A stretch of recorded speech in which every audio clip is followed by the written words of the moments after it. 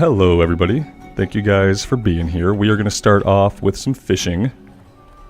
Hope you guys are doing well today.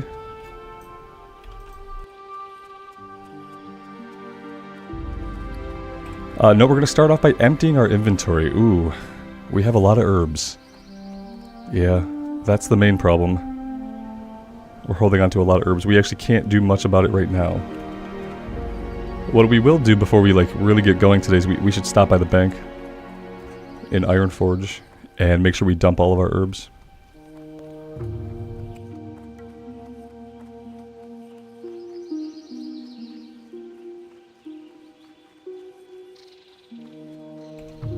Hey Yuval, you're at the gym. Have a good workout, my man. Pay attention to your form. Form matters more than weight. Priyan, good afternoon. Thanks for stopping by.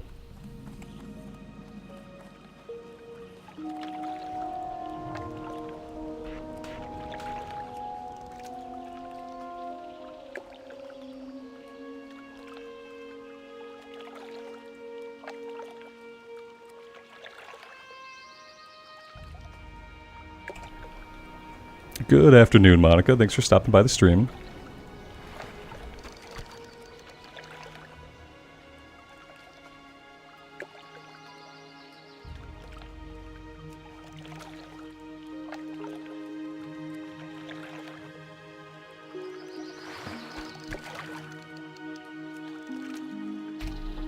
Clemens, good afternoon.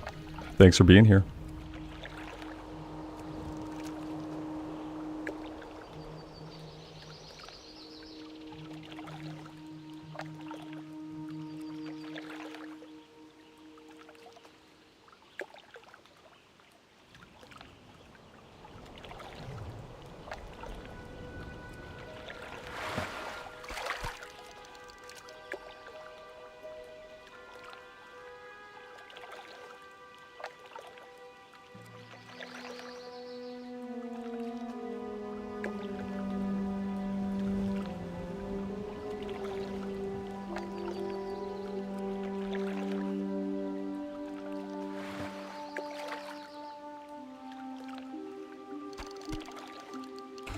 I really need to get a left-handed mouse and then toggle to it when I fish so that I can actually drink my coffee and fish at the same time.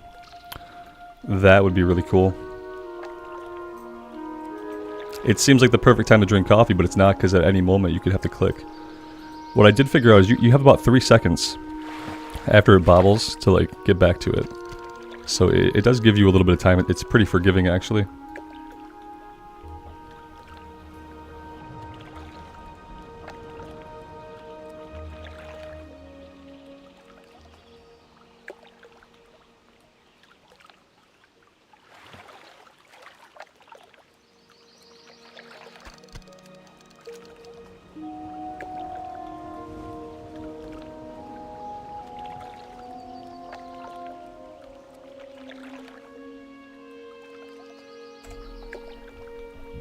Jackie, good afternoon. Thanks for stopping by.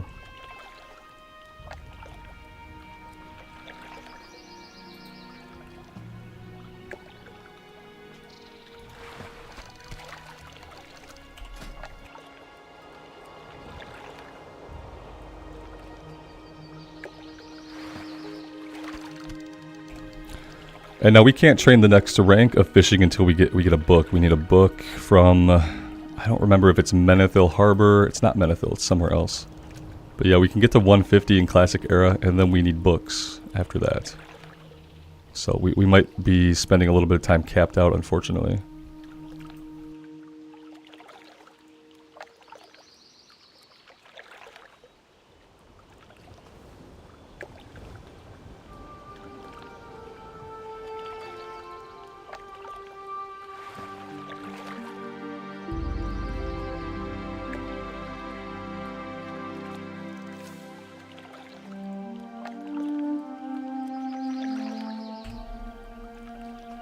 Alex, good afternoon. Yeah, that's right. The book is in Booty Bay, and you told me that already once, and I forgot already. Yep. So Booty Bay, which, I mean, yeah, besides making a swim, it would be pretty dangerous for us to try to do the walk right now. It's really weird like that, like you cap out on fishing like so quick. And then the only way to get the next rank is to go through an area that like you would not go through until you were like level 32. But even at level 32 there are like level 40 enemies in Southern Stranglethorn, so it's interesting. Yeah, we might not get that one for a while. But I guess we could do a swim from where? From like Westfall Coast down and around to Booty Bay, and that might be safe, except for like Murlocs and elite sharks. Either way, it sounds pretty sketchy.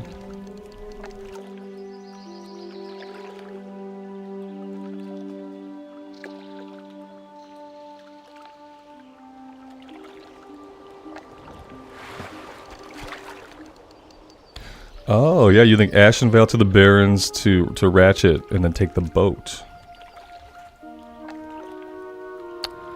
Ashenvale would still be pretty sketch at this level at least. Parts of it especially. But yeah, I think that would be a lot safer than Southern Stranglethorn or any part of Stranglethorn. And probably better than doing the swim. Yeah, the mobs in Ashenvale are still going to be like level 20 to 25.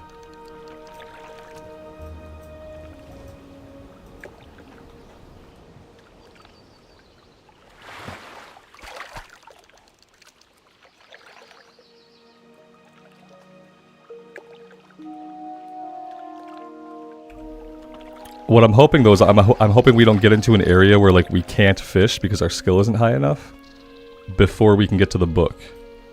I'd hate to just get to a point where we can't fish because we don't have the skill.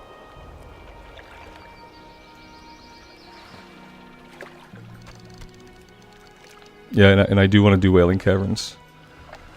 So we'll have to make that like a thing. Like, yeah, at level 20, probably at level 20, because that would be a good time to do Wailing Caverns. We'll go do that. We'll get the flight point. We'll go to Booty Bay. We'll get the fishing book, and we'll do the fishing book stuff, like going there and getting that while we're looking for a group. I think, because even if we can tank, it's going to be like 2 hours. We found out to like find a healer. So,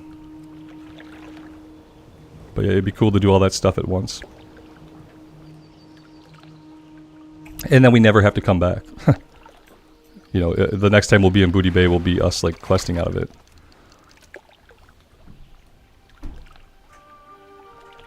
Wetlands fishing is 150. So we should be able to fish there then, yeah. If we max this out, even if we don't have the next book.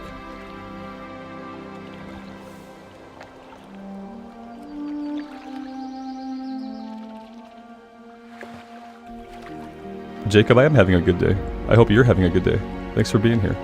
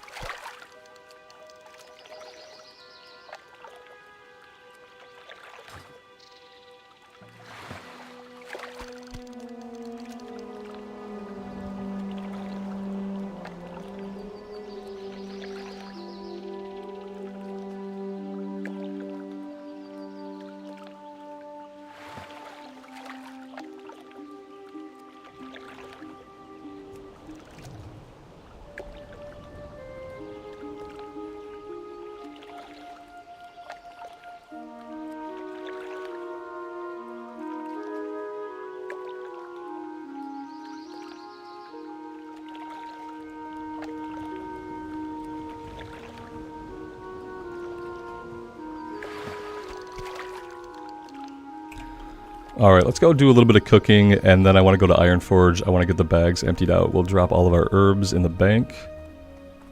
And then we should be good to do some questing after that. Got some mage oil down here. I just walked right by it.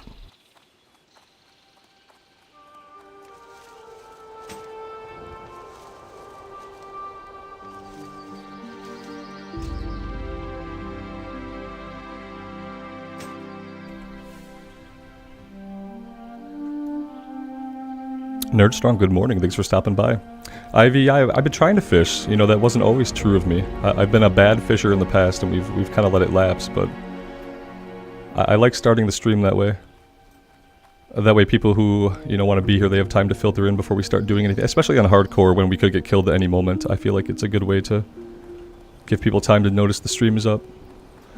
I'm sure for people who like haven't been around the channel, if like they click into the stream and they see me fishing, they're probably just like, why is this guy fishing in his hardcore stream? What did I click on? Why am I here?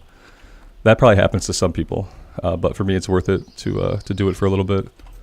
Great to meet you. I am having a good day. Thank you for asking. How are you? I feel like I can't sell anything right now because I need so many things. I need to keep the boar intestines. Yeah, I'm not going to sell anything until I get some of these quests complete. Safe travel. Because I will definitely sell the wrong stuff. Let's go to Ironforge really quick. Vic, it's going well. How are you? Talk to me. Be good.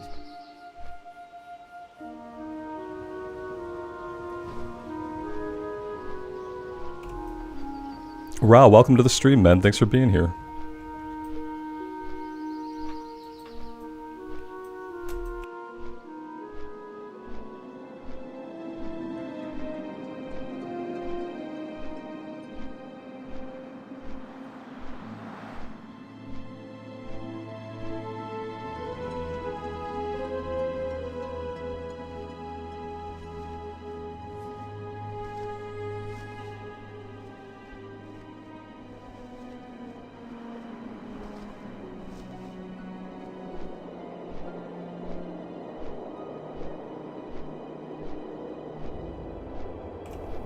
That's awesome, Vic. Yeah, I was trying to work on that too. I started the Kultiran questline though. I expected it to be as short as the Void Elf questline, and it wasn't. So I kind of got in over my head on that one the other night, and I didn't have time to finish it. What I also didn't expect was like, yeah, I did the Kultiran one, and it was going to be like 20 quests, so I was doing it on the Warlock, and she gained like 2 levels while doing it, which was like unintentional. I expected it to be a nice short one. I'm sure a lot of the other ones are short. I think the Kultirans are just long. They probably have like one other long one, but I think the rest are relatively short quest chains. Eventually I'll go back and get the rest of them. I just kind of got hung up on the Kultiran one. I didn't even really want to play a Kultiran. I was like, oh, I'll do this one really quick, and it was not quick. Yeah, Vic, I got to a point where I got worried that somehow I had just started doing BFA quests. I was like, okay, these just, I'm in Battle for Azeroth and there's Kultirans. Of course there are Kultirans. They're everywhere. So I got to a point where I got worried I was just like doing random BFA quests. And the only reason I knew I wasn't was because I was gaining levels. And I thought like if this were actual just BFA questing, I wouldn't be gaining levels like this, I don't think. But yeah, I still am unsure. I think I'm almost done with it, but I gathered all the wood. We cleansed the wood, and we did a couple other things. So I need to go to the bank. Let's go up front. Yeah, I think next I'll do like the Lightforge Draenei.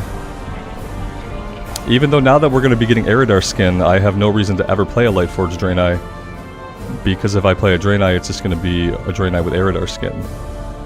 So, yeah.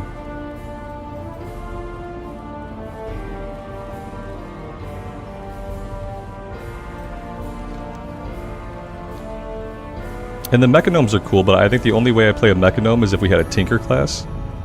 Otherwise, I probably wouldn't. So I guess I don't know what that really leaves left. Like, I might not have that many more to unlock. Yeah, the Eridar skin is going to be awesome. It's unfortunate that I already have the Void Elf Warlock. I probably should have done the Void Elf Shadow Priest, and then I could have done Eridar Warlock. But I think I'm going to do like an Eridar Rogue after they do the rework. If they do a rework for 10.1.7. Let's see, is that every Mage Royal? I could probably, am I close to 110? We're pretty close to 110, I'll just hang on to it. And then I think that's it. I should be making bandages with the linen. Okay. Off with you.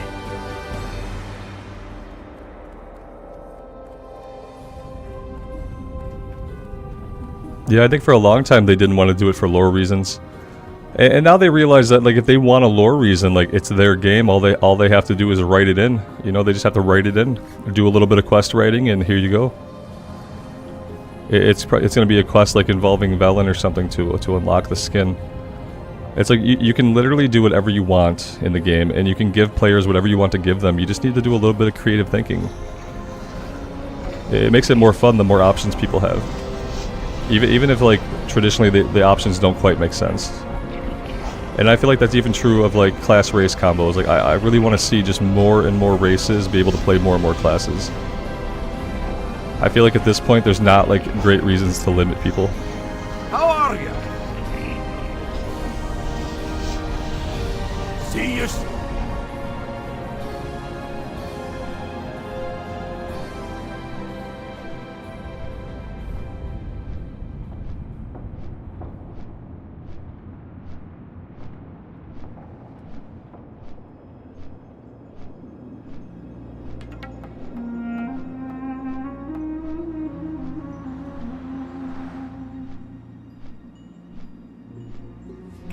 Yeah, and my rebuttal to that kind of stuff, Vic, is like, it's a fantasy world. It's all nonsense. You know what I mean? I mean, we're casting magic and stuff. It doesn't make any sense. But yeah, I go, you know, I at some point, like, I understand what they mean, but all it takes is a little bit of writing from the people who make the game. And then it can make sense, and then you just have to accept it as canon. It's a video game. I feel like the more people have, like, an option in, like, the fantasy they want to play, the more people are going to get into the game. What really sucks, like, happened to me a few times back in the day, is you'd think, oh man, like, I want to be a human hunter. And like, you can't. There are no human hunters. And you're like, oh, excuse me? I'm pretty sure humans can hunt. I'm pretty sure we've been doing that even in the real... You're telling me in Azeroth, humans can't hunt. And so it's stuff like that. It's like, wow, you know, you stop somebody from doing the, like, class race combo that they want to do, and, like, maybe they find another combo, but maybe they don't like it as much. Maybe they bounce off altogether.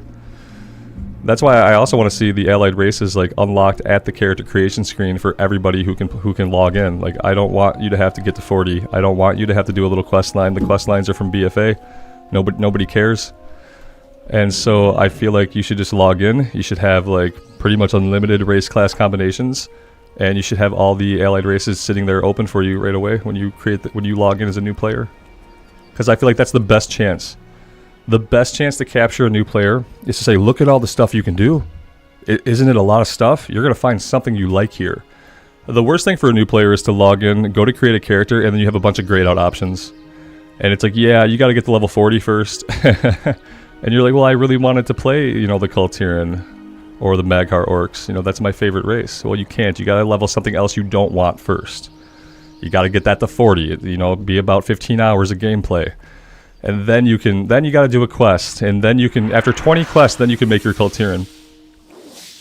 It's like, is a new player gonna do all that? Nah. A new player might play another character class that they're like, or race that they're not as happy with, or they might stop. You know, but only a small percent is actually going to, like, play to 40, unlock the race, and then re-roll right away.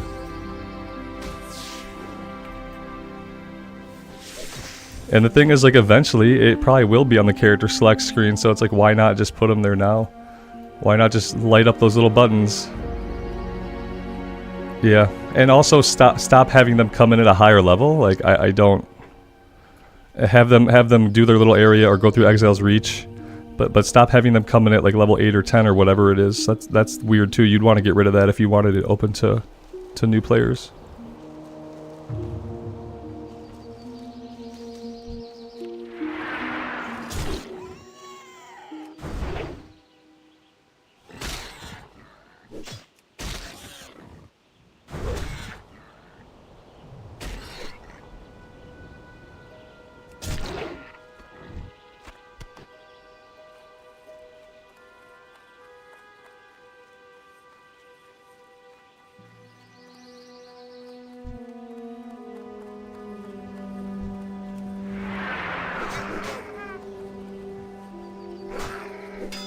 Well, we don't really want two of them. I'm gonna try to leash one of them. Oh, we got all three. I'm gonna try to keep this guy.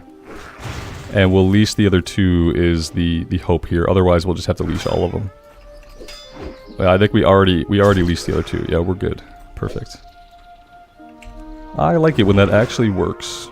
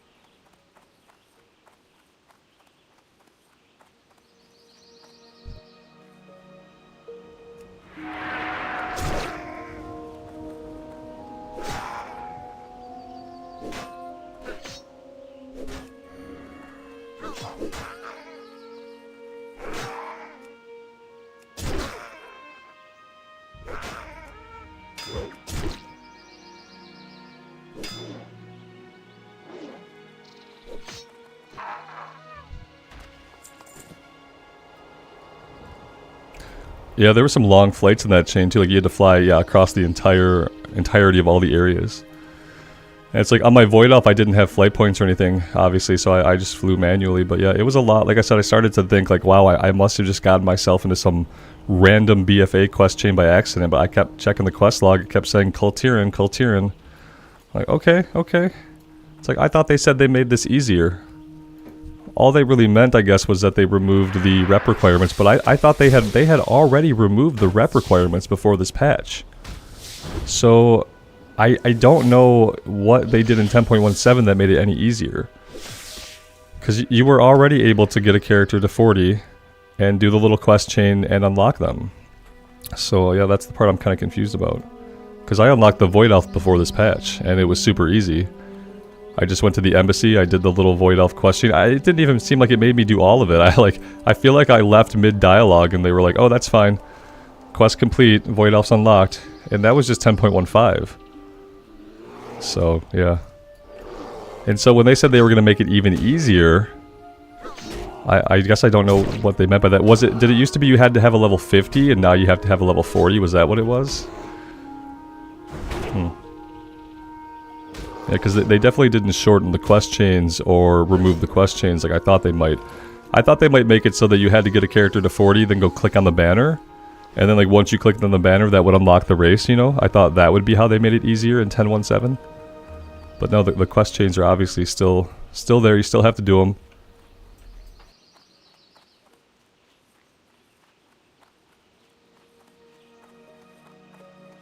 It's almost like they had already forgotten that they'd already removed the rep requirement. Like, yeah, we're making it easier. It's going to be easier than ever. Oh, it's about the same as it was in 10.15.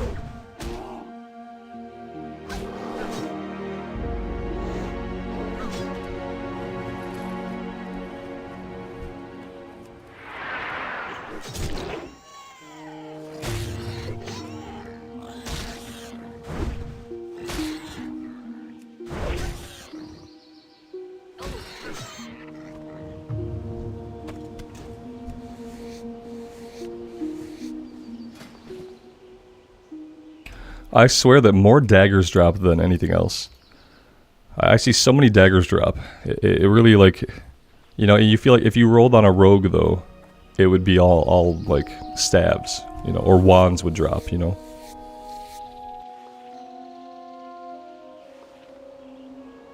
Inventory is full. Okay, yeah, that's bad. I should have done the cooking, then we could have learned this. Let's eat the buff food.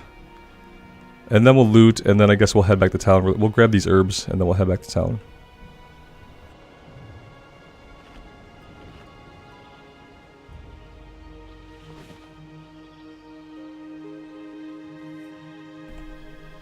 Jonathan the Mage was tragic.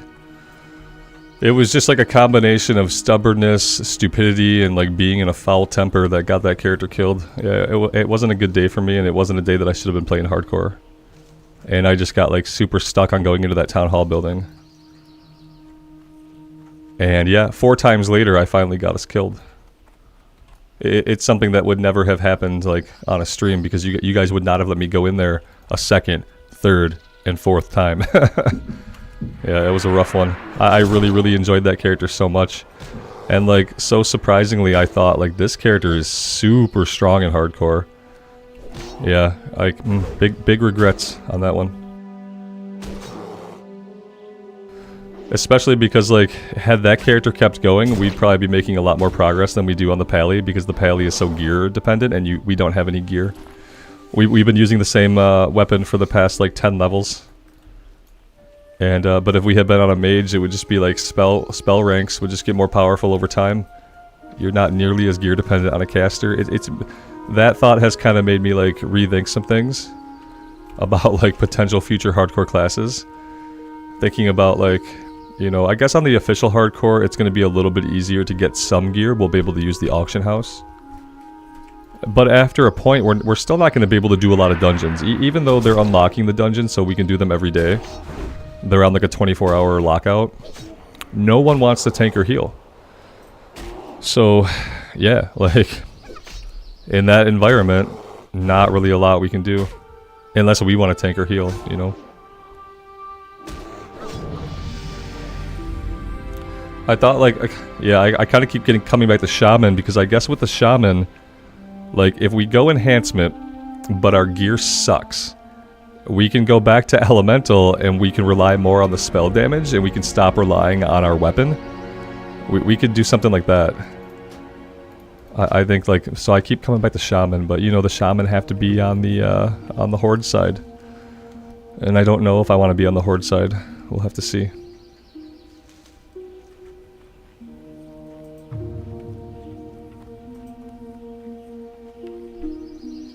Ivy, I appreciate that, man. Thank you for saying so. Yeah, it's true. If it was something he was interested in, that'd be great. We'd go see it.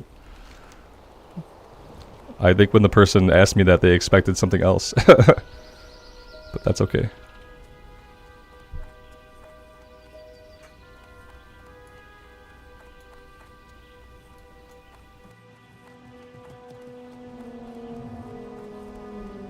Yeah, we basically let our boy be interested in whatever he's interested in. It doesn't matter what it is. He loves stuffies. He's got a bunch of Squishmallows. He's got his Pokemon stuffies, his Minecraft stuffies. So we let him be interested in whatever he's interested in, let him kind of tell us how he wants to express that stuff.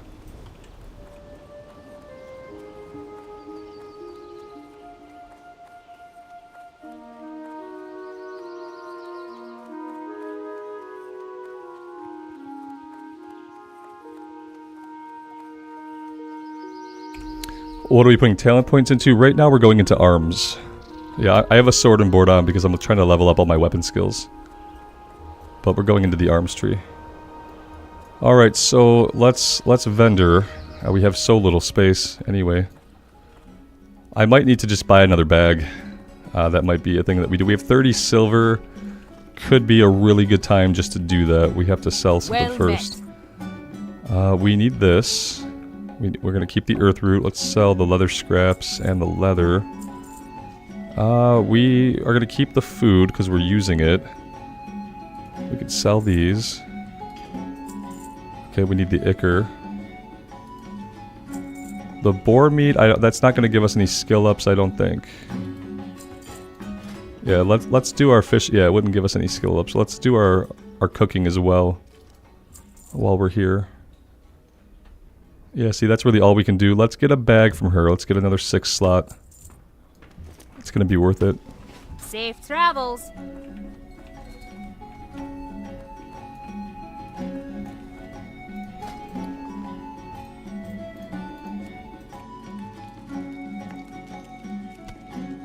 We should probably do some first aid as well. I haven't really been... Well, we did a little bit. Yeah, we actually are ready at 50 to learn heavy linen. So maybe I'll just wait till the next time we're in Ironforge. So there's not a first aid trainer here.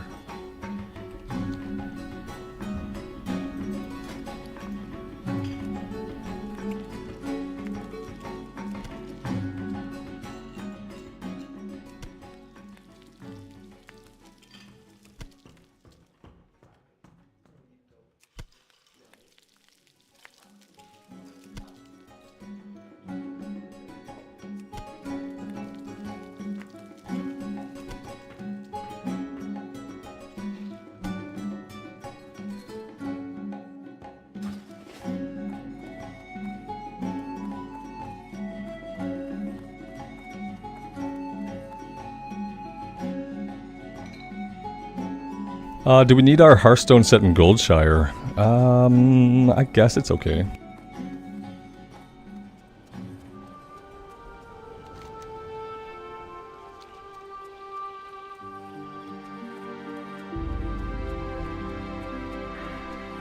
Speaking of talent points, yeah, we should actually spend our talent point, right?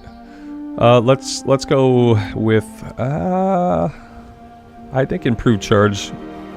Increases the amount of rage generated by 3. Yeah, we gotta go 2 points here. And then we probably come back up and get the last point in Heroic Strike. Increases the time required for your rage to decay while out of combat.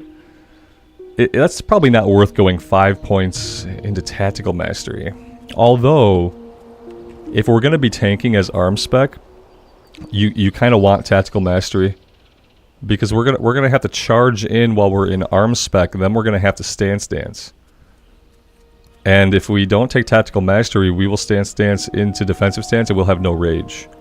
Even the rage we generated by just charging in. So maybe we do have to go Tactical Mastery. George, I stopped playing ESO after a little while. I've talked about why I wasn't really into the game, and it has nothing to do with the story, the world, or anything, because all of those things are amazing. The reason why I didn't continue playing it was because of the class system, and the fact that the way they do the class system, where like any class can equip any armor, and can wield any weapon, and can use any skills, like I couldn't get into the class fantasy, which means like I couldn't get immersed in my character. And for me, apparently class fantasy means a lot. And for me, class fantasy is like, you're a necromancer, you can equip cloth and leather, you can use daggers and staves, and these are the spells that you have access to as you level up. Like, that's solid class fantasy to me, and like I appreciate what ESO did, and what games like Guild Wars 2 do, but it turns out that like that's not really for me. And I could keep playing it just for the story and stuff, but I feel like it'd be a little disingenuous. Because there's that, like, my whole character, I just can't get into my character, you know? I thought that the combat was like... it was easy, and it felt kind of light. Like, there's no, like, oomph to any of, like, the abilities. It's hard to explain, I guess. But most of it was just, like, for me, I couldn't get into the character because I couldn't get into the class. Yeah, and that's the TLDR of why I did not continue with that. I know a lot of people are finding the channel because of the Epic, like it was free on Epic, and for some reason, like, people are finding the episode 1, which is really cool. Like, I'm always happy to have new people around the channel. And, but yeah, that's why I didn't keep playing it, you know. And I had tried to play ESO a couple times, I have a couple playthroughs, and it took me like 2 years to figure out why I kept bouncing off this amazing game. Yeah, because the writing, the voice acting, the stories, the world, it's all superb. It's like next level good. They just gotta, like, they would have to totally rethink how they handle classes, because in an MMO, like, it's not really for me. I felt like it could have been okay almost if it was like a single player game, but I don't know. Yeah. That's the TLDR. Now I'm done. I hope that helps you understand. And I appreciate you stopping by to ask.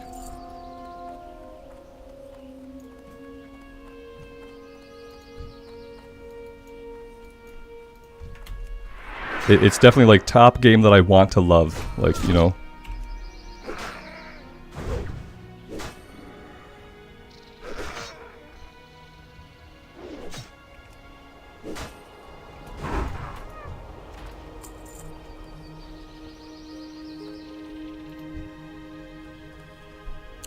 I don't have a lot of good ways to pull these guys here.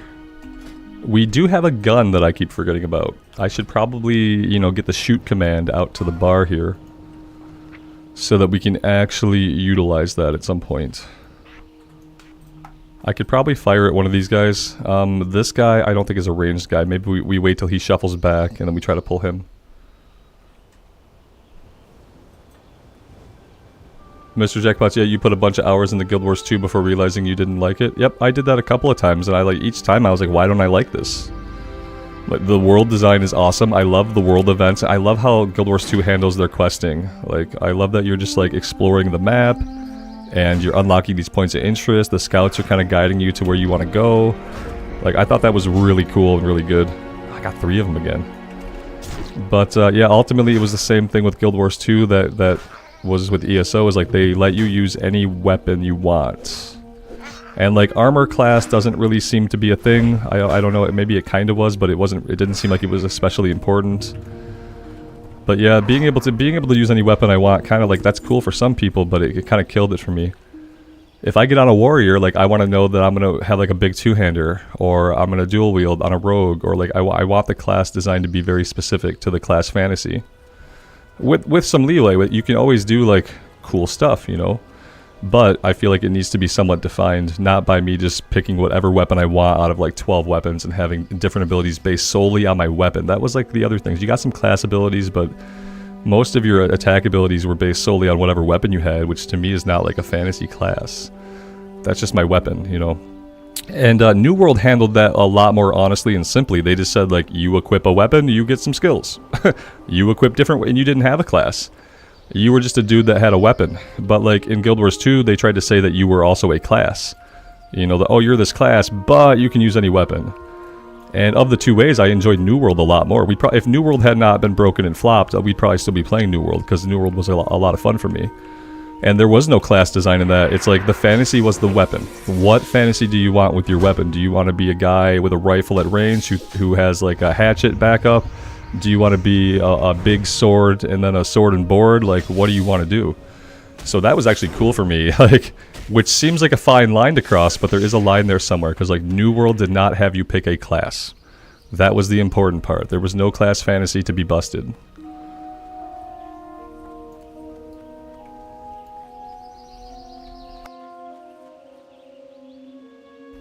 Yeah, New World had a lot of potential. If they had worked on it for like another year and then released it after that, the game probably would have done better. Then maybe they could have taken it in a direction that wasn't garbage.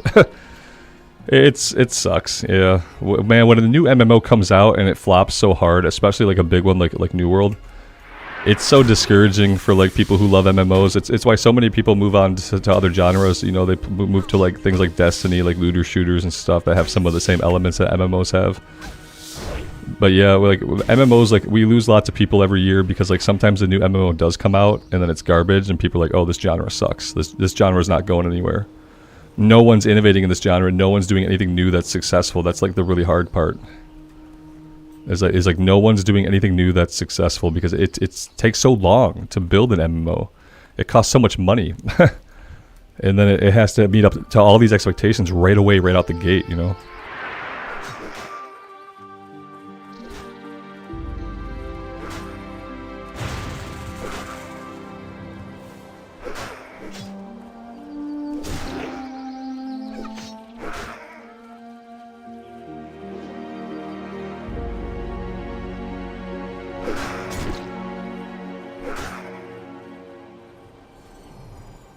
All that work to get one guy.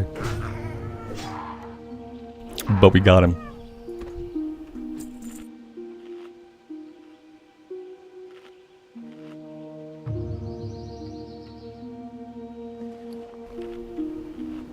Auntie, if it's a random item, I'm probably selling it. Yeah. Sharp claws. I'll keep my eyes open. Off the top of my head, I don't remember.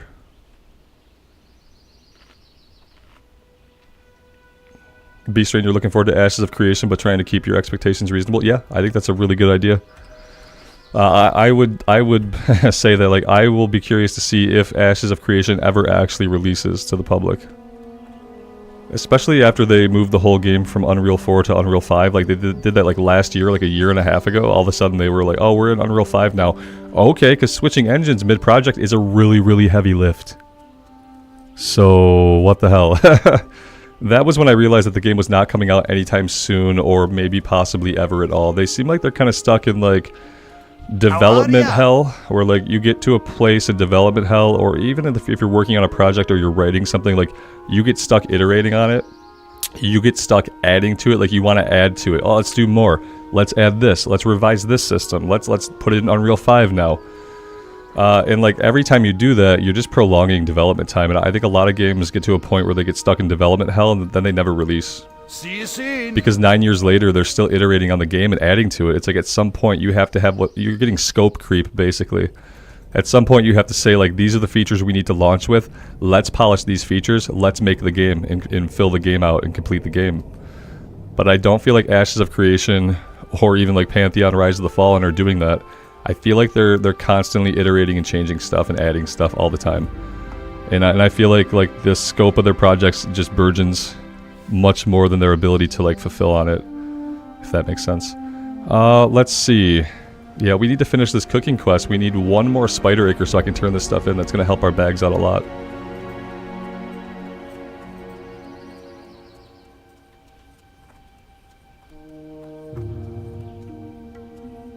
Auntie, I need them for rage potions. Okay, I'll keep an eye out. Sharp claws. Sharp claws. I'll keep an eye out. Yeah, before you know it, 10 years have passed. I mean, how long has Ashes of Creation been in development? Has it been like 6 years, 8 years? Pantheon Rise of the Fallen, like maybe something very similar to that? Yeah, it doesn't make you really think they're ever going to release it. You know what I mean? I hope they do, you know. But I just don't see it happening. Because I feel like if it was ever going to happen, like, geez, could we have at least had a closed beta at some point? Like, could there be anything where, like, the general public could ever see any of it? Because the fact that the general public doesn't get to play any of it and we're, like, 6 to 8 years in, that's not good. That's not, even for an MMO, that's not good. Vic, the Bagnon quest to unlock them wanted you to go right back to Borealis. Yeah, there's only so much time I want to spend in BFA also. That's unfortunate.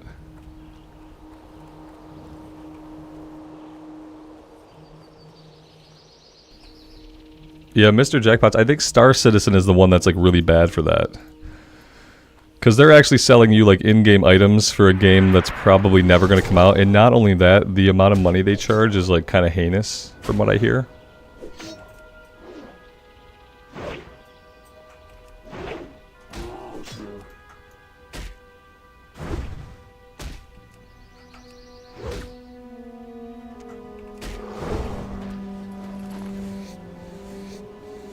Yeah, like was it Ashes of Creation? Did they were the ones that did the thing where they were basically selling alpha access for like $500 for like to be like a supporter, but they were actively telling people like, don't give us the $500 just to try this game right now. Like, only do that if you want to actually like support the game and like be a founder.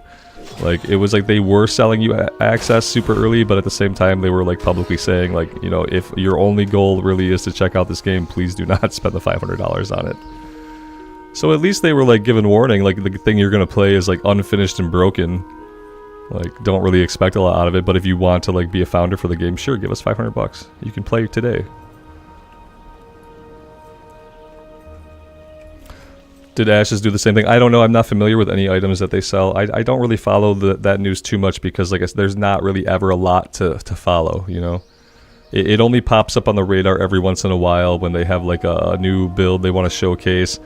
And like the only way they ever showcase these games is like the devs are playing together, right? It's like, oh, some of the devs playing, like nobody real is ever playing. It's never, and it's like all very, very choreographed. They want to show you, like in Ashes especially, they focus on like the big boss fights, the big open world bosses. I hate open world bosses. I think we all, like, from World of Warcraft retail, like, we know what open world bosses are.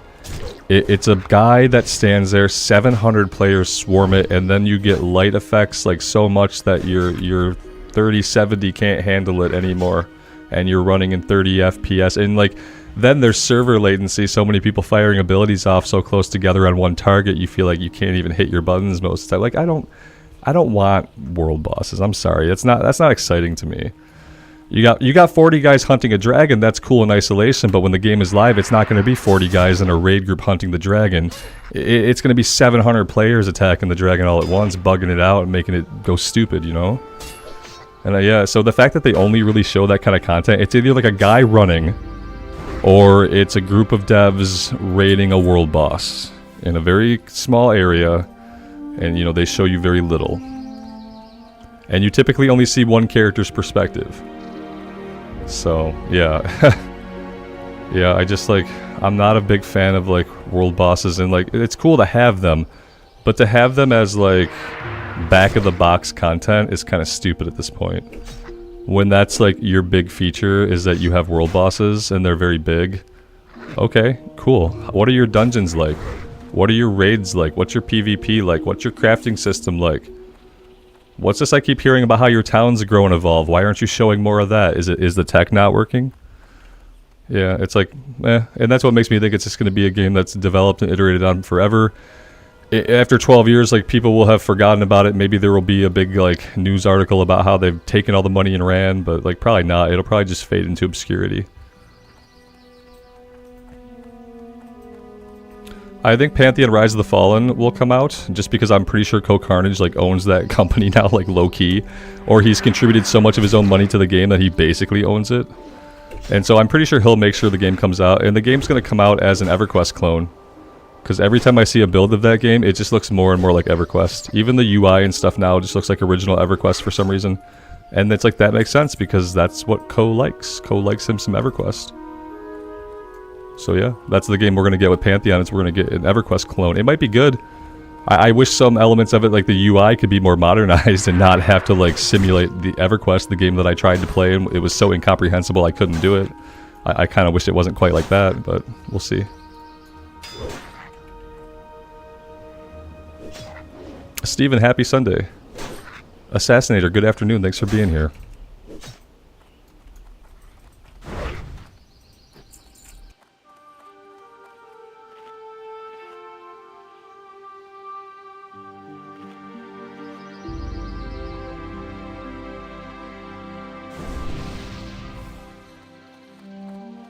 Yeah, I feel like the thing about world bosses is, like, the amount of players hitting them has to be somehow capped, but if it's a world boss, really and truly, there's no way to do that.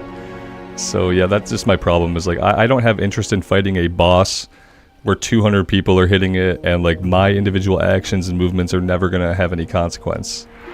I don't have interest in that kind of content. And I don't know if I did any world bosses in Guild Wars 2 in my time with it to know how they handled it.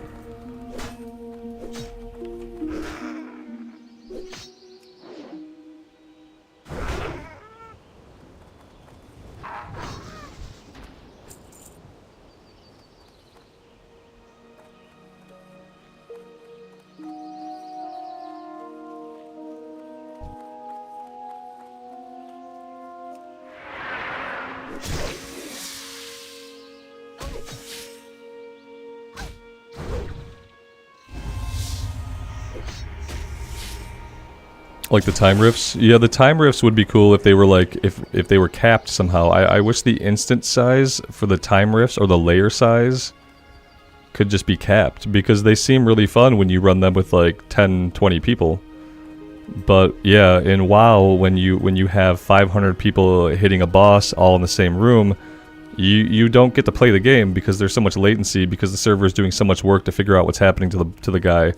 That, like, all I could do on my shaman when I did those bosses, I spammed my heal. Like, and nothing was really happening, but the only way I'd live through the fight is if I stood there and spammed my heal, because the way the mechanics go off, like, you don't see things that kill you, you don't get to see your damage going into the boss. It's horrible, and it's like, yeah, I spam my heal, and, like, that's how I live through those bosses and the time rifts. Because otherwise, it wasn't gonna happen. What can I was get gonna for you be today? there for the fight and then appear there dead after the boss died if I didn't just spam my heal button. We don't need that. We don't need that. See you soon. What can I do for you? Keep your That'll feet on get all of ground. the food parts out of our inventory. We can learn the recipes and get those out of our inventory. We can use some buff food here as well. Okay. Let's not give the NPCs the scroll. We really wanted to give us the scroll. Yeah. I've the finest wares in the land.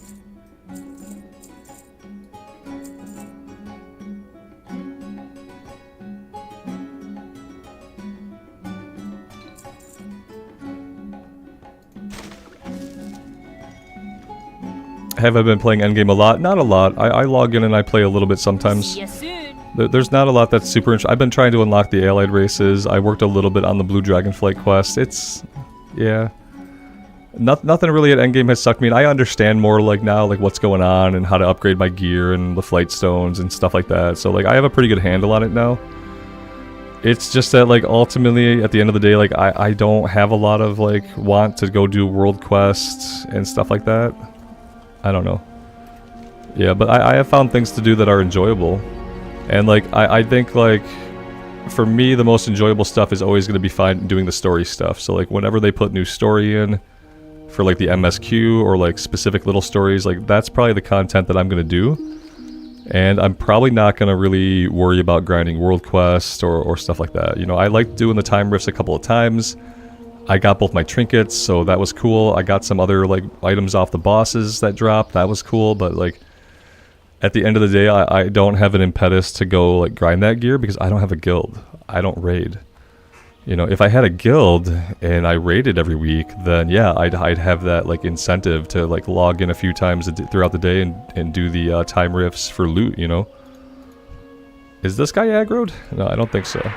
Yeah, let's go on this guy.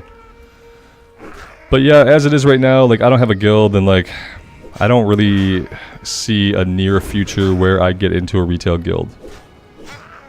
As like I looked at some of the raids and they seem really fun. Like the raiding seems like it's in a really good spot and I'd love to see them, but probably not going to happen anytime in the near future.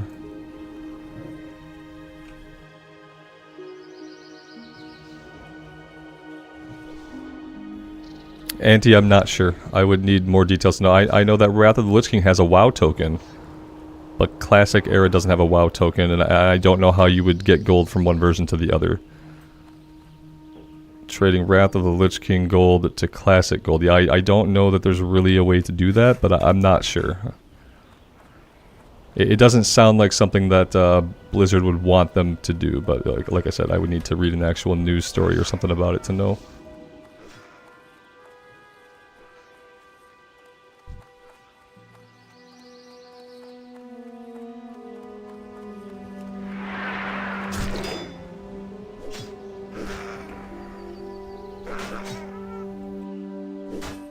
I'm sure if it's a real thing that's happening, if it's a real problem, someone like Baldur or Asmongold will talk about it on their channel eventually.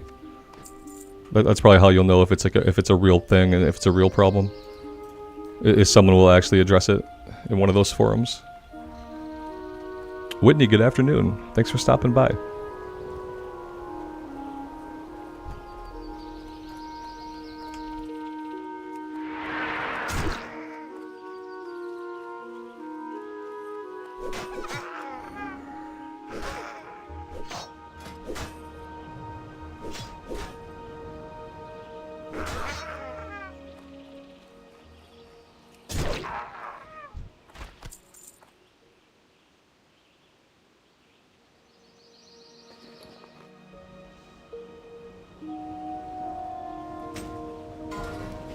I'm gonna go back to the two-hander for a bit.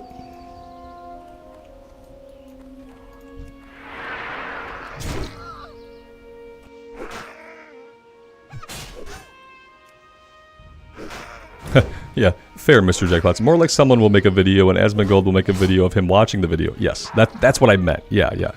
That is exactly what I meant.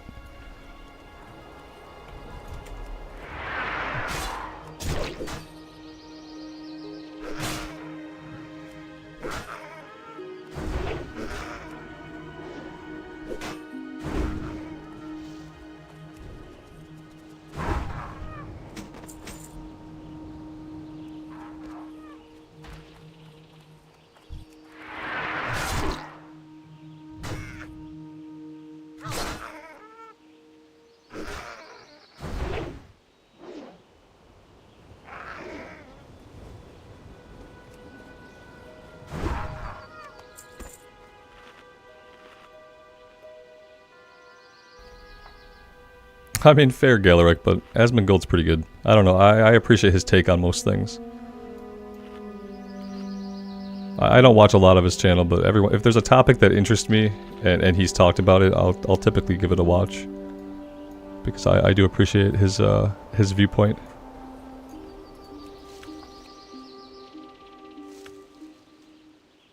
But yeah, a lot of his stuff is like reactionary. That's what his audience wants to see, you know, that's like some of his best content. And like when you have a thing that works for you that you're good at, like there's no reason not to do that, you know. He does some of his own thoughts videos also, like he takes clips from his stream where he's just talking about something, but yeah, a lot of times he's talking about what he's seeing in someone else's content. But that doesn't make his viewpoint or what he says like any less valid, you know. It's more like, you know, it might be something that he might never really think about if he didn't like get pointed to the video, so. Yeah, it's not for everybody, but I appreciate it.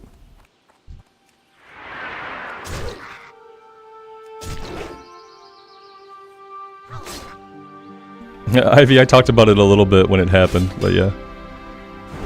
My take was basically that he is stupid and that everyone in the guild was stupid and it was all stupid.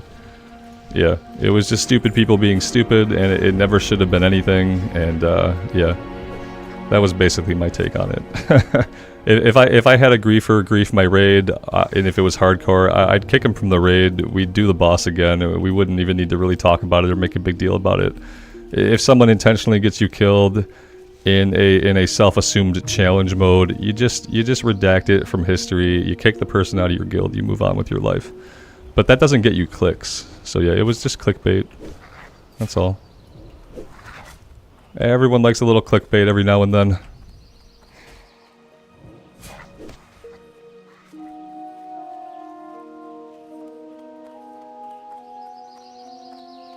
Anti, again, I really don't know. I have no idea. I don't even know how someone would get gold from one version of the game to the other. That doesn't make sense to me at all. So, yeah. I don't exactly follow the black market trends. Not really a space that I engage with. Coda, it's going well. Thank you for being here.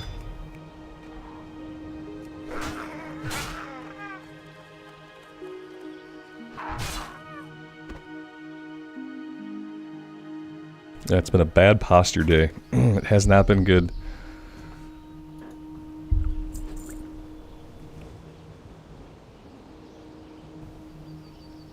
Ivy, that's what makes it more interesting. Yeah, you wouldn't click on it if it was just like dumb guy gets raid killed, the raid kicks him and goes again. Like people doing things sensibly and acting sensibly, that doesn't get clicks.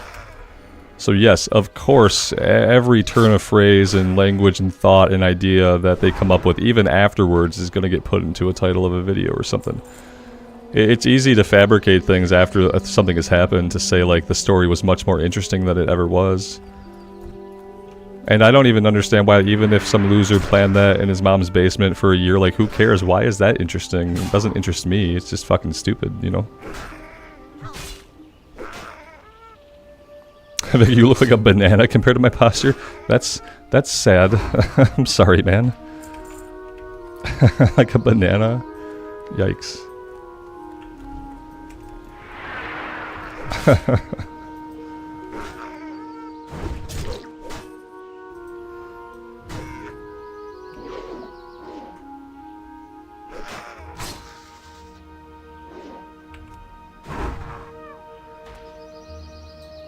Llama, thank you for trying to explain that to me, but I still don't get it. You trade the game in one and then again in the other version of the game. Yeah, I don't get it. That's why I can't, you know, I just don't get it. I'm sure the people that do it, they understand exactly what they're doing and how it works. But yeah, it doesn't make sense to me. Nathan, good morning. Thanks for being here.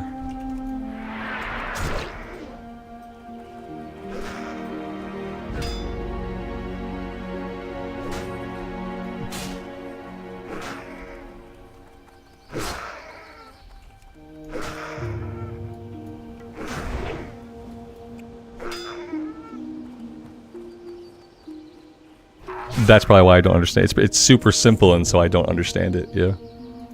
And I'm trying to think about like how a gold would move from one client to another client. Like Classic Era and Wrath of the Lich King are different clients, so I should not be able to transfer gold or like legitimately move my gold from a Classic Era to a Wrath character or vice versa.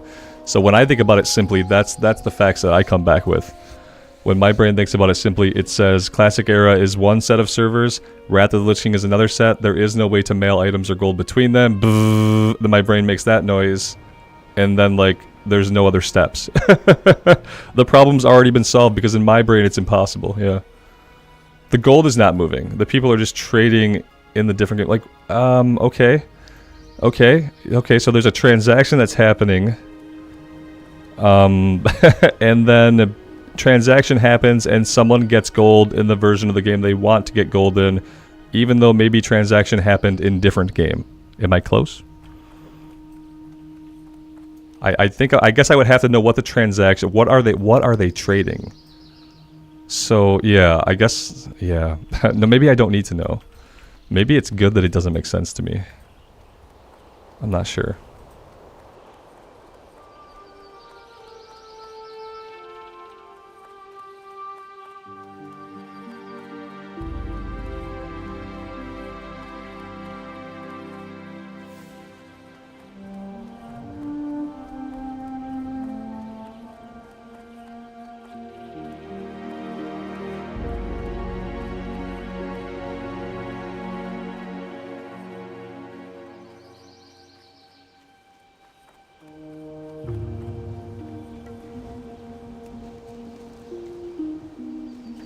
Nathan, female gnome feeling bold today? I don't know. I guess I don't know what us being a female gnome has to do with being bold or not. I'm not sure. Oh, yeah, we had a female gnome warrior that we got killed off like a few months ago. So it was kind of like a reroll. And but you know, before I started it, I did a poll to see if we wanted to do dwarf, gnome, or human, and the poll landed on gnome. So it's part of the reason why we're here. But yeah. I don't know if that makes me bold necessarily.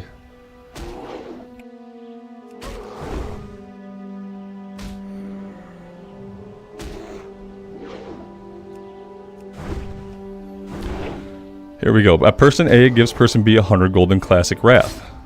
Person B gives person A 1,000 gold in Live. Now you have trades in Classic Gold. Yeah, okay, yeah. Yeah, that kind of makes sense. Like the value is greater for the one person in the one version of the game, but it's worth it for the other person in the different version of the game. That makes sense, I guess. Like, yeah.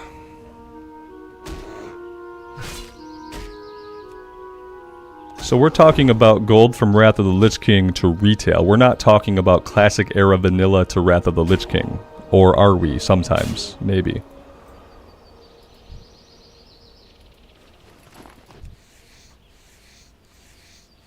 Yeah, Nathan, in real life, I'm a 6'4" man, so I figured like if playing a 3.5 foot female gnome would just be like a different perspective, you know?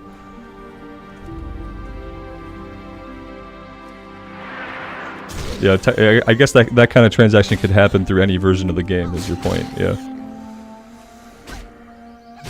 Yeah.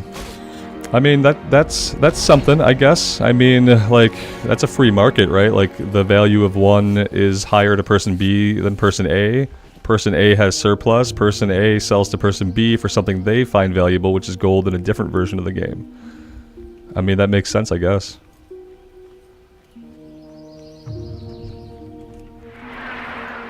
I mean, they could be buying it from, like, gold farmers, you know, with real-life money. Like, I don't know. I don't really care about that, I guess. If people are doing that and that's working for them, I don't know if I care about that. That seems like a logical transaction once you've figured it out, you know. And you can't exploit it because ultimately you're giving somebody what they want and then you get something that you want. That seems like an exchange that's okay to me. I don't know. Maybe I'm way off base. Maybe it's breaking the entire game apart. I don't think so, but maybe.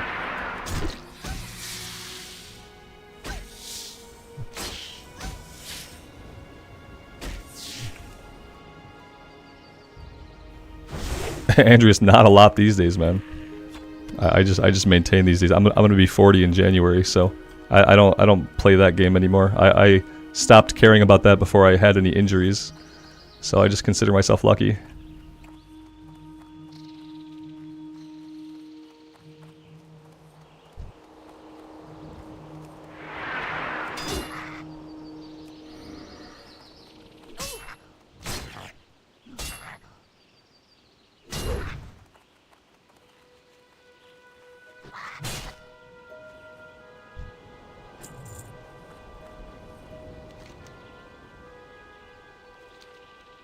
This is not the cave with the crates in it, is it? No, I want to go over here. I want to be fighting the kobolds, but I also want to be getting the miner's gear for the other quest.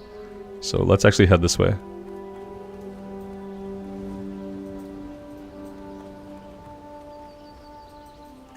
Yeah, I always thought that the Gnome Warrior was fun because like it doesn't really make a lot of sense. Especially when you tank, it's really funny. Not funny, it's interesting. It's impossible physically, right? What was funny to me is when they said like blood elves were too physically frail to be warriors when BC first came out, and I was thinking like, wait, gnomes can be warriors and they're really, really tiny, and undead can be warriors and they're just like bones barely held together. I'm like, how can you say that blood elves are not physically strong enough to be warriors? It makes no sense.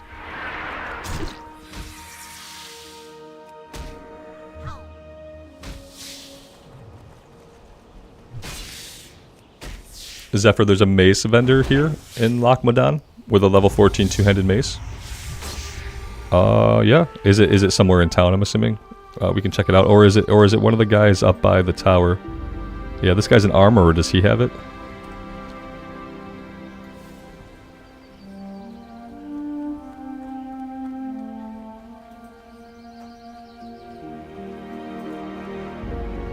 Yeah, Blood Elves couldn't be warriors when they first came out.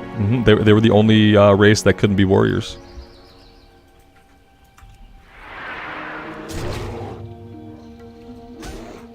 Up by the dam. Okay, cool. Yeah, I probably wouldn't have gone that way. This guy over here. Mace Crafter. Yeah, that's our guy.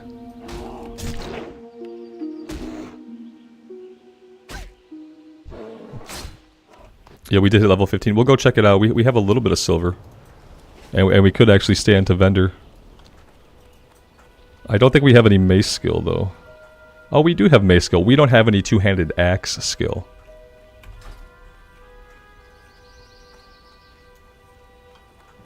But Ivy, they are paladins, and they tank as pallies. And they wear heavy armor as paladins. That was the other part. It's like, as a pally, they wear heavy armor and they tank. I get it, like, oh, part of their power comes from the holy light. Sure, you could say that, but like, I don't know. Like I said, undead could tank. They're just bones. We see their joints, they barely hold together. Skin's falling off and stuff. Why does that make a better tank?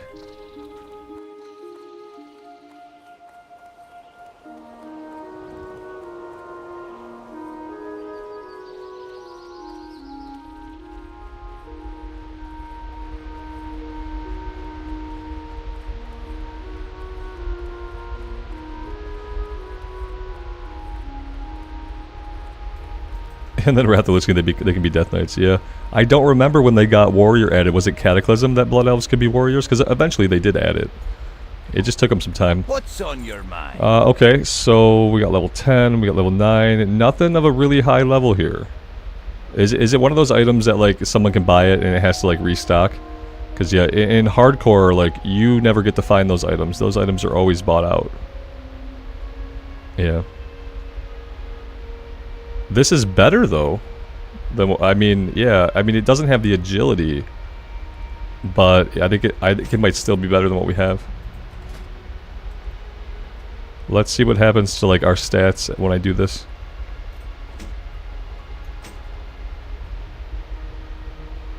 Safe travels. Yeah. I feel like the sword could be better. We could try it. Yeah, in classic hardcore, you never get to find those items because people follow guides and stuff, and they know exactly where that stuff's at, and people go grab it, you know. So yeah, sometimes we get lucky. The higher level you get, the more likely it will be for you to like find cool stuff on vendors because no one's alive. But at this level, not so much. 36 people.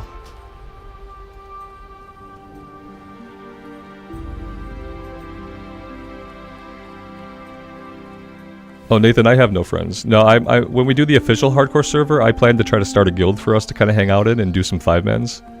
But that's not going to be until the official hardcore servers. And that's going to only be if I can get 10 people logged in at the same time to sign the charter. Because I'm not going to have random people sign the charter just for 5 of us to sit in the guild. I tried to have a guild in SOM and it was like 7 people.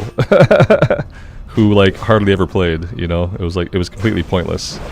And so yeah, the only way I do it is if I get 10 or more people in one place at one time, online together, to do the charter, because otherwise we're never going to be online together to run stuff anyway. I mean, you guys see when I play. I play through what is most people's workday, and then like if you're in the UK, you're on like different servers. Like my workday would be a good time for people in the UK, but like they are on completely different servers. So unless they have 2 accounts, they can't even play on US servers. So yeah, it's like it may or may not work. Mainly because of the times that I play. And like if it were like a retail guild and we were gonna raid, then I would say yeah, like I'll play at like normal raid times. We'll get on at 7 and we'll go till like 10 or 11. But when it's just like us playing hardcore, like I have to play through my whole day. And like not a lot of people can play when I play or can like play that much, you know. But yeah, I'm planning to like put it out there once we get going on the official hardcore. I'll try to have a time, a day where people can kind of log on and be on, and we can see if we can get a charter signed. And if we can, we'll do it. And if not, then that's fine too. Like a lot of people on the channel, like they either don't play or they listen while they're at work, or they like to hang out while they're doing other stuff around the house. And I totally get that. So we'll see who we can get who can actually play. Am I missing crates? Yeah, I feel like I have not been picking these crates up. And that's like basically the main reason why I'm in here. And now we have like other people in here who are going to reap the rewards of my clearing. It's unfortunate. Oh, look at that. They didn't get it. We had... Oh, no, they did grab the one. And he's grabbing this one. He's grabbing all of them. Yep. Okay. Yeah, we cleared that. We made that really easy for them to run in and grab, didn't we?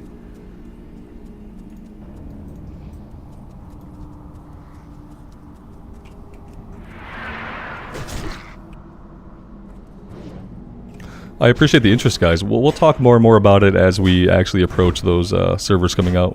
Which right now we're not even thinking about until like late September. So, yeah. They're really like kind of pushing me for these items, aren't they? Yeah, here we go. We've got fire going on, which I don't want. Let's line of sight this guy immediately.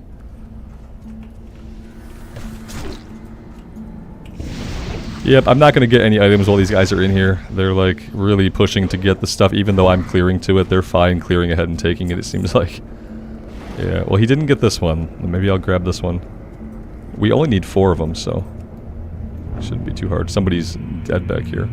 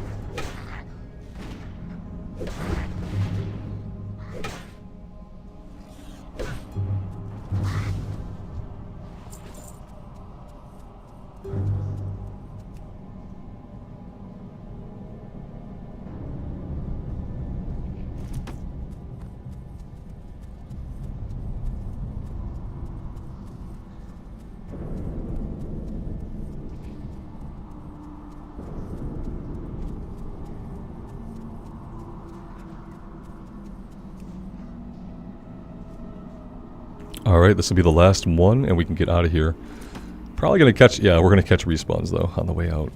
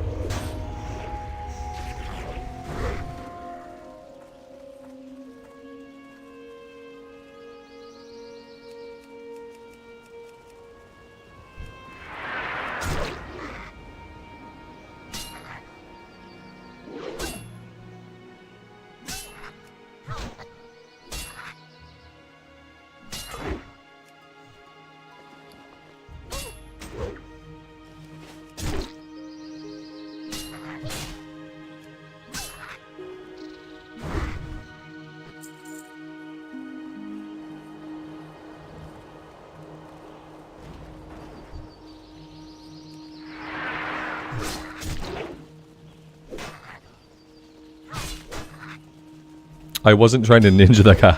I didn't see the Rogan stealth, which I guess is kind of the point. But yeah, I'm sure he feels like I'm trying to like take his kills.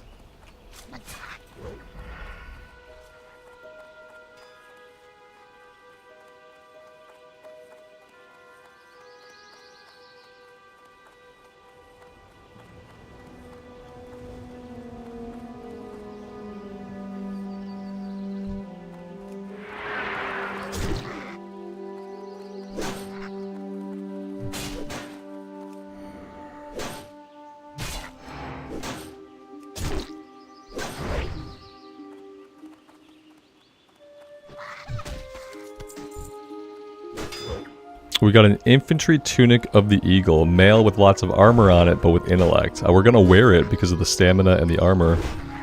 But yeah, we definitely did not need the intellect. It's cool that it dropped though. Don't steal my herb! Don't steal my herb! Oh god, he didn't steal it. I think he thought about it though, didn't he? Maybe he figured out why I was here fighting. There we go. And the inventory is full again.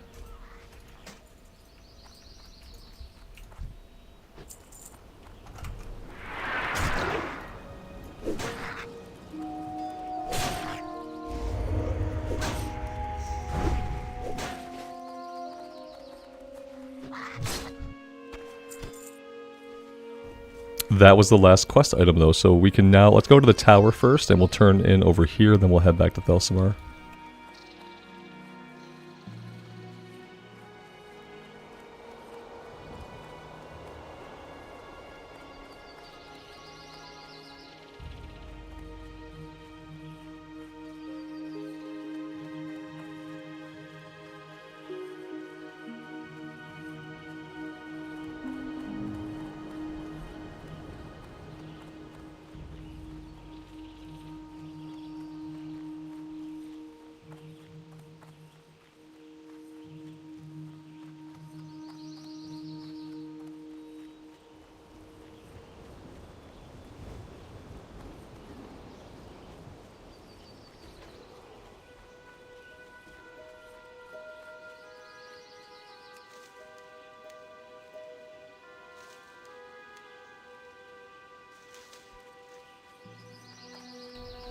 Nathan, it does have some pretty cool animations, absolutely.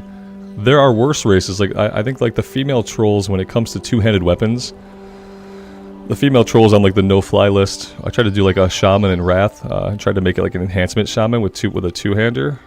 And the animations were just really bad. I never found out how they were with one-handers, but yeah, like some races just have better animations than others. What do I use the Leatrix app for, Johnny? We use it to automatically vendor our junk. We use it to automatically repair us when we are at a repair guy. We are also using it for a couple of other things, like the improved quest box that makes it look more like the retail quest box. It also changes the professions the same way. That's all in the interface stuff. Show the free bag slot, like how many bag slots are available. And then the flight times. And then a separate add-on, we have Leatrix Maps, which is handling our map, just so it's smaller and I can move it kind of out of my way.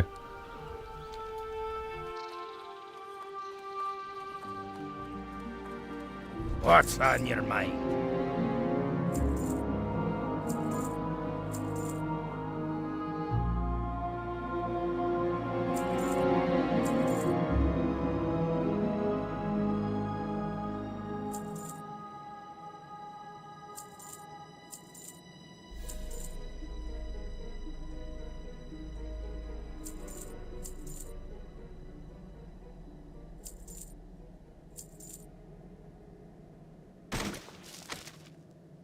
Watch your back.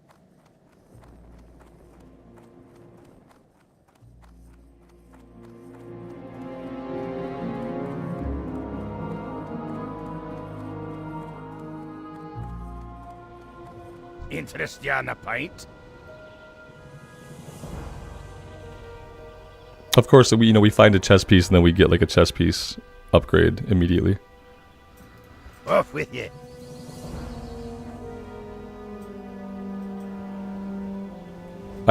Yeah, Johnny, we still use Bagnon. You could probably delete the flight timer if you have a separate flight timer add-on, you can probably delete that. But Bagnon I have, all Leatrix is handling with the bag is Leatrix is just automatically vendoring the junk and repairing us. But yeah, Bagnon is still what we're using for the combined inventory look. But Leatrix would work, like Leatrix would automatically vendor junk and repair you even if you weren't using Bagnon, I'm pretty sure. I think it was working the other day when we didn't have Bagnon going.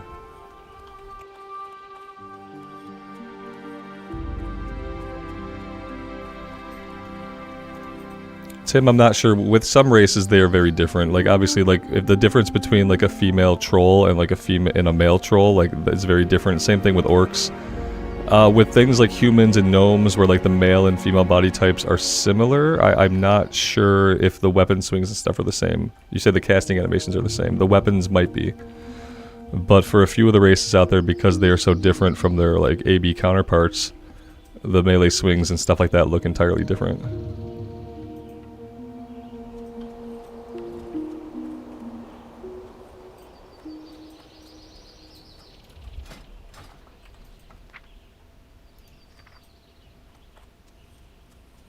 Yeah, we have an intellect buff in Classic as well. Yeah, they definitely gave races like, you know, passive abilities that kind of steer you towards certain classes, but yeah, like we'd obviously be more useful if we were trying to min-max. We'd want to be like a gnome mage, you know, which sounds cool. But we'd do that. Obviously, we don't get a bonus for being a warrior, you know. If you wanted to min-max warrior, you'd probably go like Tauren get like additional stamina. And then, like, humans get weapon skills, like increased weapon skills. But yeah, a gnome is not like a min-maxy choice for a warrior. Not at all. Not at all.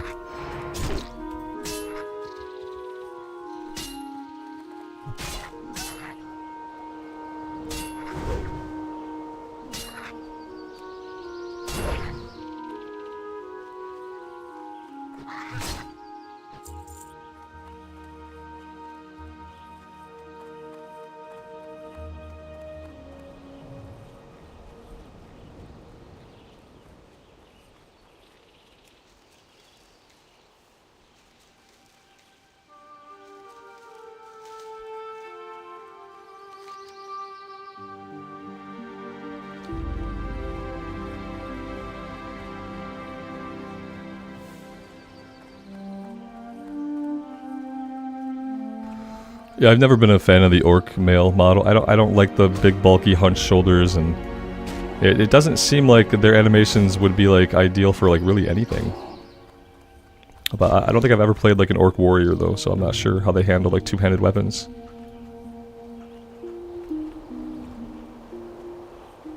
Yeah, orc is a race that I never really played much. I was very happy as a horde player to be stuck on the horde side, but to be able to play the blood elves after BC was good.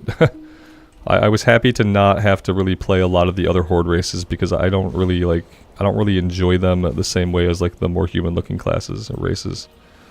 I'm definitely like an alliance person when it comes to the aesthetic of my race. Too many things on the horde side can't wear boots. Or like the armor like on the undead doesn't actually look right.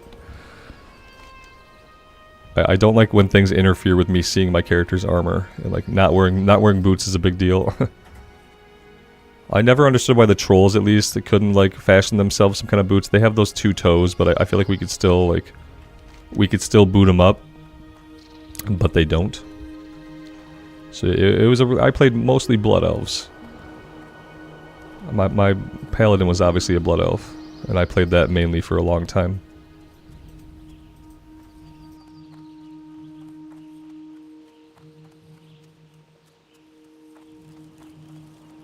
What's on your mind? Do gnomes get escape artist? I am not sure. I didn't see it in my list of abilities there. Be good. Oh, they do. I wasn't looking. Escape. Oh, hey. Thank you. Escape the effects of any immobilization or movement speed reduction effect. That is coming out to the bar. That is awesome. Stevie, thank you, man. I would never have looked for that. I looked right past it. Didn't look at it at all. And we also have engineering. It's funny, like, they have engineering specialization. That's one thing, but then they're geared towards being a mage. Like, what would they have that would benefit from engineering? They can't be hunters. Yeah, to give them engineering spec and then make it so they can't be hunters is kind of rude, actually. Yeah, kind of rude. Hunters like to take engineering. It's kind of rude that the gnomes can't be hunters.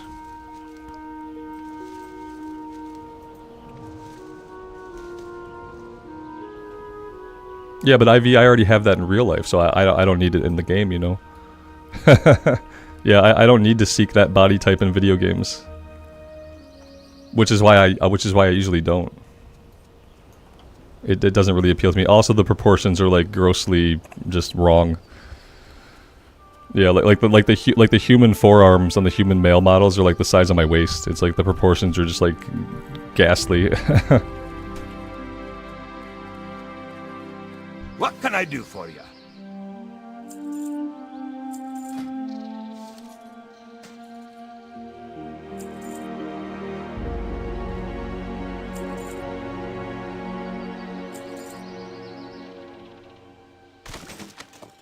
Keep your feet on the ground.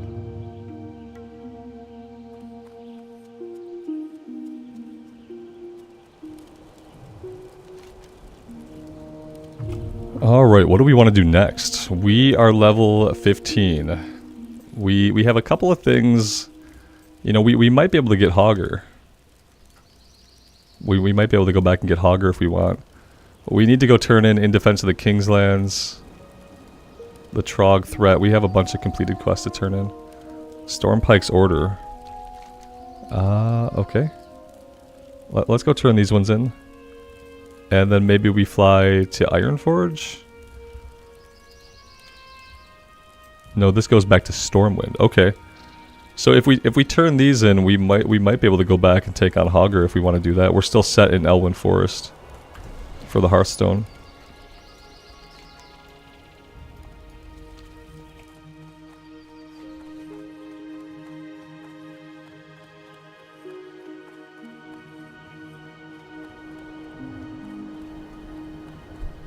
Ola, have a good rest of your day, man. Thank you for hanging out. Yeah, I used to like Tauren a lot, only because the first character that I got to max level was a Tauren warrior, so I just had an attachment to the race.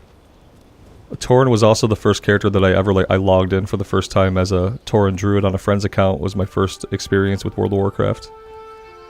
So yeah, I think I had like for a long time just like a nostalgic attachment to Tauren, but when it comes to like playing them, I don't know. Because like eventually the way they move is, I know that they're moving the same speed as like other races, but it just seems so slow to me. And they fill up so much more of the camera than what I'm comfortable with playing where I like to play with the camera distance. So yeah, I don't need these guys. I shouldn't fight them. Let's leave them alone. I wanted this herb, but it's probably not worth fighting all these guys. Yeah, and then they don't show boots, yeah. And like boots are a big part of your look sometimes. The fact that we can't have boots, you know, big problem.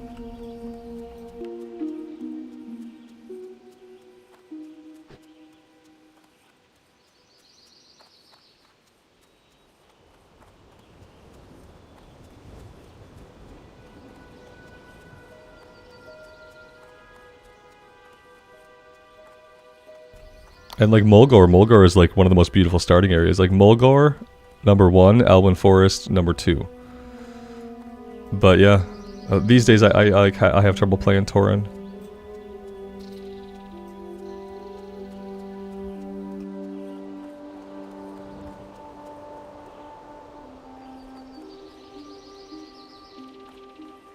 What can I do for you?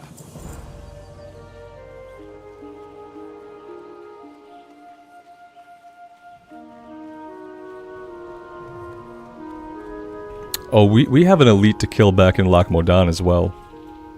Well, maybe we kill that one and then we hearth back to Elwyn and then we take on Hogger. I think they're about the same level. We'll grab the next kill quest for the Trogs here, but we're not going to do that right now. That one's level 15, so we'll hold up. We'll kind of treat that like the pillager quest, and we'll hold off on it for a bit.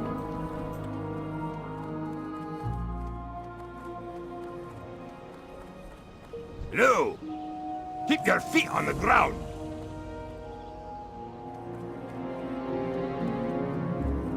Let's make the run over to the Amberstill Ranch. And that way we can go kill that elite. Yeah, level 12 elite. There's like a cliff here so that we can, like, if we're in a really bad position for some reason, if we don't think we're going to be able to kill it, we can jump down onto the town building. And we'll get away pretty easily, so this is like relatively risk-free. I'm thinking about, like, do we want to do sword and a shield and axe, or do we want to just stick with the two-hander? Let's stick with the two-hander for the first pull, and if we have to try it again, we'll do the we'll do one-hander and sword and shield. Oh, Westfall is amazing. I was thinking mainly, like, when I did Mulgore Elwyn, that was just like starting zones. But yeah, Westfall is like maybe #1, especially if you can quest there during like the sunset time, or like just after sunset. The skybox is like really amazing, and like the colors that like get painted on the landscape are pretty amazing. Yeah, you gotta get there at the right time of day. Like, if you're there in the middle of the day, it's like, it's all yellow and bright. But if you get there at like sunset or like evening time, it's really, really pretty.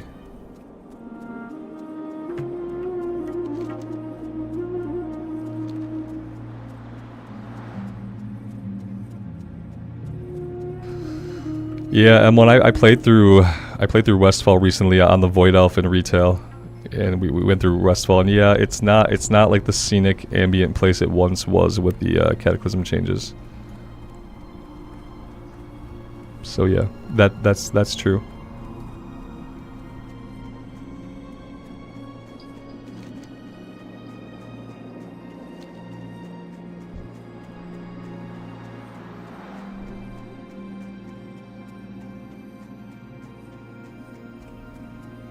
Alex, it's going pretty well. We're gonna go kill some elites. We're gonna kill the one over here at Amberstill Ranch, then we're gonna hearth back to Elwyn, and we're gonna kill Hogger. I feel like we also need it just for the experience. You know, one of the big problems on the Paladin was that we didn't go back to do any of the elite quests. And some of them we should have, you know, we did the Crush Ridge Ogres. Like, I started going back to do elite quests like way too late. We need to go back and do them like all the time, like whenever we can, because we need the experience. We really can't, we can't go without it. We can't, if we want to try to avoid like a level 40s like slump, we need a couple of things. Like, we need to do all the elite quests early on. We need to try to run dungeons and get those quests done as well. And we just need to hope that somehow out of all of that, we have weapons that don't get us to a point where we've been using the same weapon for 11 levels. A couple of things have to come together. A couple of things have to come together to make it so that the mid-level 40s are not just crushing agony, I think. Official hardcore will be different, you know, we'll be able to group up so much, and like when you can group up, you can tackle content that's a little like out of your range and still be safe. So that'll probably feel like a little bit different.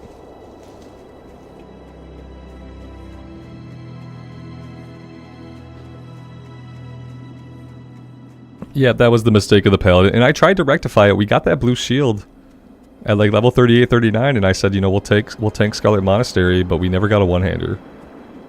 It was bad. I need to like have a solution to that this time around, and I really don't.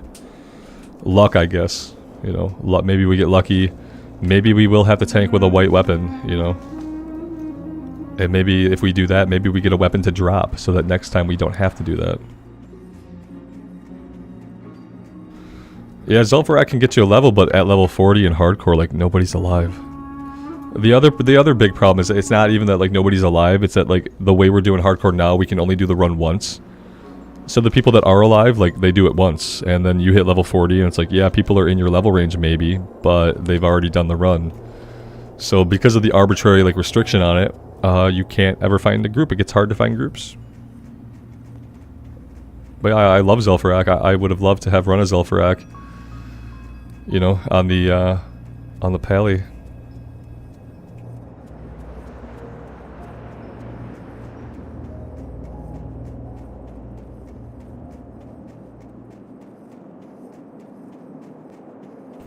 Yeah, Alex, we could have. Yeah, I'm sure. Like, if we'd have tanked right away when we got that blue shield, it probably would have been fine. Yeah. You know, just like things I learn that we can do differently in the future. Like, I don't know if we'll ever be in a position to tank again after this character, but maybe. Maybe.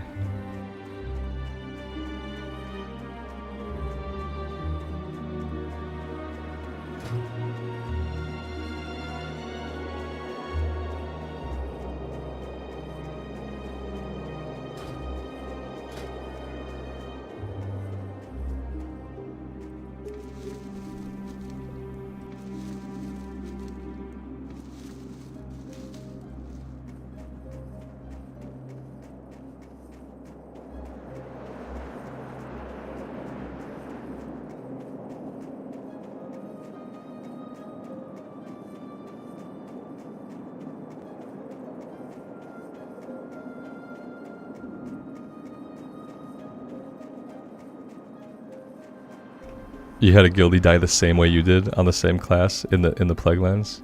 Jesus. It's not good. It's like, well, now you know for the future, right? You're never gonna die there again, but it's really painful to have to lose a character at that level. Oh, we can get a well, see, now this isn't the weapons are so weird. Like, okay, so this is gonna be a lot faster. It's going to be more damage per second. We lose the agility. We lose a little bit of top end. Like, I don't know if that's going to be better or not. We could try it. Be good. What's on your mind? Okay, let's go.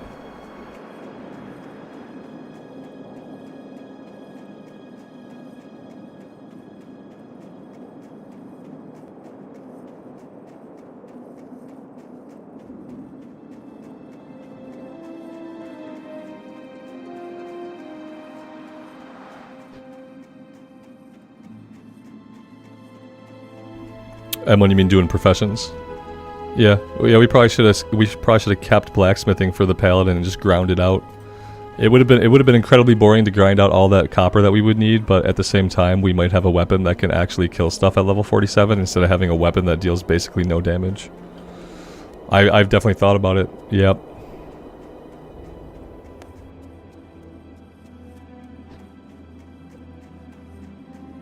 Yeah, because we had blacksmithing for a while, but it became apparent that we'd have to grind a lot of copper to make it work, and I just didn't want to do it at the time. But that was a me that didn't realize like how bad it was going to get when it came to like finding new weapons.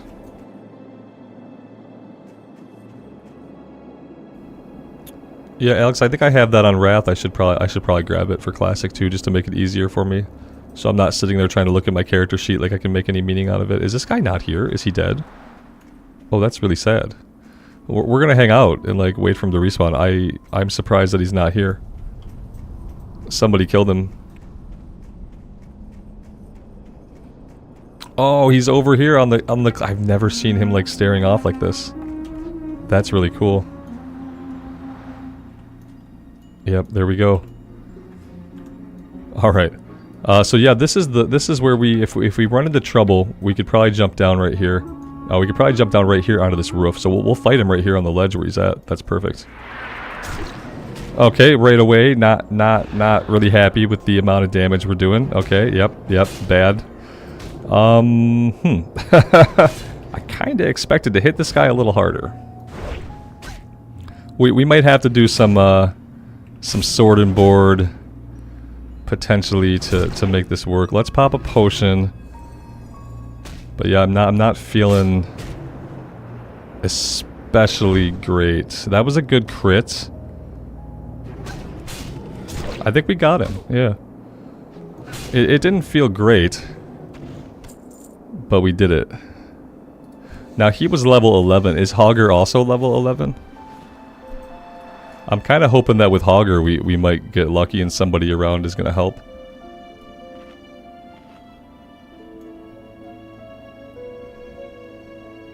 Yeah, Red Robin, in the future, like on the official hardcore, it'll be easier to get weapons because, to your point, we'll be able to go to the auction house and probably find something. What I worry about is like, since the items in hardcore are like inherently more valuable, are the prices going to be ridiculous? That's kind of what I worry about. How are you? Alright, let's take the hammer. We'll Keep your feet on we'll the play with it ground. for a bit and see how we feel.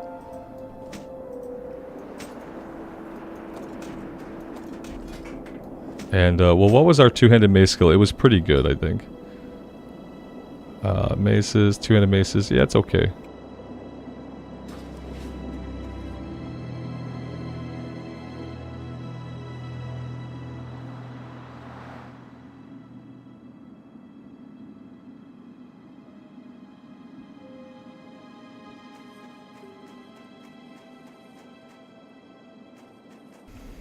Motive, have I tried the hardcore PTR yet? Nah. You know, I even made another character on it last night, and I saw that, like, yeah, I logged in, and there were lots of people playing. There was, like, 30 people online. I logged in, I made a rogue. I even made a thumbnail. I even made a thumbnail in case I decided to stream the PTR. Yeah, like, I got close to maybe today checking out the PTR to the point where I even made a thumbnail for it. I just don't know if anybody's super interested to, like, to see that or they care, you know? Because it's, like, it's not like there's a lot different. And, like, all the stuff I'm really looking forward to about the official hardcore, like, are people going to be using the auction house on the PTR? You know, are people going to be doing dungeons on the PTR? Like, the things that I'm interested in, I don't really know, like, if it's worth it. And then, like, the other problem is this. Maybe I would go on the PTR and run a character if I knew how long the PTR was going to be up. Maybe I would.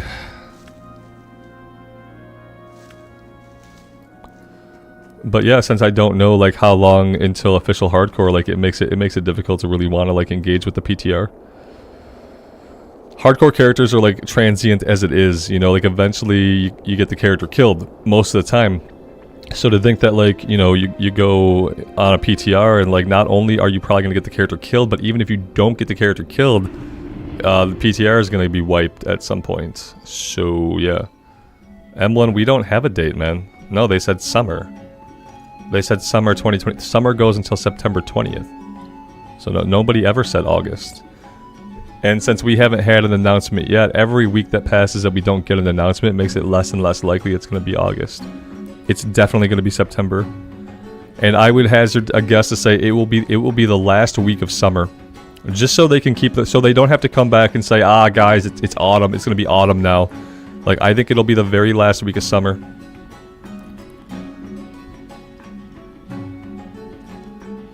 Yeah, Alex, it's classic era PTR, and then there's like a tab, I think, for the hardcore server, or maybe that's the only server that's currently, but yeah, it's not called, like, hardcore in the drop-down.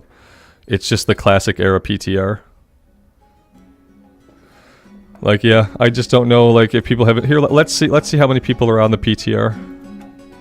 Let me do a couple things here really quick. We'll just take a quick peek. I'm curious now. Let's see, we want PTR, WoW Classic Era PTR. There we go. 1 second, we should get some video back here. Maybe I'll have to go like this. Yep, I have to go like this. Okay, that's fine, that'll still work. Let's just log in our level 1 rogue here in Elwyn Forest. And let's have a look. Let's see who's playing. The first thing I see, devastation. Lots of people doing duels to the death. 33 people. Yeah, I mean that's not bad. That's not bad. You know, I wonder, like, in other places, like, how many people. Let's go like 1 to 10 Elwyn Forest. And yeah, we got more than 50 people. So yeah, this is the PTR. And yeah, this is about as far as I've gotten to playing on the PTR. I got right here, I took a screenshot, and I made a thumbnail. And that was it. Because I thought, kind of like, you know, like, I see what people are doing. People are logging in at level 1, and a lot of them are just dueling to the death. Like, is anybody out, like, doing the quests? Or are we all just like, yeah, some people are out actually doing the quest. A lot of people are just simply standing around, you know. Yeah, but I don't think I'm playing this. I don't know what it would take to convince me that it would be fun to do that. You know, the rogue would be fun itself, but, like, to what end? To what end, I ask you? Yeah, I just don't see a big point in it, you know what I mean? But, like, I got this far. So technically now I've played the PTR. I moved my character a little bit. And yeah, that was it. Let's get back to what we're doing. And like, if I thought there was a big interest in it, like I'd probably do it. You know, I don't really care how long the character lasts or anything like that. I'm used to losing characters. I'm used to the impermanence of it. But like, is anybody gonna be interested to actually watch that? It's like impermanence inception. It's like impermanence stacked upon impermanence.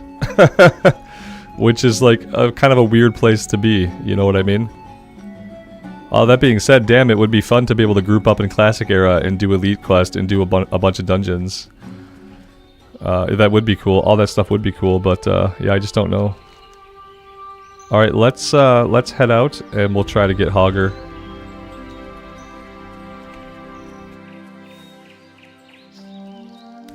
I don't know why that would be the interest though, Red Robin. I don't know why that would be the interest. You can't even get the item, like the new item for like, you know, to show off that you've killed a lot of people. You can't get those until you're level 19. You can't even earn the item until level 9. You have to level up to level 19 first, unless you think a lot of people are doing that. I mean, that seems like a lot of playtime just to die like in that way. You see? Well, here's the thing, guys. Look at this. I mean, let's do 1 to 10 and see like if we get to 50 here. Okay, so 50 in each place. It was 1 to 4 when we logged in. So like, yeah, the PTR had more people 1 to 4 in Elwyn Forest, which means basically nothing. What it means is that some people who probably would be playing on Bloodsail Buccaneers, half of them have gone and they're playing the PTR. That's kind of what it says to me.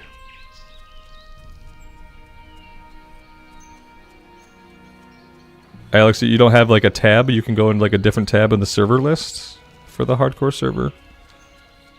Yeah, there should be a tab like near the bottom of your server list. Like that's where like the Season of Mastery tab was at back in the day.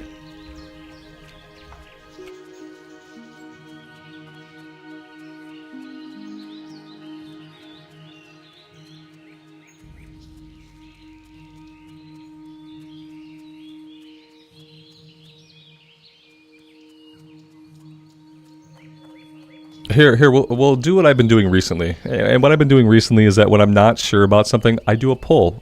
Because everyone likes a poll. And so here, while we're running over and looking for Hogger, I'll do a little poll.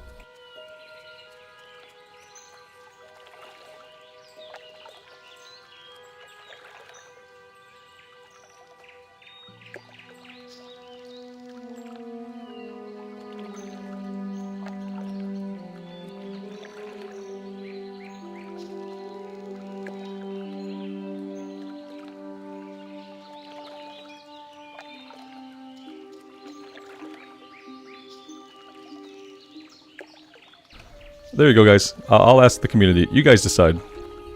Because I know how I feel, but now I'm actually curious.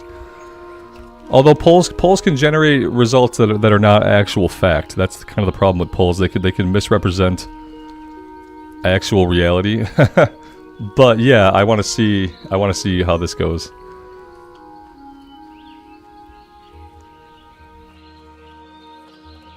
We'll leave that up for a while.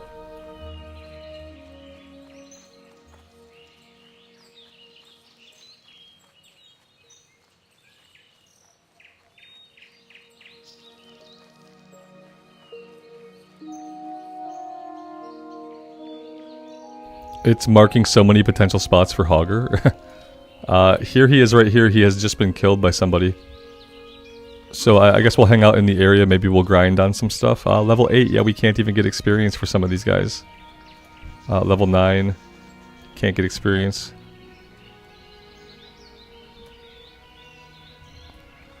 Yeah, ultimately I just see no purpose in it. Like, I feel like at that point where I'm gonna go play like a rogue on the hardcore PTR, I might as well just go play a rogue on like a non-hardcore server. I might as well just go into like a classic era, like a Mankrik server if I wanted to do that, because at least that way there's like character permanence, you know.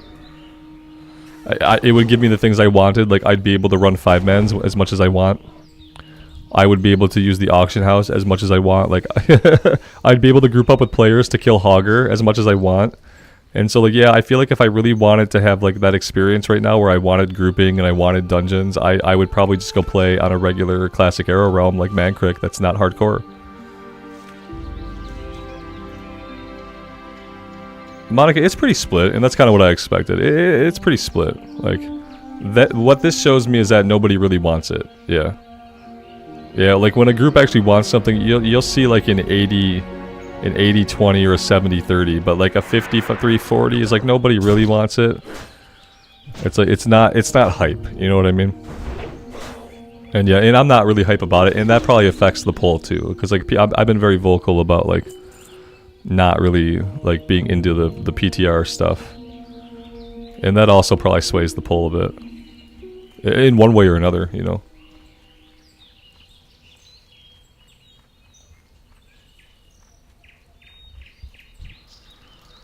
But yeah, that's kind of, and I've thought about that recently. I'm like, man, how good would it be to group up and to do dungeons and be able to use the auction house and just, like, do things with people in the game.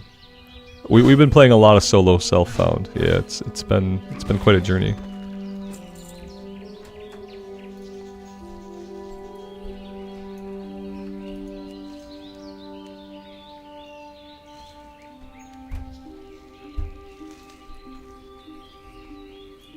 And the funny thing with polls too is, like, they don't actually predict, like, future performance. So, like, a lot of people could say today that, like, they really want to see this PTR thing happen. I could do the PTR stream tomorrow, and those stats on that stream could tank.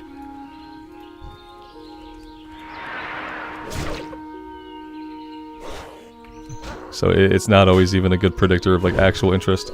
Mr. Hassel, yeah, the hardcore PTR is up. We logged into it a minute ago on a human rogue to look at all the level 1 bodies that are laying around the Northshire Abbey from all of the level 1 duels to the death. How exciting does that get, man? Doesn't that just get your motor going? When you think about 2 level 1s just slapping each other with their basic attacks. Yeah. Yeah, who wouldn't be excited for that action?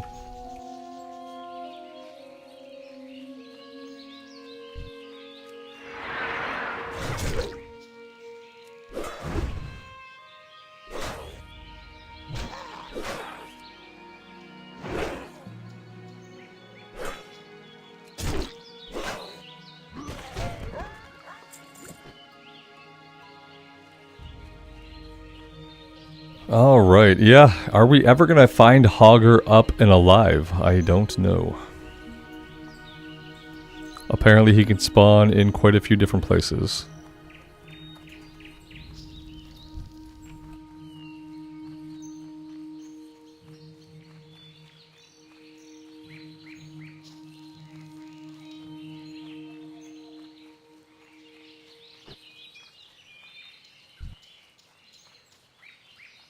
I'm also kind of curious, like, if we're at a point where more people are playing regular Classic Era than there are people playing hardcore Classic Era.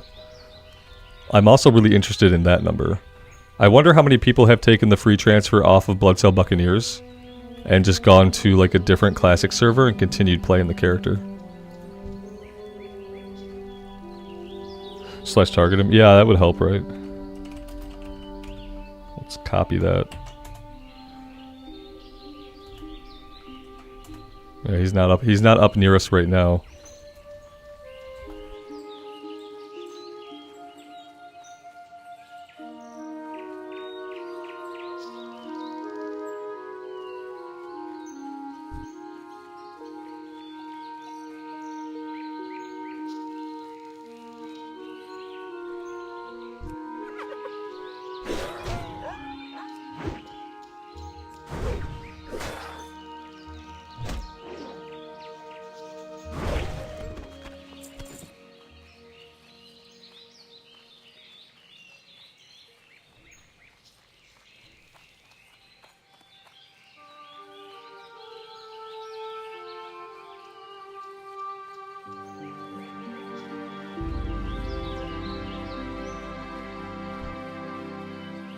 Alright, he's up. He's up. Shoot, what happened to him? He's up somewhere. Is he in this big mess? I don't know. His health isn't going down wherever he's at. Oh, wait. Here he is. Alright, we might have a chance to get him before, like, ads are around. Let's go. Oh no, I'm using this mace. I need to go to the sword. Yeah, oh, we already effed this up. We already effed this up. I should never have started with the mace in my hand.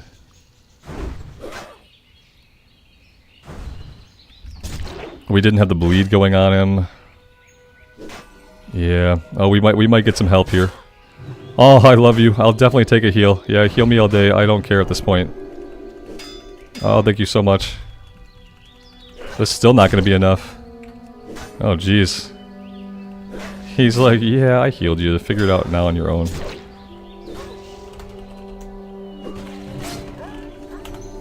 Much appreciated. Much appreciated. Yeah. To be fair, we didn't have that on our own. We didn't have that on our own. That was just because we got help. We could have died. We might have been able to run away. I wasn't really in a running away mood, so we could have gotten killed. So yeah, that was awesome. That's what I was kind of hoping would happen. There's always like people around Hogger. When I see people fighting Hogger, I tend to help if they're like not doing well.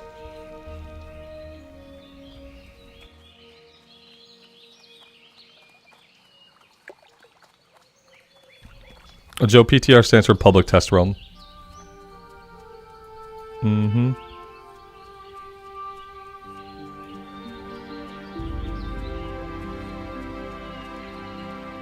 Monica, exactly. But in solo self-found, it's like kind of like opposed to you getting help. Yeah, I long for a version of the game where I can just group up, where I can see people in the same area, and I can say, "Hey, Hogger," and they can say, "Why?" for yes, because they don't want to talk to me a lot. And then we group up, and we kill Hogger, and then we see someone else nearby while we're fighting Hogger, and then we invite them, and then they help us fight Hogger. That's kind of what I'm ready for. Joe, I'm not going to explain it all to you, man. Information's out there if you want to look it up. It's Public Test Realm. It's a pretty easy concept to understand. It's a public test realm. And so with the definitions of all those words in your brain, you can figure it out, man. You're a smart guy. But look, you got me to talk anyway, so that's a big win.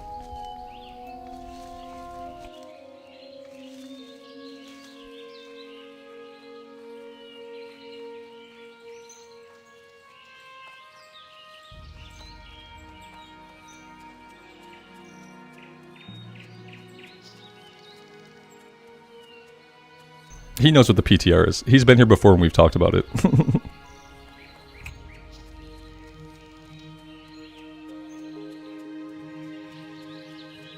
Keopi, good afternoon, my friend. Thanks for being here.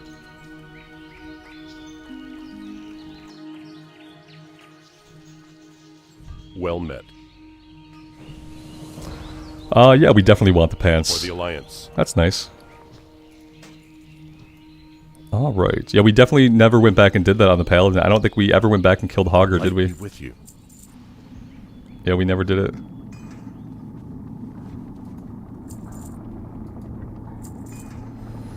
I'm not certain about the mace. I think I'm gonna keep using the sword. And we're just gonna be happy with that for now. I feel like that's gonna work a lot better for me.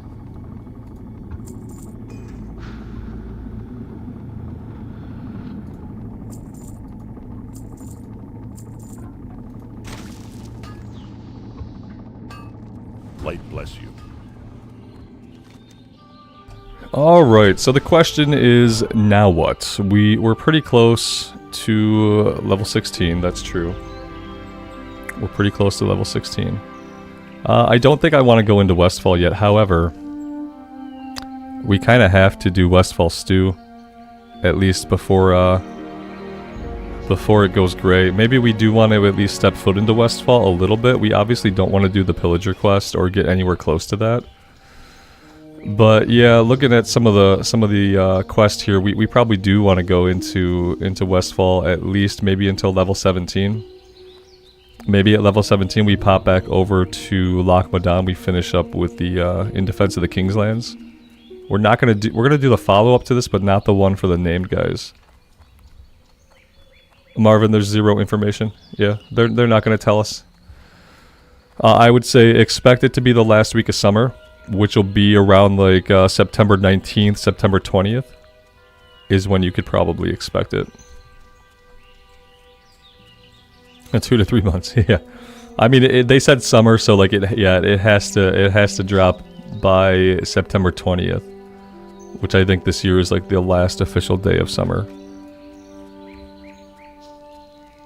But besides that, we know nothing. And you know, week after week passes and they tell us nothing. But the PTR's up, so yeah, there's that. You know, we know that it's a real thing because the PTR is up. But that's all the info that we have.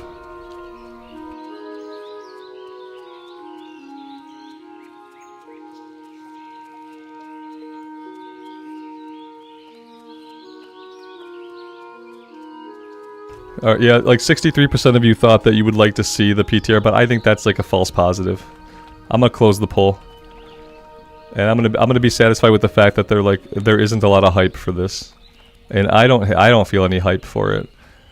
I'd be much more excited if I was gonna do something different in Classic Era. I'd be much more excited to go play on a non-hardcore realm, and roll a rogue like that would be a lot more fun and interesting to me than playing yet another hardcore character on the PTR. Yeah, that's kind of the point I'm at.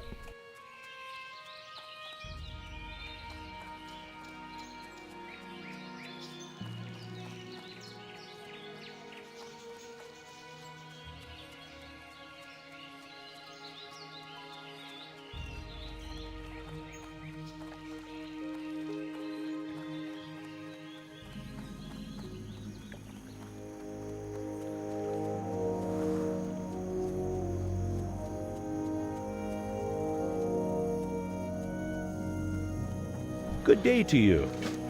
Good day to you. See you around. Hello. Safe travels.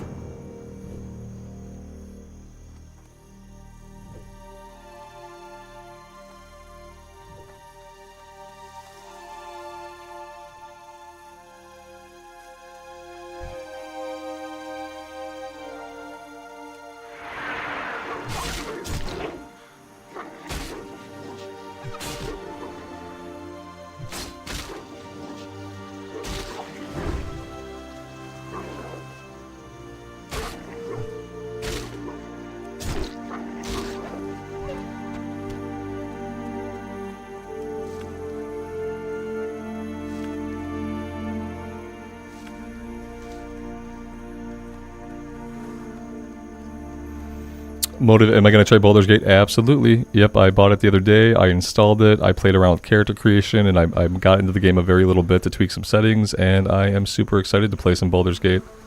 Yeah, I'm going to do it as an immersive recorded series at first. And then if there's any interest for it, I might do like evening streams of like a different run. I'd like to have the immersive series. I'm going to do a Vengeance Paladin for my main character. And then I'd like to, eventually, if there was lots of interest in it, I would do a stream as an alternate playthrough to make like different choices. Not necessarily like a good run versus an evil run, but just like vastly different choices on a different class. But yeah, I'm going to start with the recorded series and make it like super immersive and just kind of go from there with it, see if there's any interest in the game. For me, it looks like a game that has like infinite replay potential with lots of different character classes, and like obviously like I love infinite replay potential with lots of different character classes. Now granted, it's like a different format of game than what I typically play, but it is a big RPG, and I love big RPGs, and yeah. I am really, really hyped for Baldur's Gate. It's the first time I felt hyped for a game in a very, very long time. A very, very long time. And then I logged in and played a little bit, and I was like, yeah, this seems like it's going to be really good. I don't want to play a lot of the early access because I don't want to spoil anything for myself, but it was cool to get on and create a character and like go around and do a couple of the first battles. Alex, I got bored with it, man, and no one was watching it, and I was bored with it, so I'll go back to it to finish Darkshore. Like, I'm gonna finish Darkshore up, but after I do that, like, I gotta do some thinking about like what the future of like a vanilla non-hardcore is, because there's just not a lot of interest in it. I would almost rather like stream vanilla era non-hardcore than do the recorded series, just because like, yeah, at one point or another you have to like care about your metrics a little bit. And if you don't, YouTube will just keep punishing you. So it sucks, but right now I'm just like on a hiatus from it. I'll come back soon and finish Dark Shore, that way like the 2 playlists are wrapped up. And then I'll kind of think about the future of that.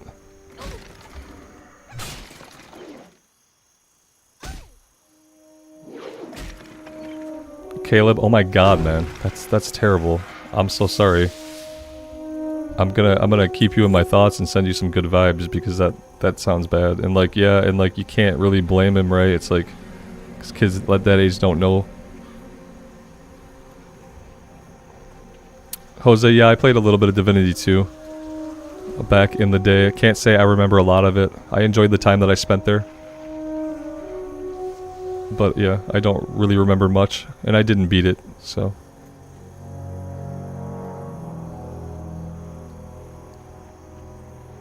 I'm looking for like little things of oats. This one's always like tough, and I don't think they put in a lot of them.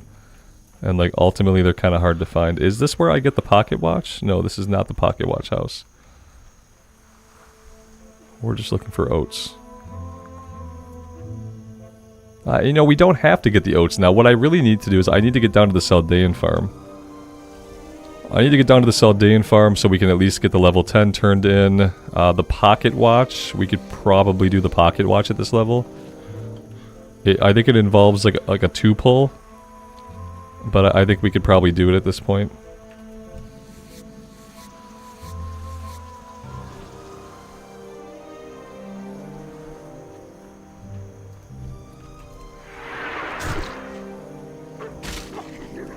Yeah, I was digging the priest as a class a lot, but like, yeah, some things do well and other things just don't. And that was one of those things that it just, and it's like, you know, I could continue with it, but if no one's interested in it, and like we're not sharing that journey, you know, then it's not as interesting to me to keep doing it. I like their start a lot. In hardcore, their start is very, very punishing, but I enjoyed playing through Teldrassil. And Darkshore this time around like was actually fun for me. I was having fun with Darkshore, but yeah, it's just you know, with the hardcore going on, it almost is like it's like too much classic era kind of. It could be that, you know. But and ultimately, I think like, yeah, if I wanted to play like classic era non-immersive, I'd probably stream it. If I wanted to do non-hardcore, oh here we go. You're a guy. You're one guy. There's not another guy.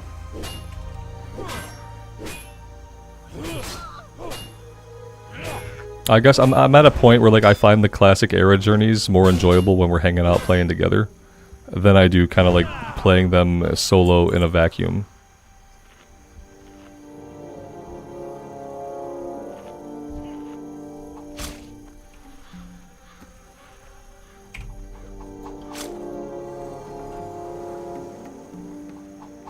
Caleb, yeah man, that sounds really awful.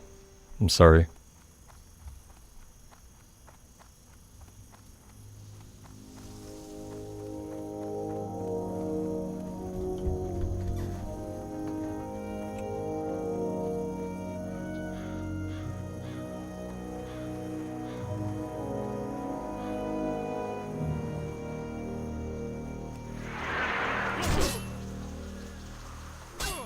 Alright, now all the respawns are popping up, so we got here at a good time. We could take the respawns out one by one, and we can get inside the building, we can get the pocket watch, we'll turn that in, then we'll go down to the Saldaean farm.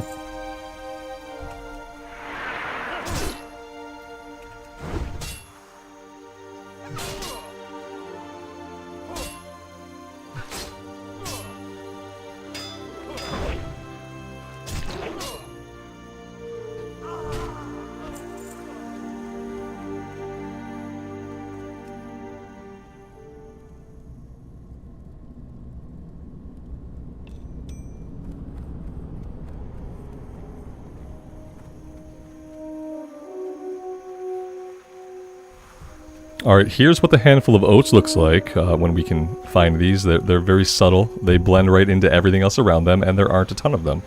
A level 14 harvest golem that can't be affected by my bleeds. Awesome. Yeah, it's just what I need to be fighting right now. Yeah, we can't rend these guys, they don't bleed. because they are mechanical. So we'll work in a little bit of Thunderclap to slow their melee swing down, I guess, a little bit. That could help us mitigate a bit of damage. I passed one by the house, I believe it, yeah. I'm sure someone else has grabbed it by now, but I'll go back and look because... Yeah, I have a really hard time seeing them. It's been this way with this quest forever. Yeah, I'm sure if it was sitting here, someone else saw it already. Sometimes there's like some behind the house, but not today. Oh, here we go. This could have been it, yeah.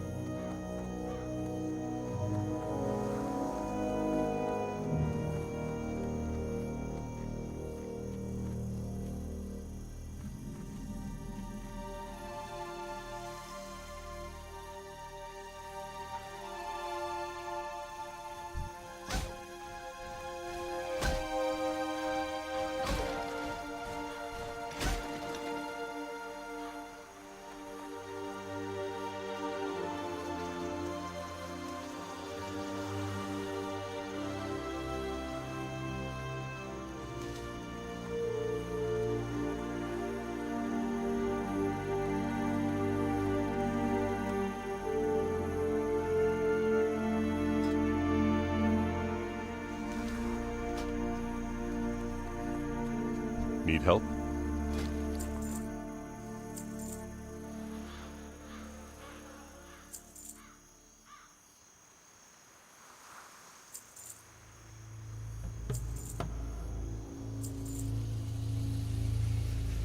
Go with honor, friend. Be careful. Hello. Farewell. Can I help you? See you around. What can I do for you? Have a good one.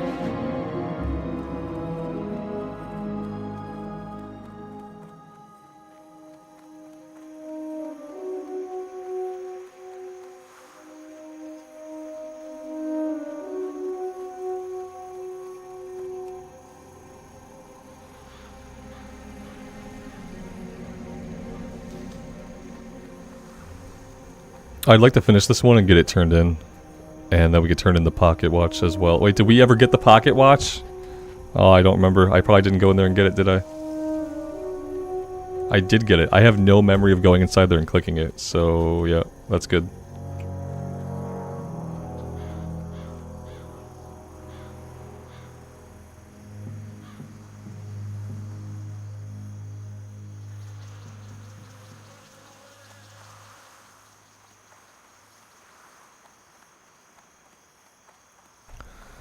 Full disclosure, my wife has brought me some delicious food. It's like a breakfast skillet with scrambled eggs, bacon, ham, cheese, other stuff, potatoes potentially, and I'm probably going to go camera dark here in a minute and eat it.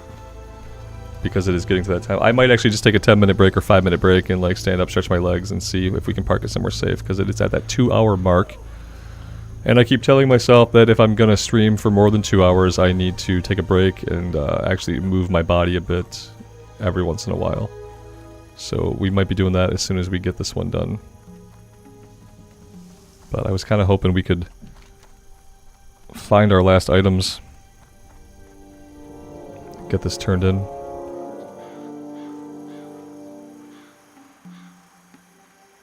And my puppy got locked in the office too, so he's gonna cry at me until I actually like let him out.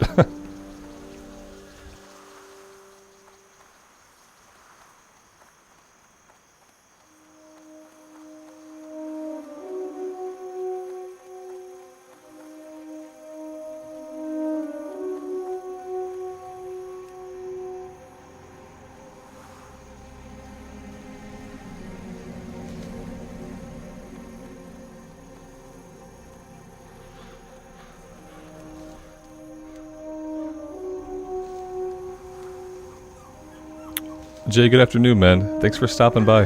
I appreciate it.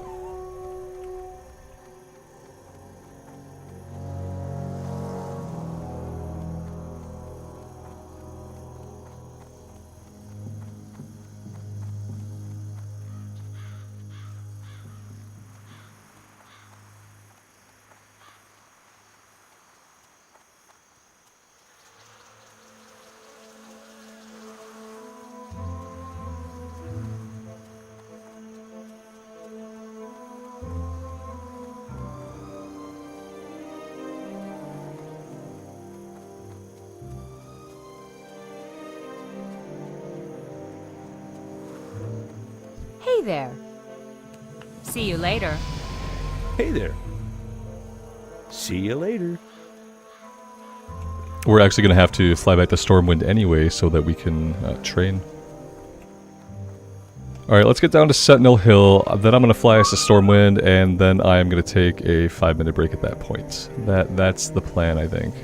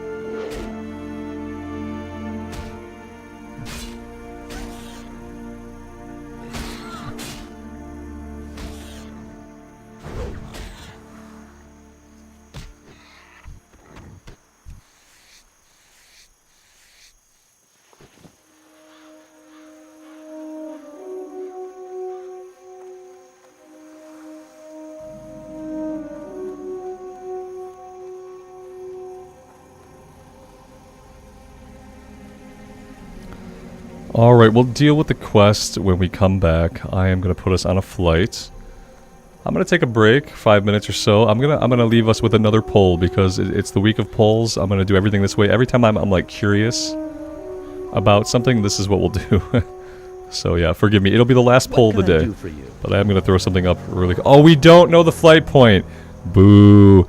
Hiss. Boo. Hiss. Okay, we're parking it at the... I have to eat, so... We're gonna park it at the inn, and we'll dance at the Broken Inn. Because apparently I never picked up the flight point in Stormwind, because of course I didn't. Why would I do that? It would be too convenient right now, you know, to be able to actually go back and train level 16, so yeah. It's a non-starter. Let's just park it here, that's gonna be fine. It's telling me how the day is going actually, so that's good information for me to have. Start a poll.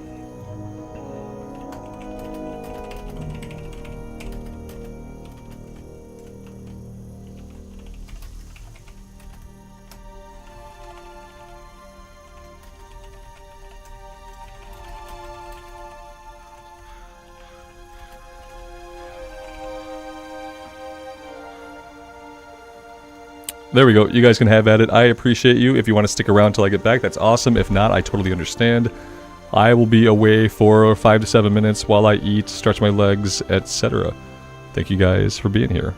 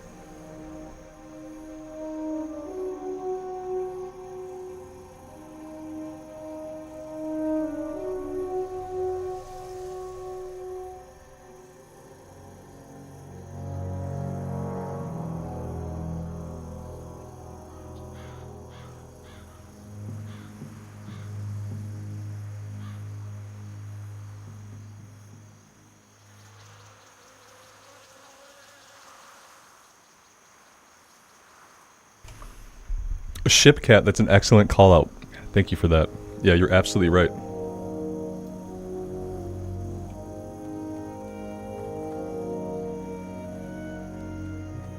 Looking for something specific? Greetings.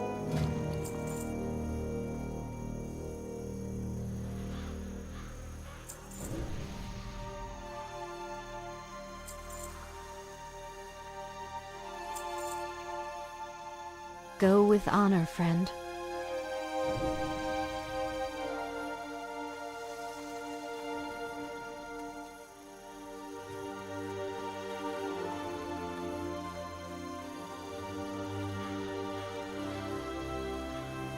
Yeah, so we will take the little breadcrumb over to Stormwind. And we have herbs to pop in the bank, and then we'll train level 16, and then we'll come right back.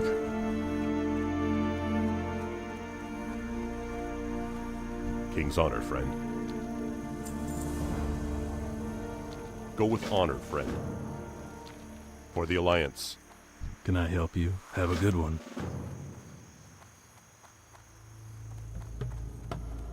Hey there.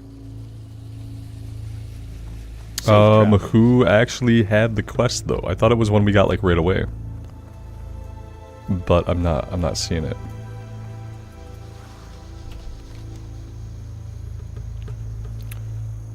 Is it that it's a low level? Is that why I'm not seeing it?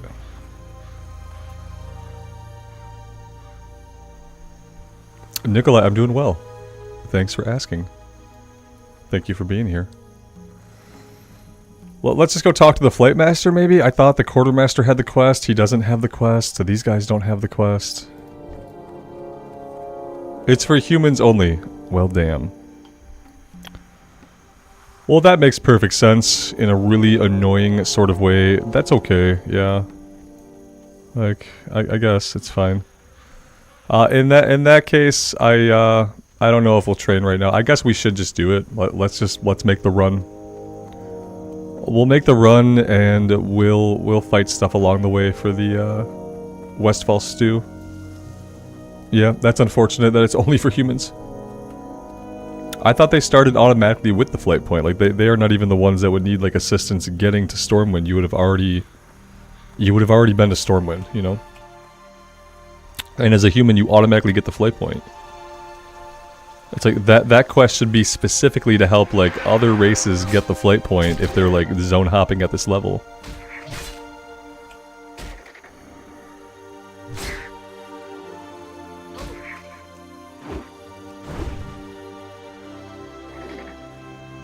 We didn't really need to be fighting a level 17 Flesh Ripper though. That's like completely not necessary.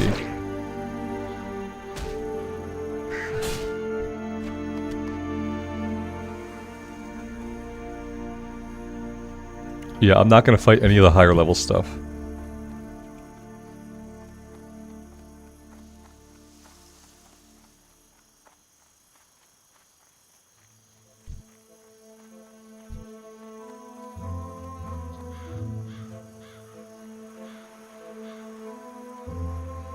There to teach you about flying. That's fair, I guess.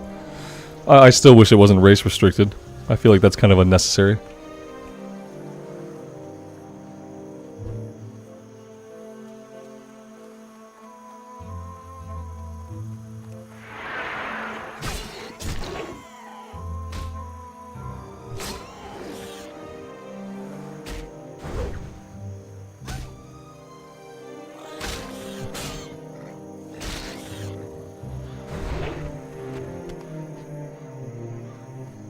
Looking at the poll, it seems like quite a bit of you would not mind classic era non-hardcore. I will leave it up for a while and we'll see how that looks. Yeah, my biggest thing is like, man, I'd love to be able to do 5-mans. I'd love to be able to use the auction house. I'd love to be able to group up with people.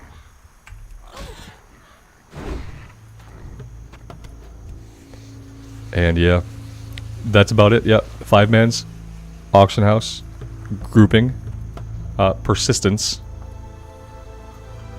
And yeah, sometimes it's fun to be in a version of the game where you can die and it's okay, because like you get to do more fun pulls. Like you get to try stuff and like experiment with pushing your class. And you don't really do a lot of pushing your class intentionally in hardcore. Like anytime you push your class in hardcore, it's an accident. You know, because you really don't want to put yourself in those situations.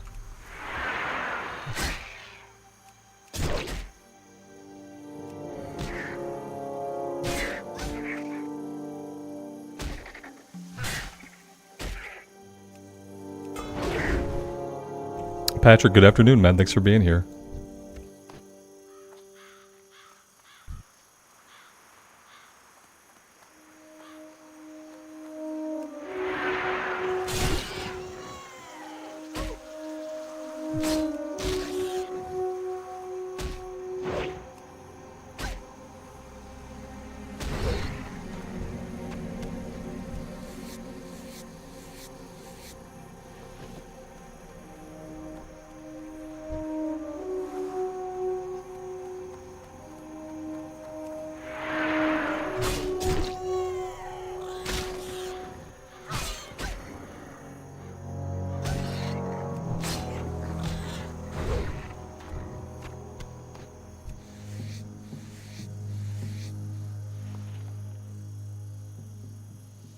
We're having so many inventory problems. Like, it's unreal.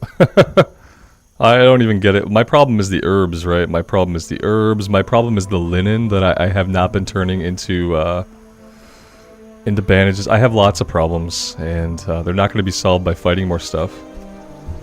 Yeah, we probably should hang on to the eggs for cooking. Yeah, like this is not working for me.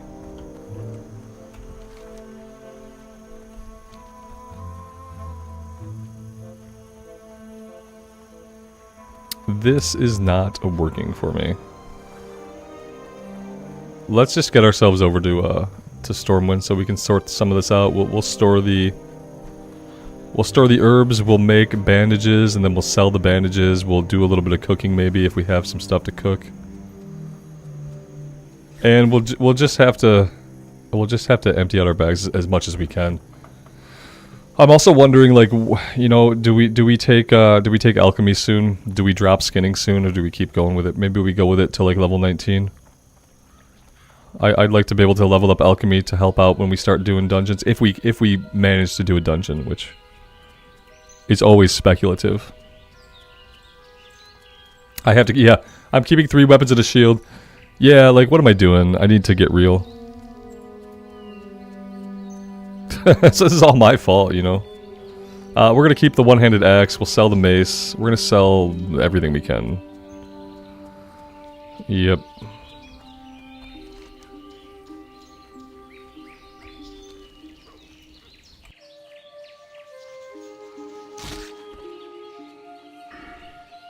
Oh snap! Monica, we do have a talent point. Yeah, yeah. I leveled at some point and like just couldn't be bothered to care. We are gonna go with the second point and improved charge. There we go. Perfect. I appreciate you guys interacting with the poll. In all honesty, I don't even know what I would do in classic era, non-hardcore. Like, what would I play? I'd probably play something fun. I probably would play like a rogue. Something that's just fun that I'm probably gonna get killed on a lot, but that I have a lot of fun on.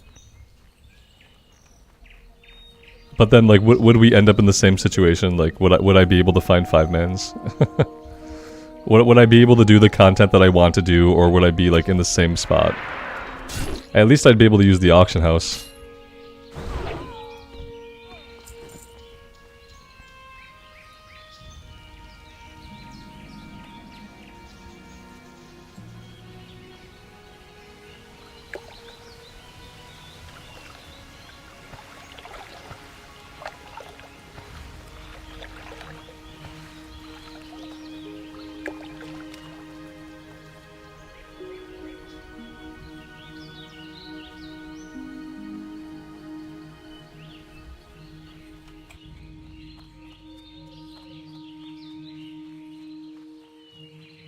And the good thing is, like, at least with a rogue, I feel like I would be likely to get invites to groups.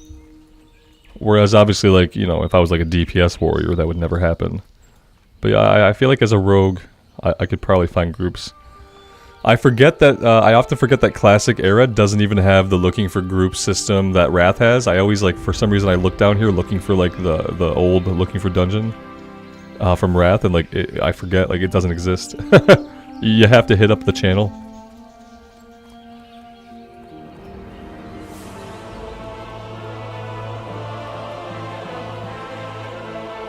Amy, you think you'd heal?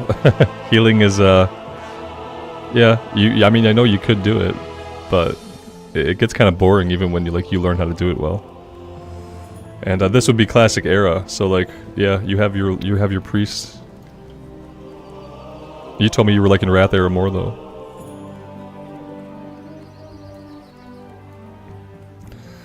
Oh, what I want to take? Oh, that would mean another warrior. I mean, maybe I could do a druid. Maybe, God, I'd be in bear form for 300 hours. I don't know, guys. I don't know. We'll see. Maybe, like, inspiration will strike me at some point. I don't know. Yeah, I mean, the only thing we could tank on is a warrior, pally, or druid. I'm not going to play another paladin in classic era ever again for the rest of my life. I'm good on that. That's just never going to happen. Yeah, the druid is okay. I like the bear form, but like you're literally stuck in bear form, so it's like you just get to look at a bear's ass for 300 hours, and that's like not really what I'm into. So, yeah. I don't know, I'd love to just be able to DPS. Guys, I mean, I can tank, I have tanked so many 5-mans. I've healed so many things. And at the end of the day, I would really just love to be able to DPS some stuff and have that be okay. And be able to find groups. And have the groups just be like, you know, super polite people. And just have a grand old time together. But yeah, mainly I think I want to do DPS. If I do a classic era non-hardcore, I just want to feel powerful also while I'm soloing. I don't want to feel like a tank, or I don't want to deal with the level 1 to 10 but Amy, you could still heal even if you weren't like healing me. Greetings. And if I'm not tanking, it'd probably be easier for me to like give you some pointers while we're playing, because I wouldn't have to worry about like managing the pull or keeping aggro. I would just be like auto attacking on a rogue or something, and then I could like kind of help out with the healing aspect, as far as like kind of training you to how to heal 5-man groups. Be careful. It's just priority order, like who's missing most of their green bar. Target that person, press your big heal. Okay, someone else is missing some of their... Target that person, power word shield. Now they're not taking damage. But like there's things like with warrior tanks, you don't want to power word shield them, because then they're not getting hit. And if a warrior tank's not getting hit, it means they're not getting rage. And if a warrior tank's not getting rage, it means they're not hitting enemies. And if a warrior tank's not hitting enemies, that means they're about to run for the healer and kill the healer. So like there's like little stuff like that. Like, yeah, power word shield is like an option, but... why am I here? Why did I come here? This was the warrior quest that we... See how we can't continue it? The human warrior quest? You could do the first part of it, but then it doesn't go anywhere, so... on top of that, we need to go over here to train. I should play priest? Yeah, I'm not. I don't want to heal. Yeah, I don't know. The only thing like in my mind right now that sounds remotely interesting is a rogue. That's like the only thing. Yeah, Amy, I don't remember that. I remember the hunter. You had a hunter. But I don't remember the healing. Yeah, you played a lot on your... You played mostly on your own. In Mist. We had like different schedules. You stayed up like super late to play. I was already asleep.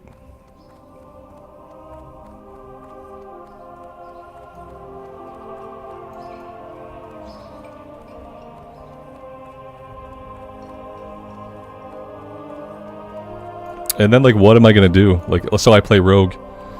It's probably not gonna be able to be a human rogue. I don't know if I can stomach Elwyn Forest again. So like I'm man, like I don't know, you know. I don't know. What can I do for you? It's probably not a right now thing. It's probably not a thing that happens right now, or maybe even anytime soon. But it's nice to see that there's like some interest in it, like in general. I appreciate that. Light bless you. Yeah, I'd have to do something like... I'd have to do something I was super interested in. It would have to be like the whole package for me. It would have to be like the right race, the right class, the right professions. And I right now I don't know what that would look like. I don't have that. You know, that's not an idea that I have about what that would be defined by.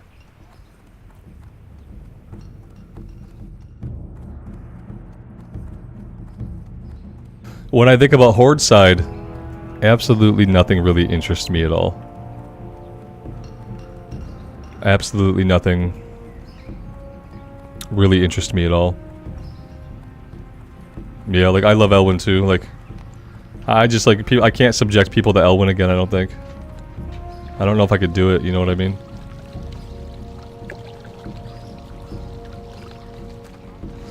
The cool thing is like without having to worry about dying on the wetlands run, like we could get some night elf zones involved in a classic era playthrough where we could die. We could easily get some night elf zones involved. You know, we wouldn't be stuck with the 2 zones we currently have gotten to play through for most of hardcore. Like we could go, even if we didn't want to be a night elf, we could go right over to the night elf area. After Northshire Abbey, and we could start there. You know? And like, yeah, I did those like semi-recently, but not super recently, and I've done them so little that it's still like different, you know? And you guys probably haven't seen them as much recently either. I don't know. I'm gonna think about it, and we'll see. For now, let's get back to Westfall. King's honor, friend. Be careful.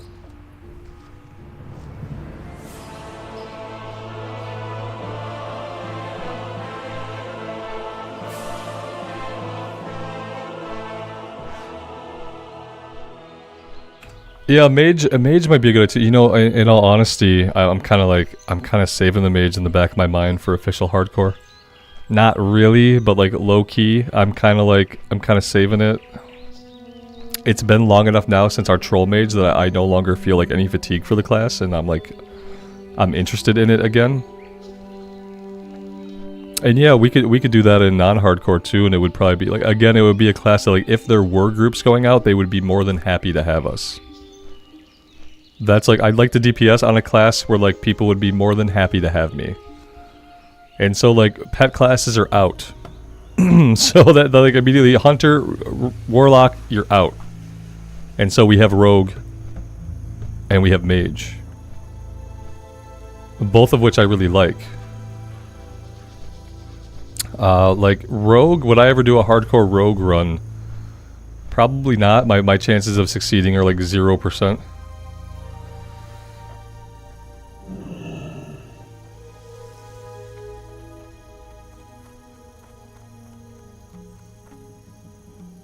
In the Dwarven starting zone, that would be an interesting thing to see. The Night Elves in a different zone. I don't know.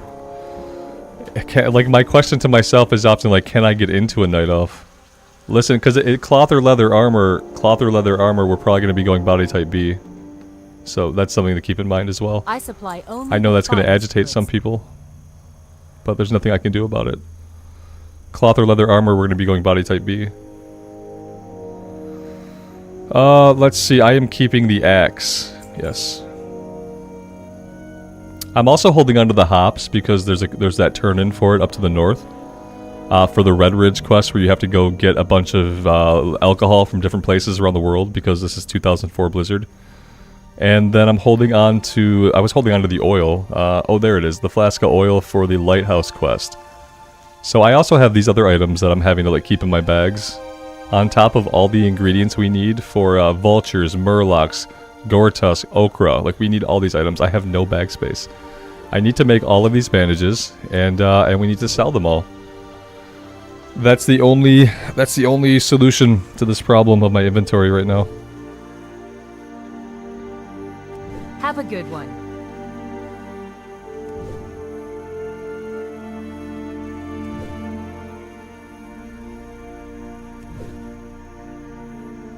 Yeah, the cloth and leather looks better on the body type B, especially like humans or night elves. The male models, their shoulders are so abnormally broad that like I feel like cloth and leather doesn't look good on them.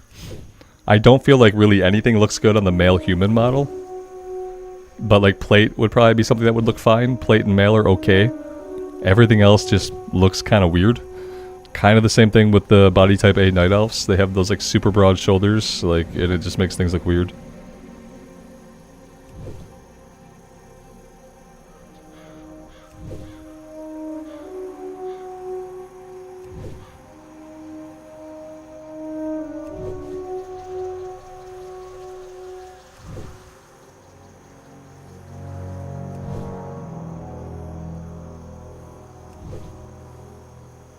Yeah, I'd love to level up tailoring.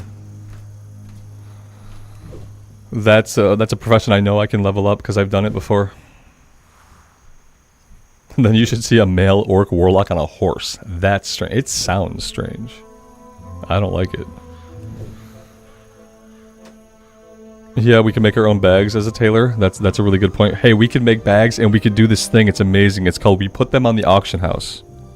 And we sell them to people who need them for a profit. And then we take that money and we buy stuff that we need off the auction house. Like anything we want. Yeah, it's like a whole new world of Warcraft.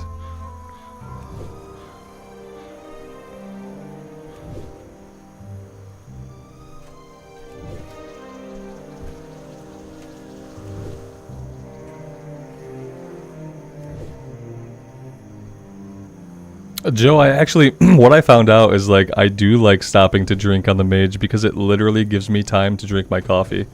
I used to hate it. In the recorded stuff, I used to hate it because in the recorded stuff, I'm just kind of going. I'm trying to make consistent progress. I'm trying to make the content have a certain pace. But when we're hanging out and we're chatting and we're talking and I'm drinking coffee, then I actually do like to drink. I kind of enjoy that on the Paladin. That's why the Paladin does not bother me as much. Like if I was trying to do a recorded on the Paladin and I had to drink every other pull, it would be really bad. But when we're streaming it, it's like the opposite is true. It's kind of weird. So yeah. The rogue, but to your point, I do like how the rogue goes pull to pull. But then that gives me a problem, like when am I supposed to, only when I get beat up do I then get to drink my coffee, which doesn't always work for me. I've been not, like on the warrior, I haven't been finishing my coffee before 4:30 and I've been having to dump it out. Which leaves me like a little bit more tired in the evenings when I'm like hanging out with my family and stuff. Which is not super cool.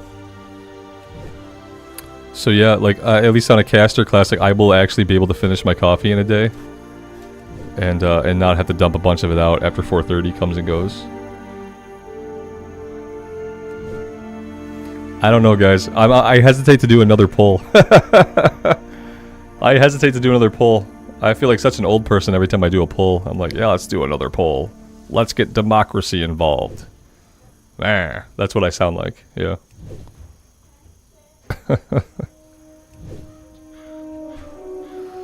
Now I guess I need to do what I said, and I need to decide like which thing excites me. Am I more excited by like a mage, tailor, casting, frost? The frost tree is so cool because like everything in the frost tree, you want every single talent. Every single talent, you're like, this is good for me, this is good for me, this is good for me. Oh my gosh, what do I pick? Or do I want to be like a sneaky rogue with leatherworking and skinning? Either way, we're gonna have skinning. That's not really part of it. And then like, yeah, I don't know. Another poll. I'm gonna think about this one on my own for a bit. I can't do a druid. I can't look at a bear's ass for 300 hours, guys. I can't do it. I can't do it. And I could probably do a caster druid if there weren't moonkin form, because I can't stare at a moonkin's ass for 300 hours. I can't do it. That's all I can say. I mean, God, I wish it were different. I wish it were different. But yeah, I can't, because I don't want to look at the same thing for so long. It's not even about what I'm looking at. It's that when you have gear, at least like sometimes you change. You know what I mean? If you have gear on, then sometimes the look is different, and it's like, I just can't stare at the same thing from the same angle for that long. And it's like such a bland looking bear. If it was the bear from retail where it looked awesome and when you got bored with it, you could go change its colors and like customize it some. Yeah, sure. Like maybe I could find some joy in looking at that bear in retail. But in classic, guys, I just don't see it happening, you know what I mean? God, have we been doing anything, or have I just been running my mouth this whole time? Let's get out here and maybe we start clicking on enemies and clicking on some abilities. Where's the human paladin? He's resting.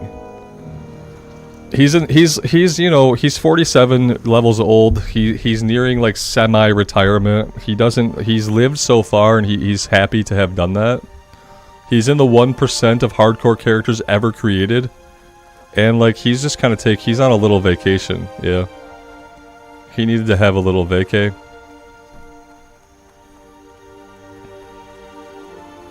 Joe, I'm sure you wouldn't mind like the thing I liked the least. That doesn't surprise me, man.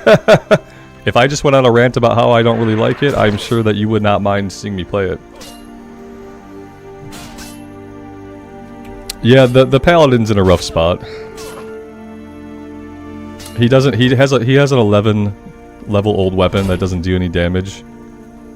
He has like 4 pieces of plate when he ought to have a full set. And he never got any experience from dungeons, and he never got any experience from a single elite quest. And so he's like 2 or 3 levels behind where he typically should be. And if we had those 2 or 3 levels, I'd be able to take us into the Searing Gorge, we'd be able to start doing a little bit of stuff in Fellwood. That would propel us into Ungoro Crater, and like the way is paved. 2 or 3 more levels and the way is paved. I see the way. But right now what I see is that I have to grind out 3 levels with a weapon that barely does any damage.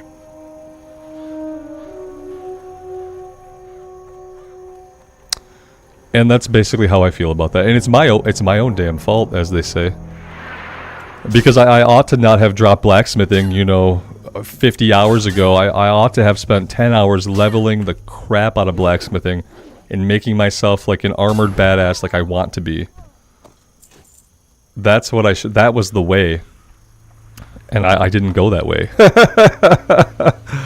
And I learned the lesson, but you know what? Learning the lesson does not change my present circumstances. It turns out that hindsight is 20/20.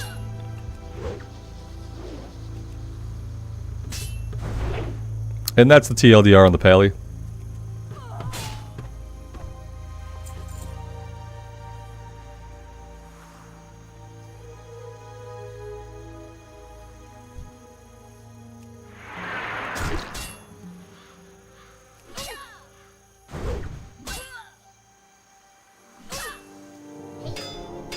Sarah, good afternoon. Thanks for stopping by.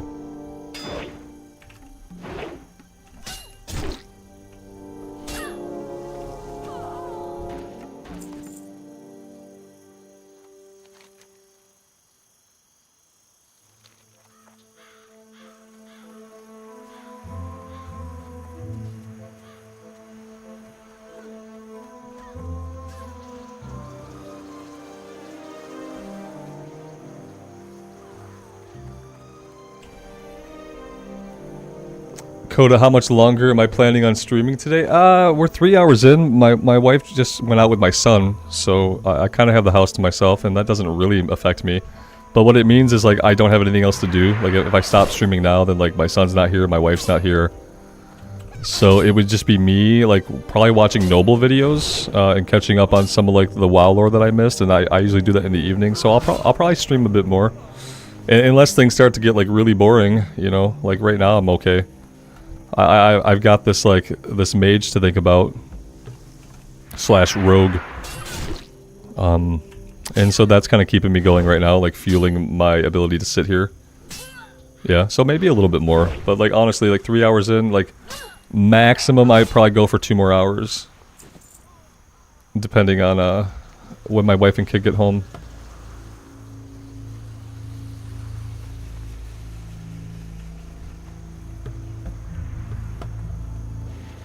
Yeah, I mean, the warrior is fun to play, and it's, like, super easy to play, and, like, yeah, I can probably stick around for a little while. Unless things, like, get super stale.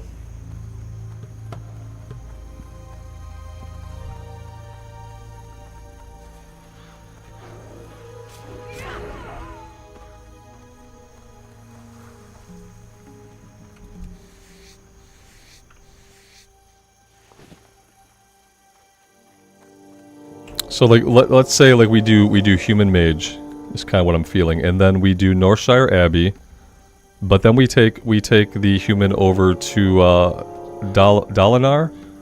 Is that the little town, like, outside of the Night Elf starting area? We take him over to Teldrassil, and then we do the stuff in Teldrassil, which will be like a big visual change of pace for the stream. And then from there, you know, we'd probably be a little bit ahead of the leveling curve. We'd probably still want to do some stuff in Lochmodan at level 12 or 13, but then we go into Darkshore. We could bounce between Darkshore and Westfall, and that would let us go into Ashenvale in the level 20s, which we also really haven't done a lot of.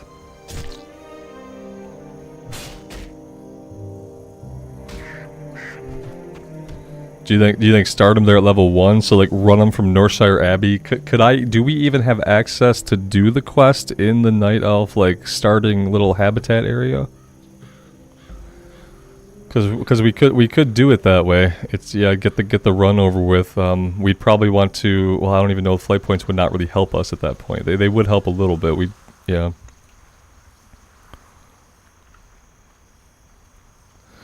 Would you have a mage trainer anywhere close? Damn.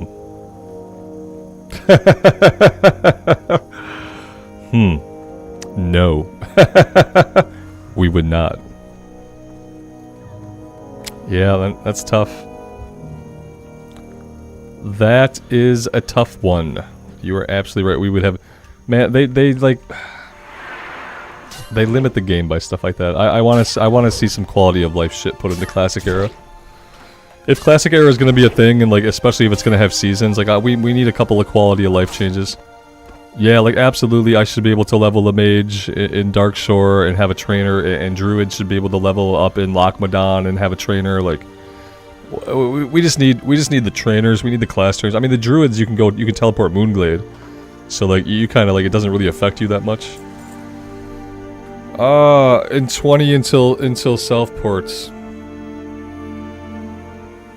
Well, damn.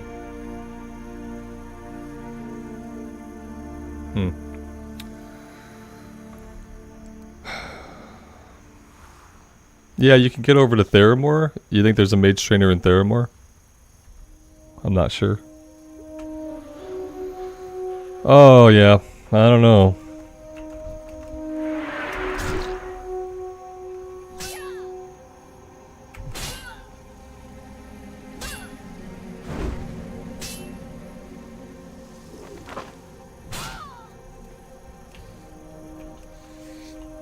Oh, it has a cast.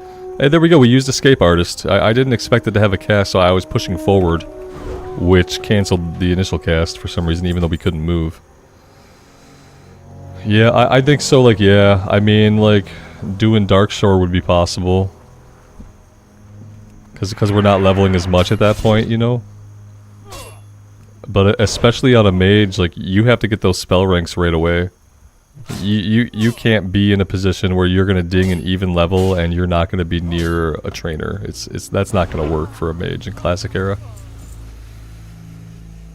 Jaina, yeah, there is a mage trainer in the Theramore Tower, I believe. There's a portal trainer there too, or at least there was in, maybe there's not in Classic Era, maybe that's only in Wrath of the Lich King. But yeah, I thought there was a mage trainer and a portal trainer. Let's go empty our inventory, at least as much as we can.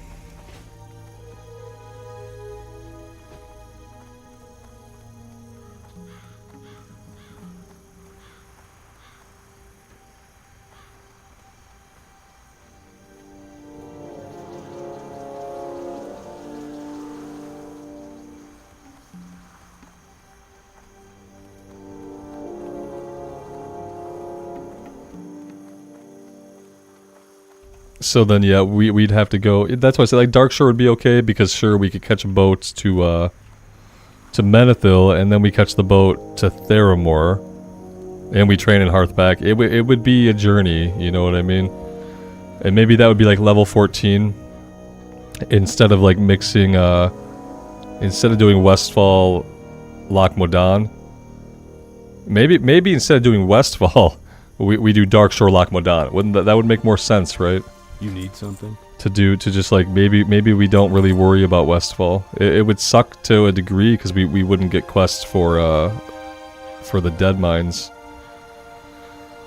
Whew.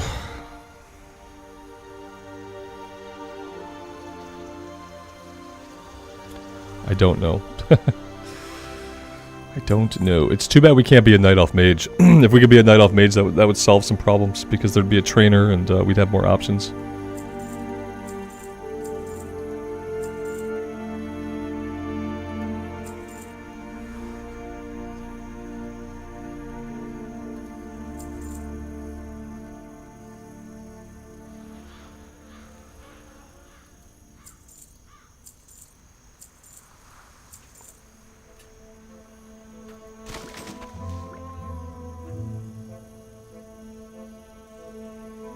Yeah, I'd have to at least target the, so the Deadmine ones, it's like, the ones we're doing now, like the People's Militia, we have to do all those, right?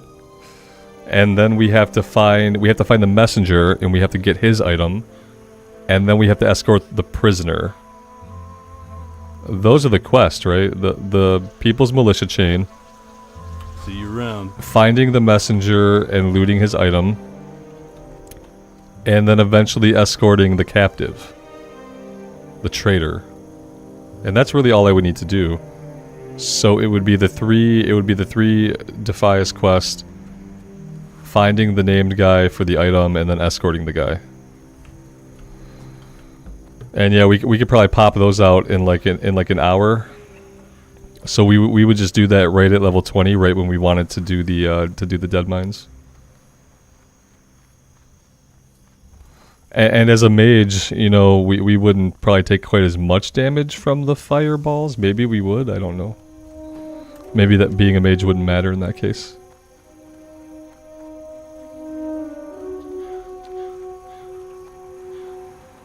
Let's go after some of the vultures. Yeah, preferably the level 13 ones.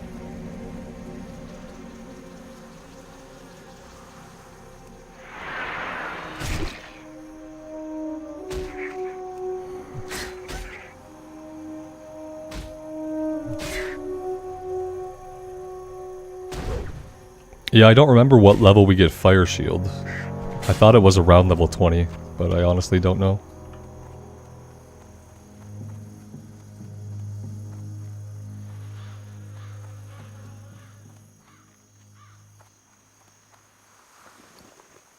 Well, I finally did it. That's the first time I tipped over my Yeti. And yeah, it's kind of sealed. Let's see if I can wipe that up. It's sort of sealed. It's supposed to be like a spill-proof seal, and let me tell you, that wasn't really the case. Yep, that's Yeti knockover on stream number 1. Great job, Robert. You can tell I'm like hyper-focused. I'm not completely distracted by my thoughts. I don't need to go after the Harvest Watchers. I'm really just looking for like vultures, but there aren't like a ton of them in one area. So we're not having a lot of luck.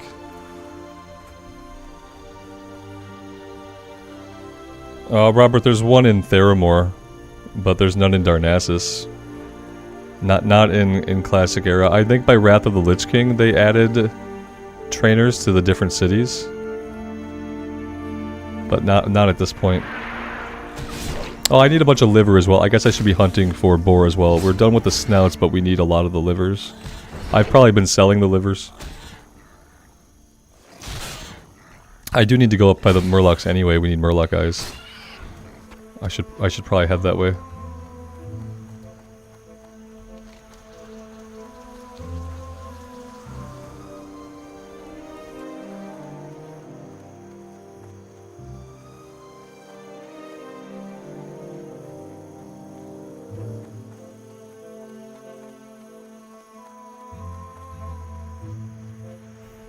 In Classic, they're not in Theramore. Well, damn.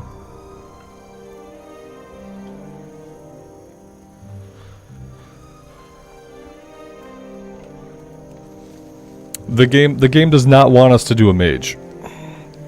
I think like I think that's probably the reality. The game doesn't want us to do it. Okay, fine.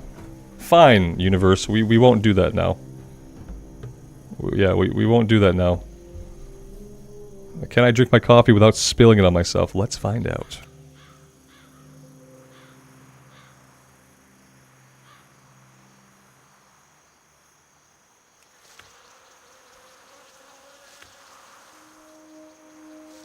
Yeah, I didn't spill on myself, but then it managed to go down the wrong tube.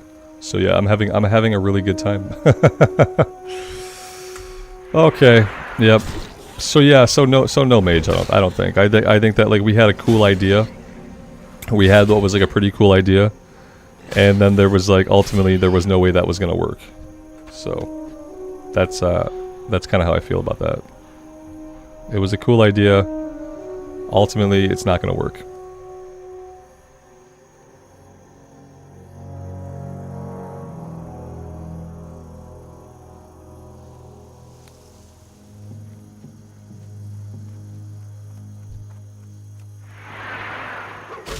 So rogue?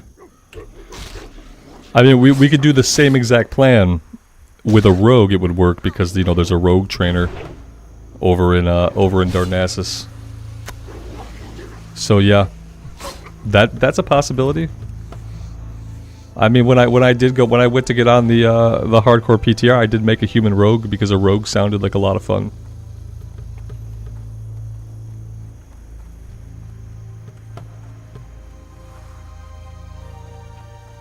Is a rogue gonna be as useful in 5-man content? Nah.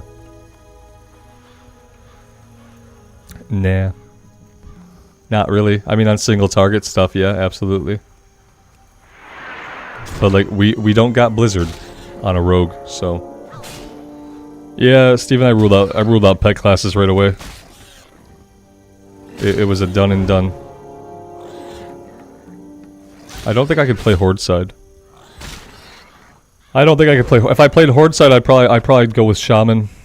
If I was gonna do anything on Horde side, I'd probably go Shaman. I'd have to go body type B Orc Shaman. That's like all I can think of. Yeah, because I've seen the troll Shaman body type B, and I've seen their like animations. And yeah, I'm not a big fan.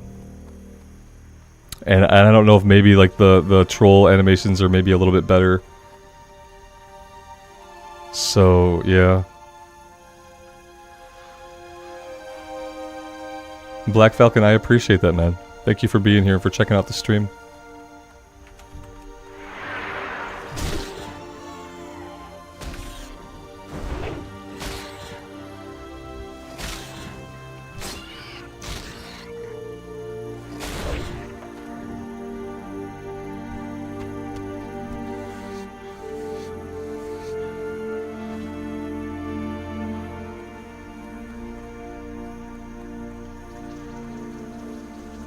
Hey Alex, have you seen any of the weapon swings yet? Like the two-handed weapon swings?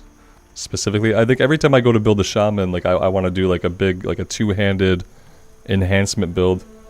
I should probably just learn to love elemental, but I feel like enhancement's better for leveling anyway, and it's more fun.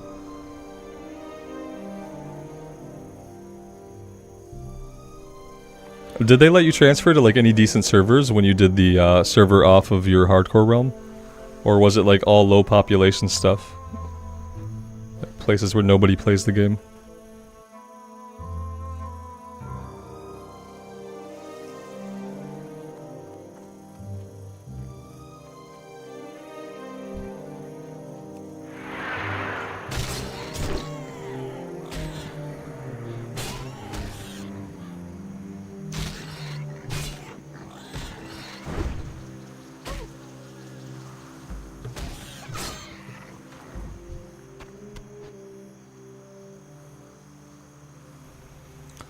Oh, Red Robin, I can't play a male troll. Yeah. I can't do it. They might have okay weapon animations. It's like every other thing about them that bothers me. Yeah, like I don't even like how the orcs are hunched over. It like basically it hurts my spine to look at them. Like I get sympathy pangs like in my own human body, like having to watch the male trolls. Now granted, I have not created a male troll in a long time. But that's just what I remember about them, like being like so hunched over. I feel like they almost like walk on their knuckles a little bit.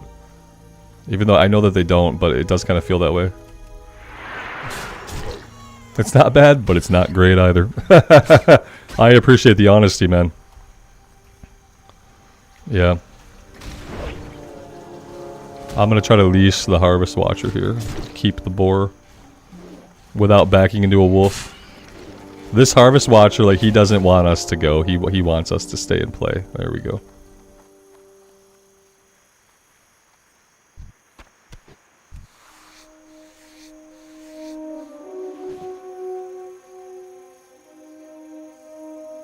I'd almost be okay, like, doing a human Shadow Priest. Yep. That actually doesn't sound bad. Now, granted, it's not like the DPS class I was talking about. And granted, we'd probably have to heal some stuff. But yeah, that's a possibility.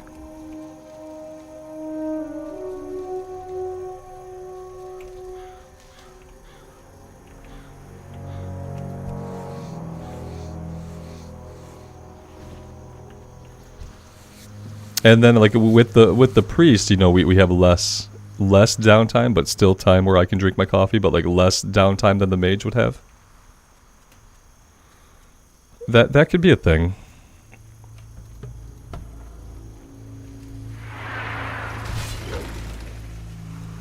We need ochre from these guys. We can get it from the bigger harvest golems too, but I'd rather fight the little guys right now.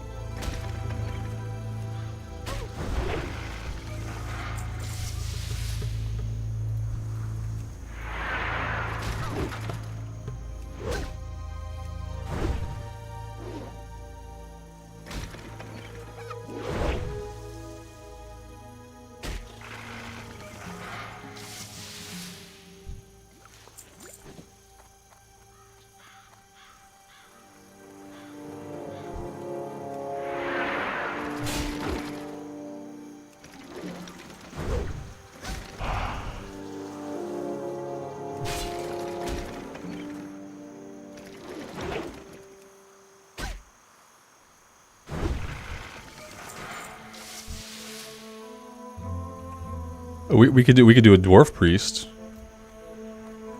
Could do that. Yeah, I just can't play undead. I think I can't play horde right now. I don't know why. Every time I think about playing a horde character right now, I kind of get turned off of it. I don't know why. Yeah, like it just doesn't it doesn't appeal to me for some reason.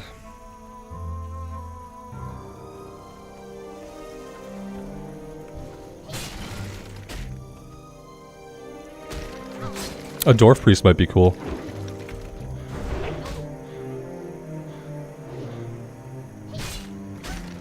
And then we could do, you know, then we could zone hop with the Nelf areas.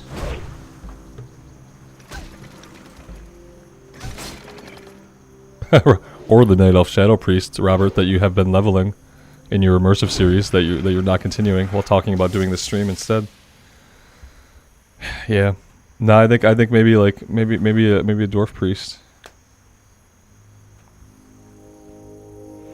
It is because the horde characters are ugly. Mr. Hassel, you're not wrong. Yeah, it's partially basically exactly what you just said.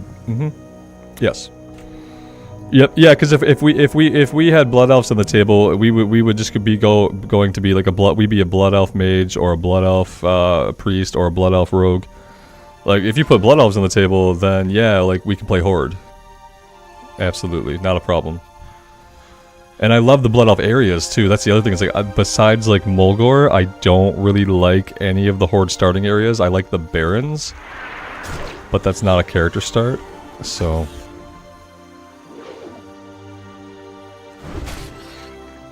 But yeah, what made Horde playable for all those years for me was just having Blood Elves. Like, some normal-ish, human-esque looking character with normal posture.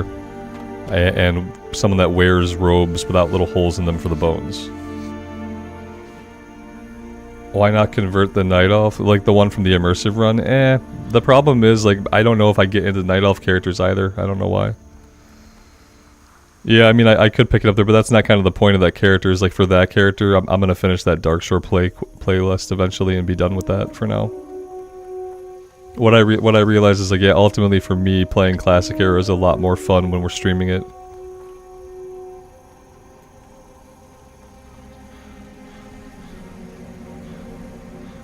Yeah, Dane, in retail, Horde has lots of options now that are decent, absolutely. It's just that in Classic Era they didn't.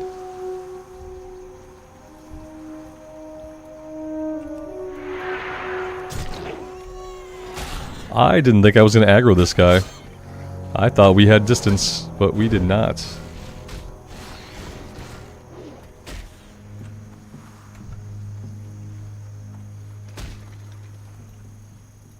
There we go.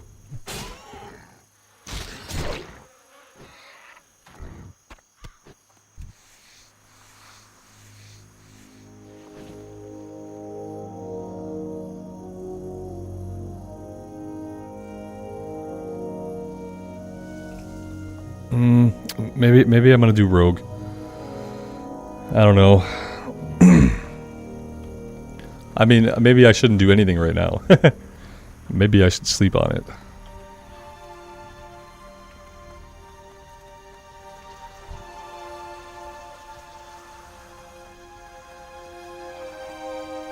Nah, I just can't. I can't hunt.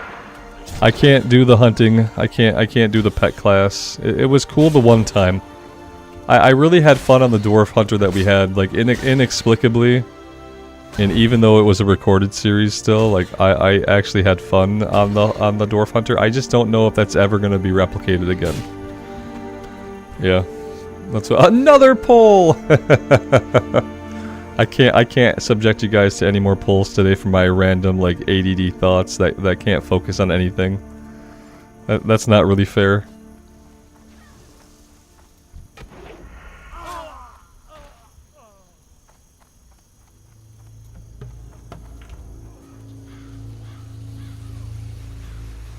Yeah, I'm happy doing what I'm doing for today. I'm just trying to think about a future where I get to do content that I want to do. And that's not like solo self-found right now. Yeah, like I very much want to do 5-mens. I very much want to use the auction house. I want to be able to group with other players. Like, I want all these things. And so yeah, like right now we're not doing that in solo self-found, and we don't really... we don't know what the future of hardcore is. We don't have a date for the official servers, and yeah.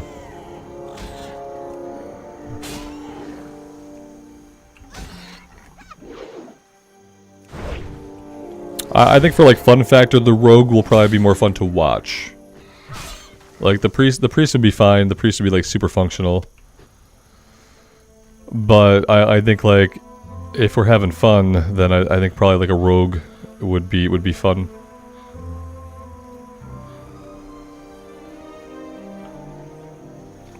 John, I'm not sure, man. At this point, probably not. Maybe, we'll see. I could pop on the pally for a little bit, but like all we're doing on the pally is we're just fighting mobs. Yeah, we've been fighting Yeti for like the past couple streams, and I think people are largely just kind of sick of it. And like when we're fighting Yeti, like we're fighting Yeti with an ancient weapon that barely deals any damage. And so every fight is kind of like a long slugfest.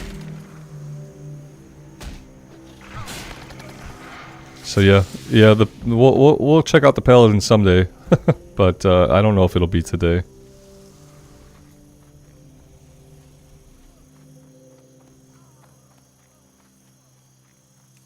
Yeah, get ready for everybody to tell me to pickpocket every single time. Yeah, there is that, isn't there? Yeah. That's a good point. Do I want to deal with that? Because listen, I'm probably not going to pickpocket every single time. So, yeah, but that's going to be a thing, isn't it?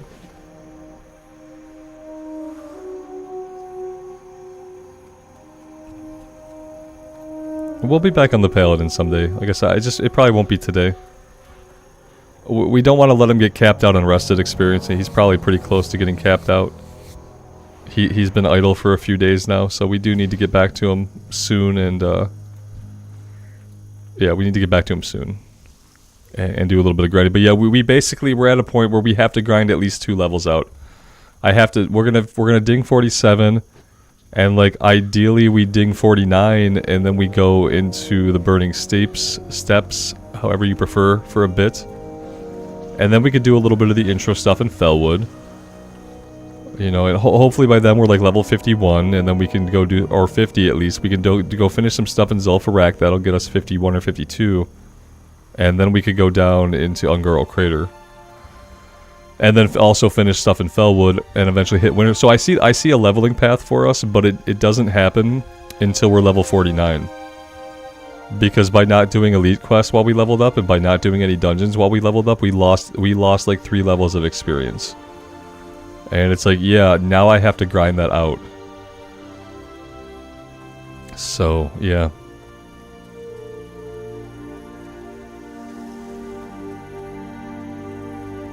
I can write a macro that does pickpocket every time. Yeah, sure, fair. The thing is, like, I may or may not be initiating combat from stealth every single time, you know? It depends on what we're fighting, whether or not I'm gonna bother with a stealth opener to begin with.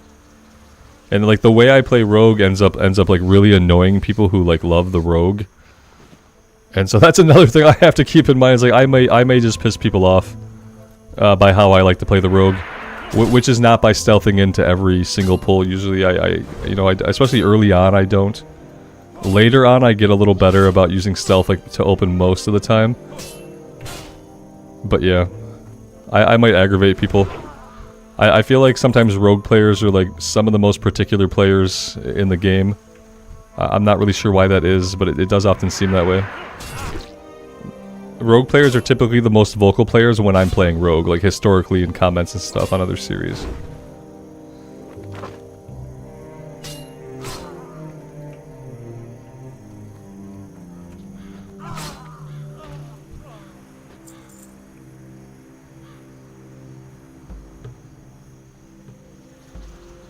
It takes 10 days. Yeah, I think the Paley has been idle for like 5 or 6 days at this point. Last time we really grinded much on him. So yeah, he's probably not close. You only criticize their spelling of rogue. Yeah. That's fair, yeah. I probably would misspell it in like a stream title.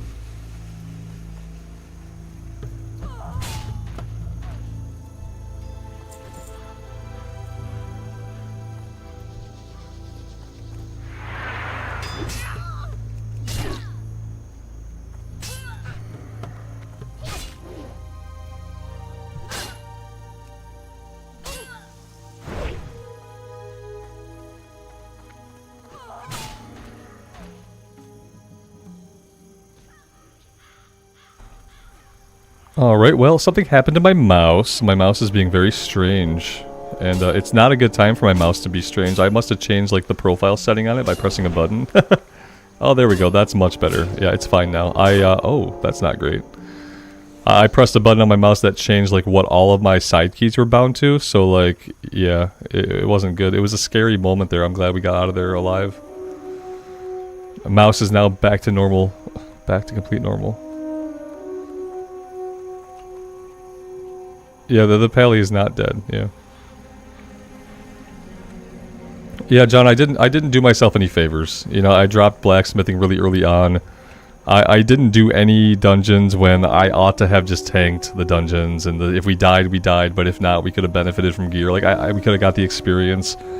I should have circled back like how we've already done on this character, and I should have been doing things like killing Hogger and killing Varash to get the quest experience early on. Like, I didn't do myself any favors, you know, as far as, like, succeeding at the challenge in a way that wasn't, like, super tedious to me and everybody else. I kind of put myself, like, in this corner.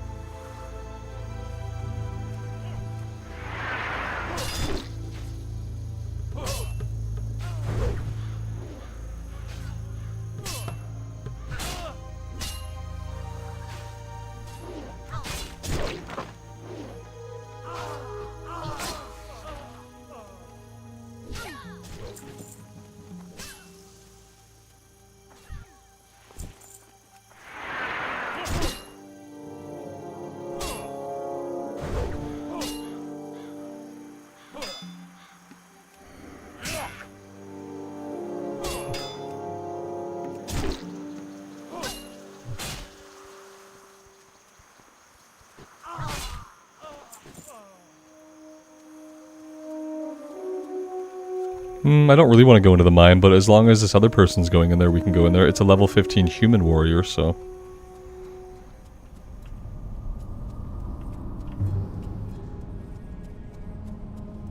The mine is, it doesn't have a lot of enemies right here, and I feel like it's because we're about to get respawns. That would be my guess.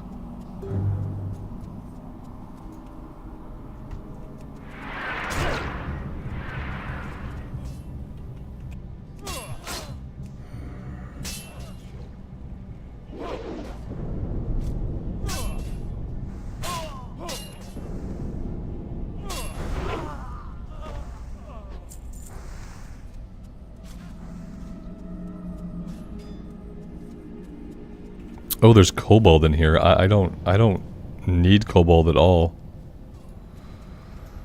Maybe not a great place to fight these guys. Yeah, there's like stuff here that we don't need.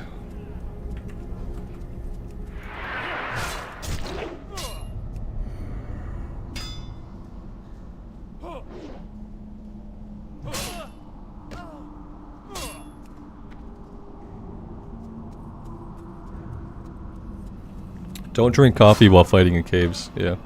It's not like a relaxing time to drink coffee.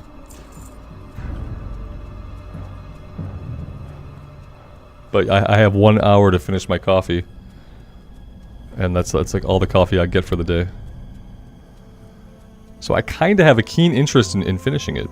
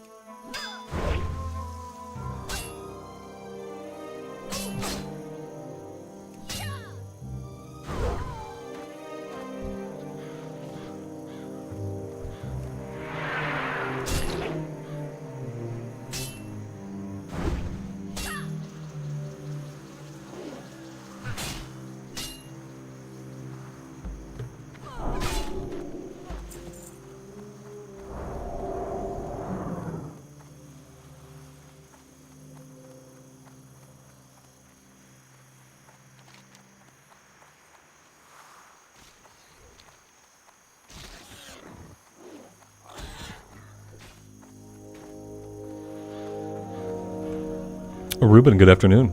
Welcome to the stream.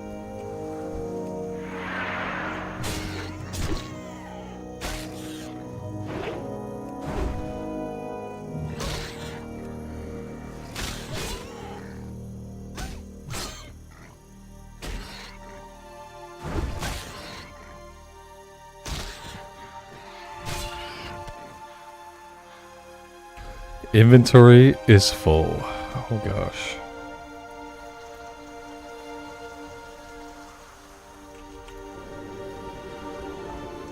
I guess we can hearth back, you know? I mean, why not? I feel like we hardly ever use the Hearthstone. You need something?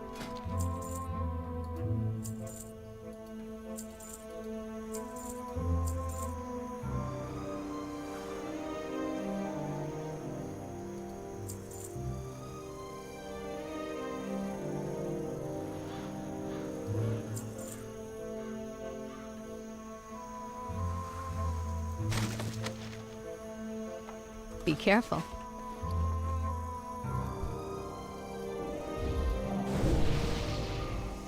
Light be with you.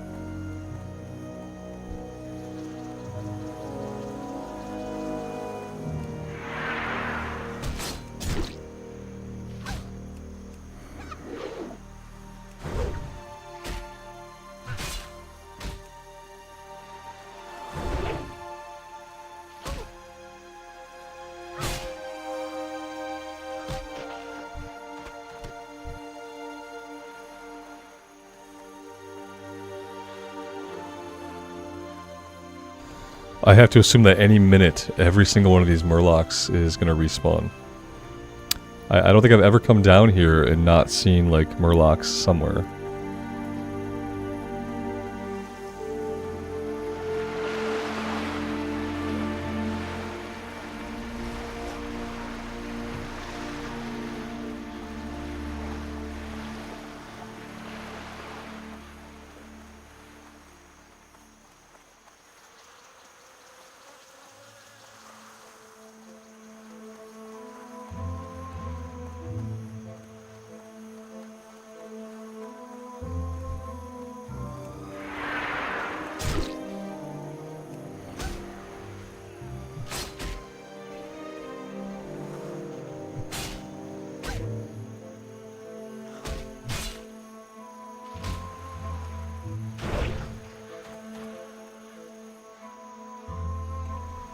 Limo, is this on official servers? This is the Bloodsail Buccaneers server, which is an official Blizzard server, yep.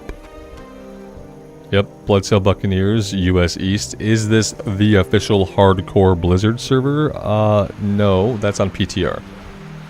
But this is an actual Blizzard server, yeah. Mm-hmm.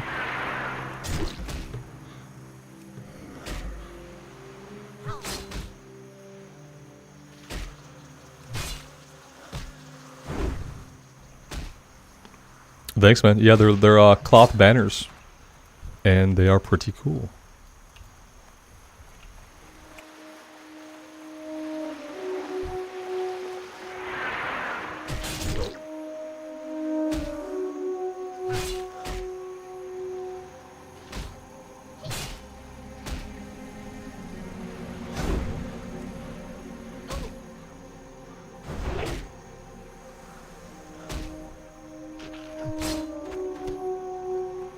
Alright, let's go check for Murloc respawns. They have to be getting ready to come back soon if they're not back up already.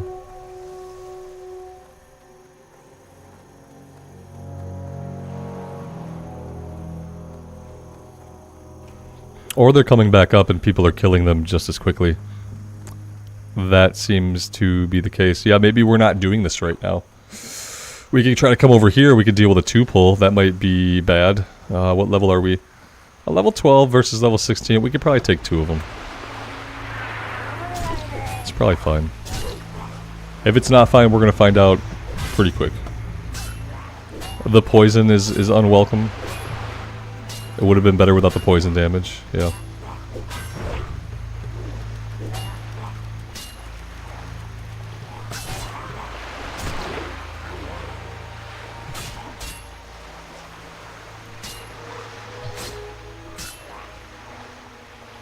Limo, my wife got me these from Amazon. Yeah, for Father's Day. Was able to find them on Amazon.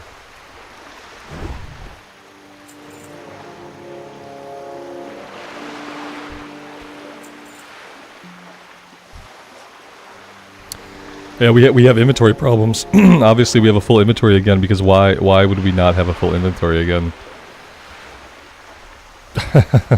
Jeez. Yeah, for some reason on this character, I think that, like, honestly, the combination of herbalism and skinning is not great for me. Because we've just been full, like, completely full all the time. It's not really good.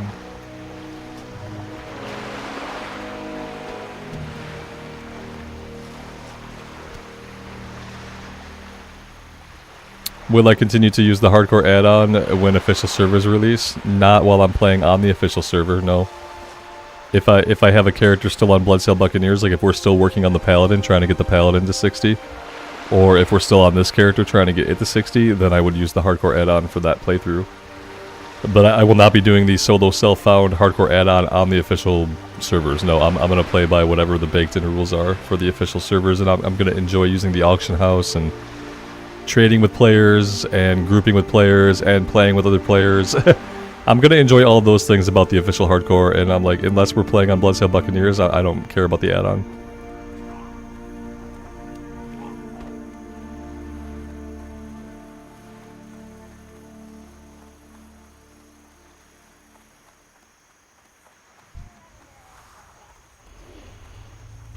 Alright, I think we'll maybe we'll fight a few more, but we have to head somewhere we can vendor. We're not going to be able to stay out in the field with our inventory like this.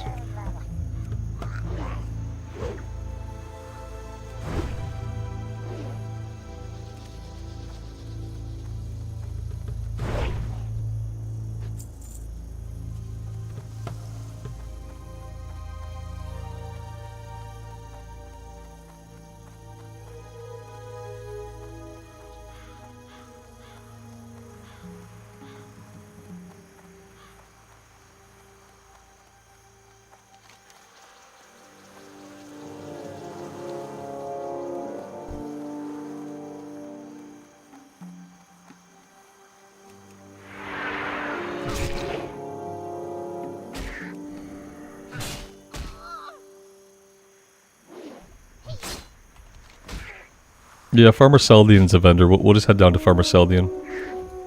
He's a vendor for sure.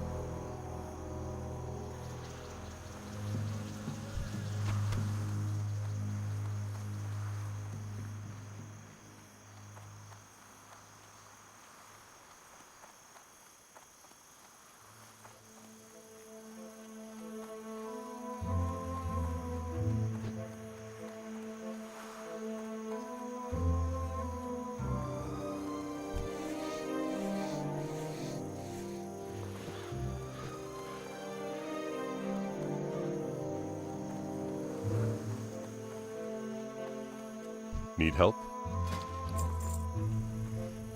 Alright, what do we sell? Let's get rid of everything we can. I'm gonna get rid of the what is it, the hops and the oil. Let's just get, yeah, the flask oil. We're almost done with that quest, so we need 5.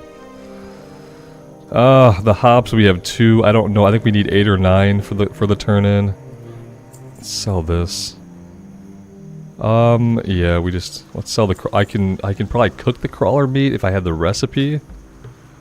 I don't have the recipe right now, and I don't know if it's crawler meat I need or crab meat, so I just can't have that in my inventory right now. I absolutely don't have space for it, and I can't hang on to it.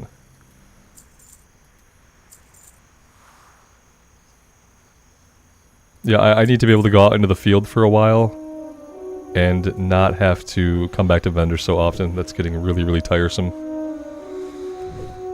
Let's craft all these, and then we'll sell them.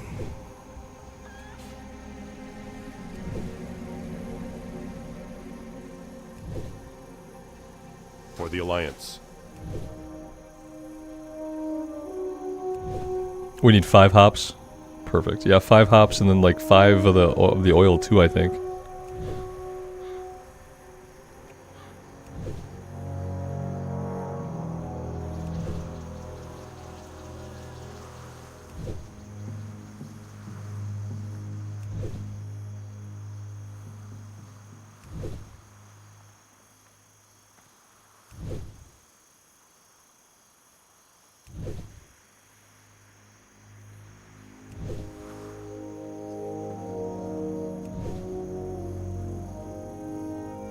Yeah, the 5 is for the lighthouse. Yep.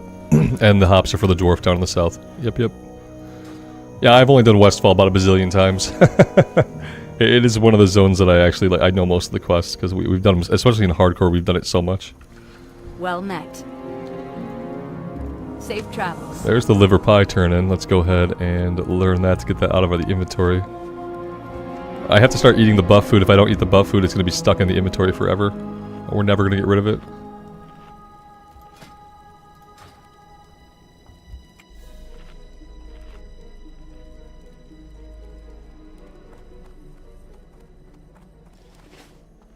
Greetings. Go with honor, friend.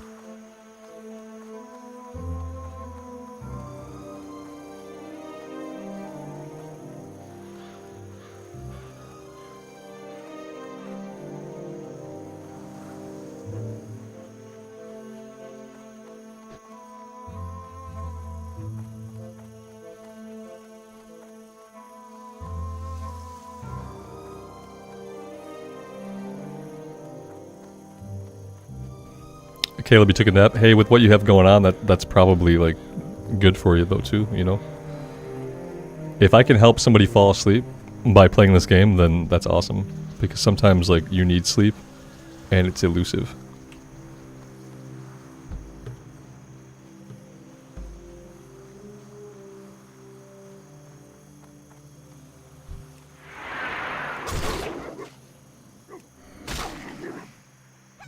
And really, there hasn't been a lot to talk about. I've still been contemplating the non-hardcore classic era character, and like trying to like think about what I want to do with that.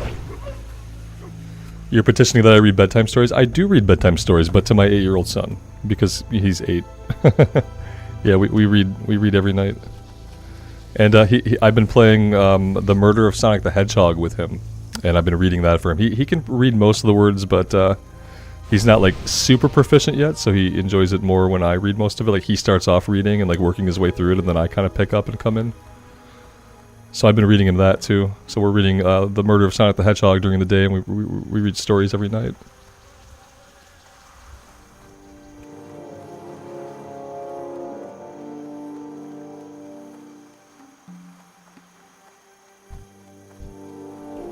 He had watched like other people play it. He'd watched a couple playthroughs, and I asked him. I said, "Hey, it's a narrative game, man. Like, why do you want to play it when you've already watched other people play it?" And he looked at me and he said, "I just want to have the experience of it.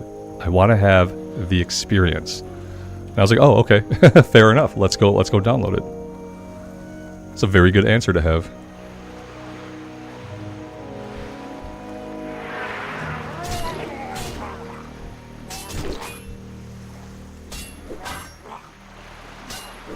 He is really good at math. Yeah, he can't read every word yet, like super easy, but he's really good at math. Yeah, they're not quite doing division yet, but I do find it hilarious that my kid can like add and subtract with like mastery, but they haven't fully taught him how to read yet.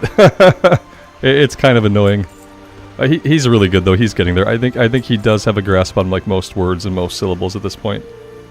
It's like a confidence thing. It's like slowly building up his confidence so that he like tries more and more. And with the Sonic game, he's like super excited about it. So like we sat down, I was making a thumbnail really quick for the stream, and he got onto the other PC and he got logged in, and he started reading it without me because he was so eager to like get into it. So I love that about games like that, is like it teaches a kid that there's fun reasons to learn how to read. Like you want to learn how to read, kid, because there's so many awesome games that you're going to enjoy once you learn how to read. So yeah, it's been really good. Caleb, yeah, man, that's bad. That doesn't seem like it would make any part of your life anything but miserable.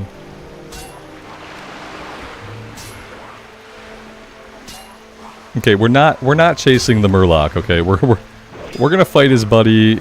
Eventually, other Murloc is gonna come back. Yeah, here he comes. Let's put a bleed on him. We'll let him tick down. Hey buddy, what's up? You might be in time to like see me get killed. I can see you, man. I'm sure everyone loves your son. I was just talking about you and Yeah, I know. Oh, you heard me? Yeah. Oh yeah, and then you ran down here. Yeah. Dad, do you think you should play that on your channel? No, it's not really something that would fit on my channel. Well, what about your second channel? Which we've talked about before. Hey chat. Knuckles is here. Hi guys. Alright, buddy. Thank you for stopping by. I appreciate you. Oh, bye. I'll see you in a little bit, okay? See you chat. See you, Dad.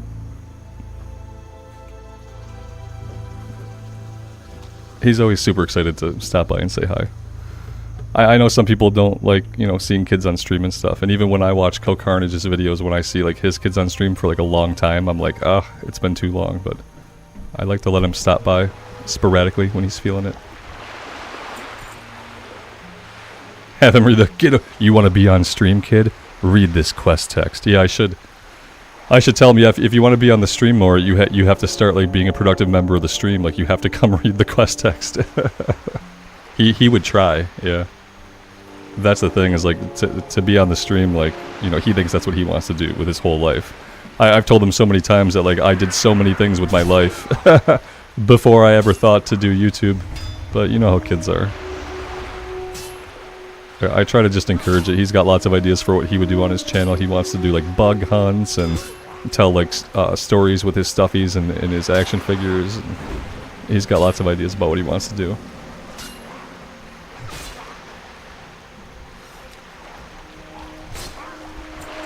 Ooh, Gypsy Trousers of the Eagle. Oh, leather salmon intellect. We don't need that.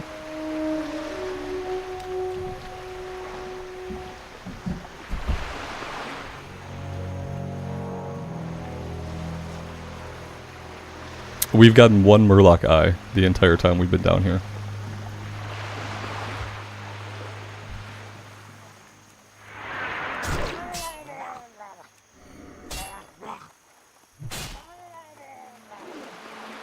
Now we have Murloc problems. Yeah, now we have to run away. We're probably keeping this one though. Yeah, he's not gonna fall off. There we go, that's perfect actually.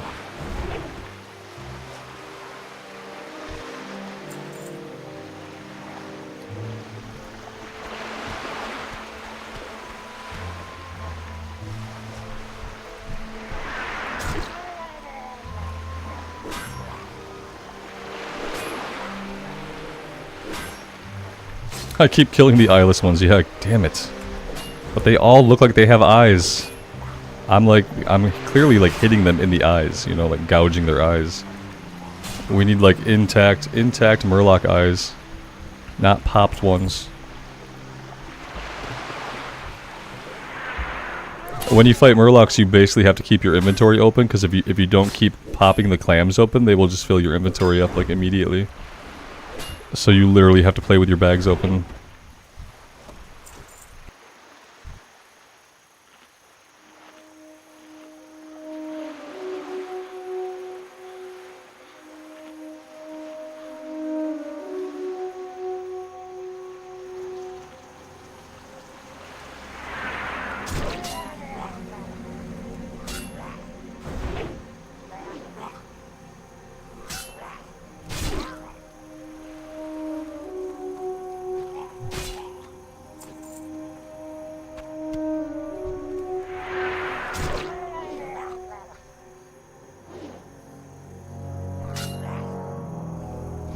The Murloc sounds are timeless and priceless, absolutely.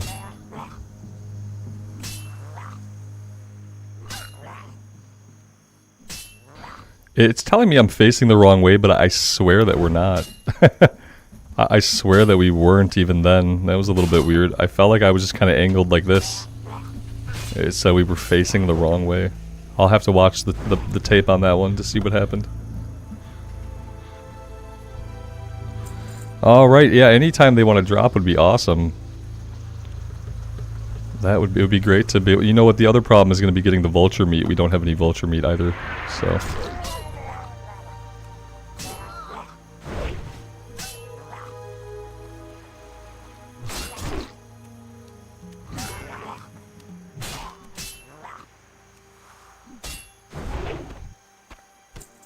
Hey, there we go. If I complain about it more, that increases the drop rate, right? I think that's how it works.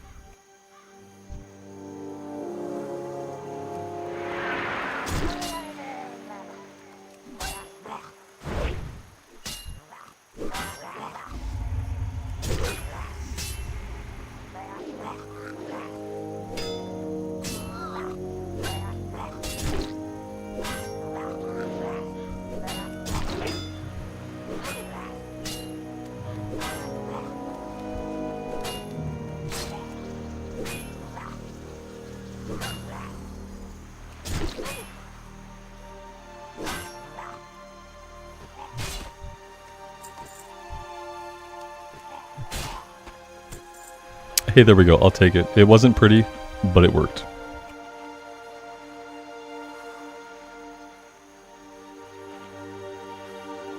Now, if we can convince the vultures to drop 2 more items, we will be in pretty good shape.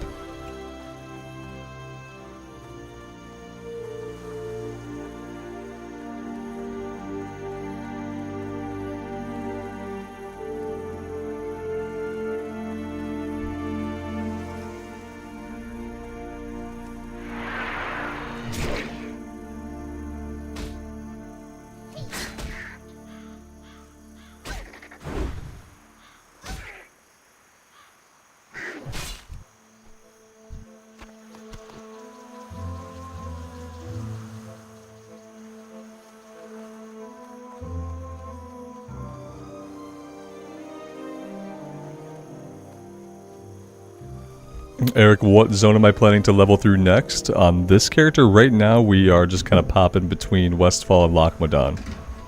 So we'll alternate between Westfall and Loch Modan until we're basically done with both of those zones, and we'll work in some Red Ridge, and then eventually we'll fully transition to Red Ridge, and after Red Ridge we'll go to Duskwood, I would hope.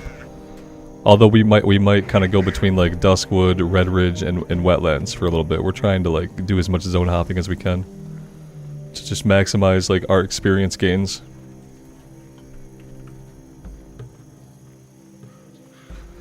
Basically, like in Classic era, you have to do like everything. We don't have to also do the Night Elf areas, but I bet if we did, that'd probably help us out a lot too. But you basically have to do everything.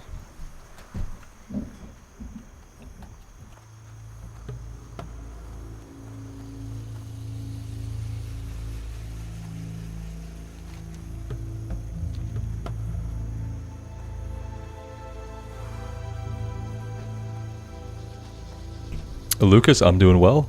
Thanks for asking. Thanks for stopping by the stream.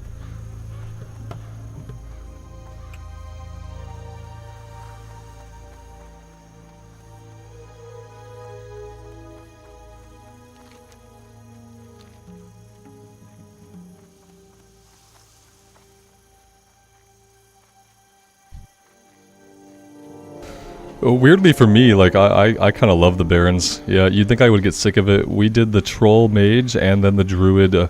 We did the Barons, like, back to back. And, like, for all of that, I actually never got sick of it. Which is kind of surprising, because, yeah, you can be in the Barons for basically eternity. Although, you do get some stuff to do, like, around level 14 in Stone Talent Mountains. You can kind of, like, peel out for a while. And it probably helps to mix in like a little bit of Silverpine. Silverpine quests start at like level 10 or 11. So like zone hopping and doing a little bit of Silverpine helps with the Barons, and then like when you can doing some Stone Talon helps with the Barons to make it feel a little bit more smooth. You're not stuck there forever, you know. Joe, I wish I had like, man, I wish I could find like a class race combo on the Horde that made me even wanting to play it at all. Yeah, the only thing.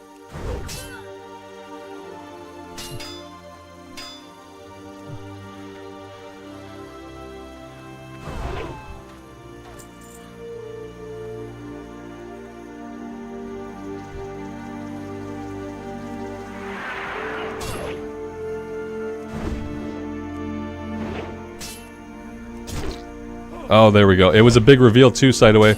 The big reveal was that I just don't like Horde races. I was addressing Joe. He said I should do Horde next, and I finally just kind of admitted to myself and to you guys that like I just don't really like the Horde races. I can't think of like a good like race class combo that makes me like feel like I'm gonna get immersed in the character at all. Like, and the only class I would play on the Horde side would be Shaman, but even thinking about that, I can't think about like, well, what would I be excited to play? Like, I don't really want to play Tauren. I don't really want to play Orcs. I don't really want to play Trolls. So, like, you know what I mean? And like, I wish it wasn't that way. I wish it wasn't that way. I wish it was. I'd love to be able to jump on the Horde side and like, you know, see some totally different stuff. I'm just wondering like, would I be able to find something that I would enjoy? Like the female troll shaman is okay, but like I don't like the two-handed weapon swings, and I kind of want to be an enhancement shaman. So I could go orc. So if I went orc, I'd have to go body type B also, because like I can't stand the body type A orcs and trolls. And yeah, I don't know much about the female orc weapon swings or how they look. Alex said that they were okay, but that they weren't like amazing. Inventory's full again. What a surprise! A strong solo class, Christopher, in classic era. WoW. Priest is really strong solo. Anything with a pet can be strong solo, but it really depends on like how much you like managing a pet. And then Paladin, but Paladin combat is really slow. But yeah, I'd say Priest, Paladin, or like a Hunter, if you don't mind some pet management. A Warlock has a pet too, but kind of the same thing there. You have to want to do the pet management. I say that because pet classes are not really for me. I don't really I don't do well with pet classes, but some people do.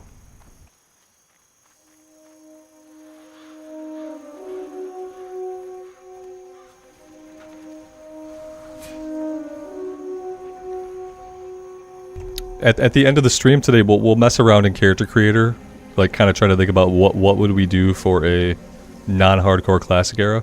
We'll kind of mess around and we'll see. Like I'd love to find something on Horde to do, but I can't think of anything that'd be super cool that I'd actually get into. Right now, I'm thinking about like a rogue. I'm thinking about a human rogue, or like a dwarf rogue. Could be okay. Be careful. Inventory's full. We can't even turn in the quest. Alex, your hunter's 30 now. See, you like pet classes, so like that's Well like met. you know that's awesome. Because you did the warlock, now you're doing the hunter. Yeah, Nicole, not in classic, I don't think. Yeah, you're talking about like the lone wolf talent in retail. I think lets you you give up your pet for like a power boost for your character. And yeah, that's not a thing in classic.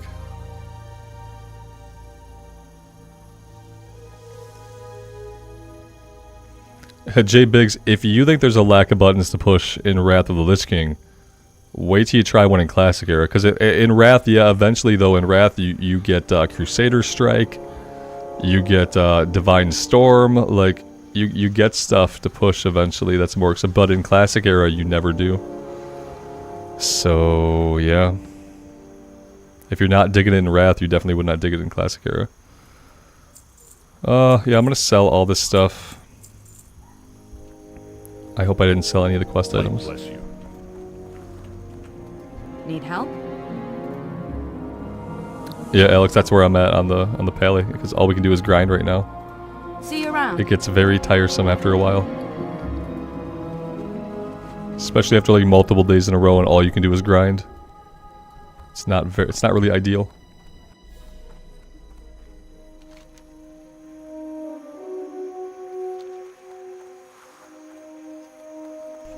Alright, let's try to finish up the People's Militia Part 1. We need like, we need 2 more smugglers and we're actually done with that one. We've been picking them off like here and there, so we don't really need much. The best retail expansion? I don't know, Legion probably, like if we're talking about like modern expansions that happened after Wrath of the Lich King, probably Legion. And then, you know, Wrath is up there. Burning Crusade is up there. Like, top 3, probably like Wrath, Burning Crusade, Legion. Might be a good order for me. Oh, we need bandanas, too. We don't have a lot of bandanas. We're gonna have to kill a lot more of them if we want to get the bandanas done now. Although the bandanas are level 15, we don't have to complete that now. We're going to be fighting plenty of Defias guys in the future. They'll drop bandanas for us all around. So we actually don't really have to worry about completing it now.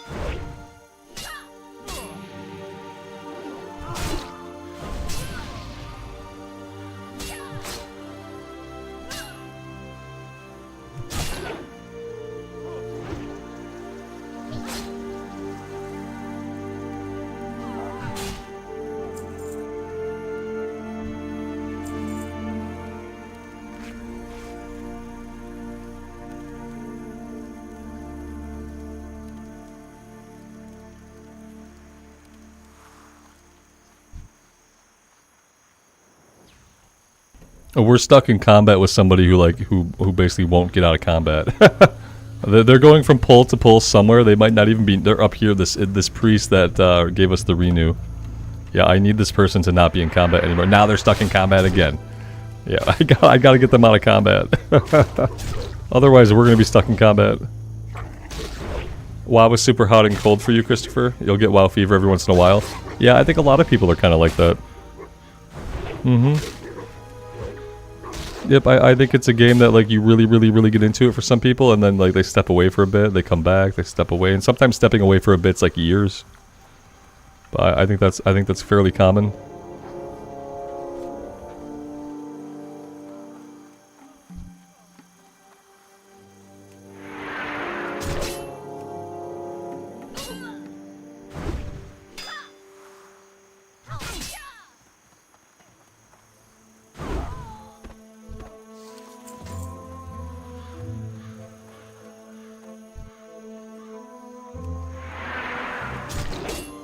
Of course, all that's going to spawn here are trappers, so we probably are going to finish the bandanas before we finish the rest of the, Oh wait, did we get them? Oh, we got what we needed. I didn't even notice. I would have stayed here and kept fighting.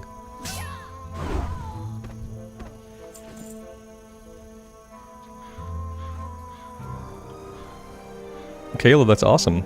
I'm glad you've been enjoying it. Yeah, like overall right now, like I enjoy basically any version of Classic Era more than Wrath. Wrath is okay. I enjoyed getting on the level 60 warrior the other day. And doing some stuff in Outland, but like overall, yeah, I kind of prefer like Classic Era.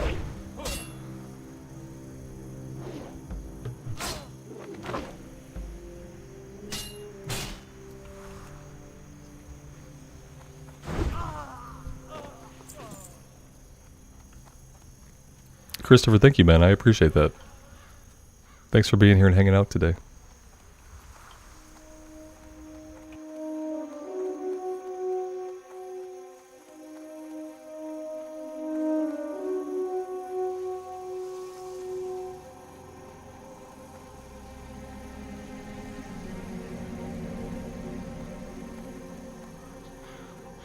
Light be with you. Be careful.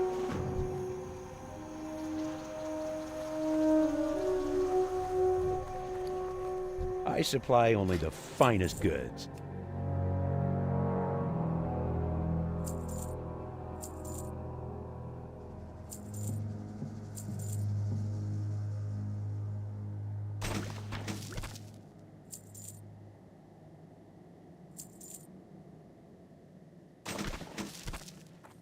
See you around.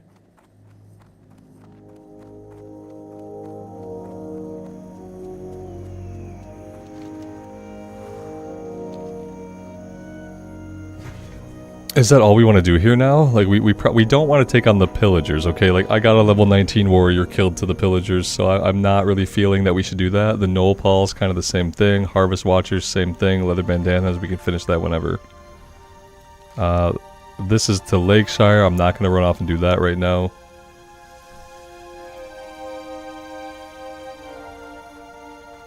Yeah, I mean, I feel like doing this one might actually be easier than doing the pillagers. And then there are also some quests over in Loch Modan. Over here, level 16, level 15, huh. Yeah, see, already, you know, we've been doing zone hopping. We've been doing our best at zone hopping, but already we don't have any green quests to do. Like immediately, right? Immediately, we don't have any green quests to do. So, like, that's a real thing that happens. Yeah. So there's that. Christopher, how did I decide on the Gnome Warrior? Well, I was going to play a Warrior for the class, and then I was gravitating towards Gnome anyway, but I did a poll. I did a poll, because that's what we do around here, and it was Dwarf, Human, or Gnome. We voted Gnome. And I was on Team Gnome anyway, so. Have a good one. We had a level 19 Gnome Warrior that I got pretty attached to, that I got killed by pillagers. So I kind of thought of it as like a reroll, you know?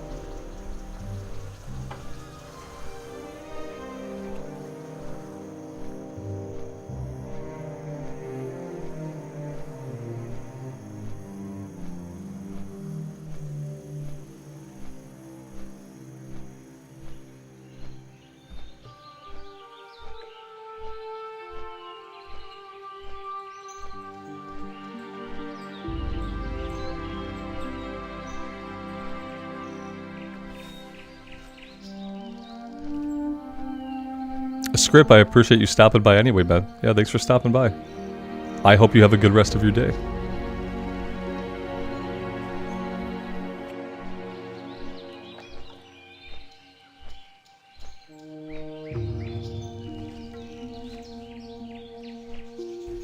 Joe, yeah, you're right, man. You're right about that.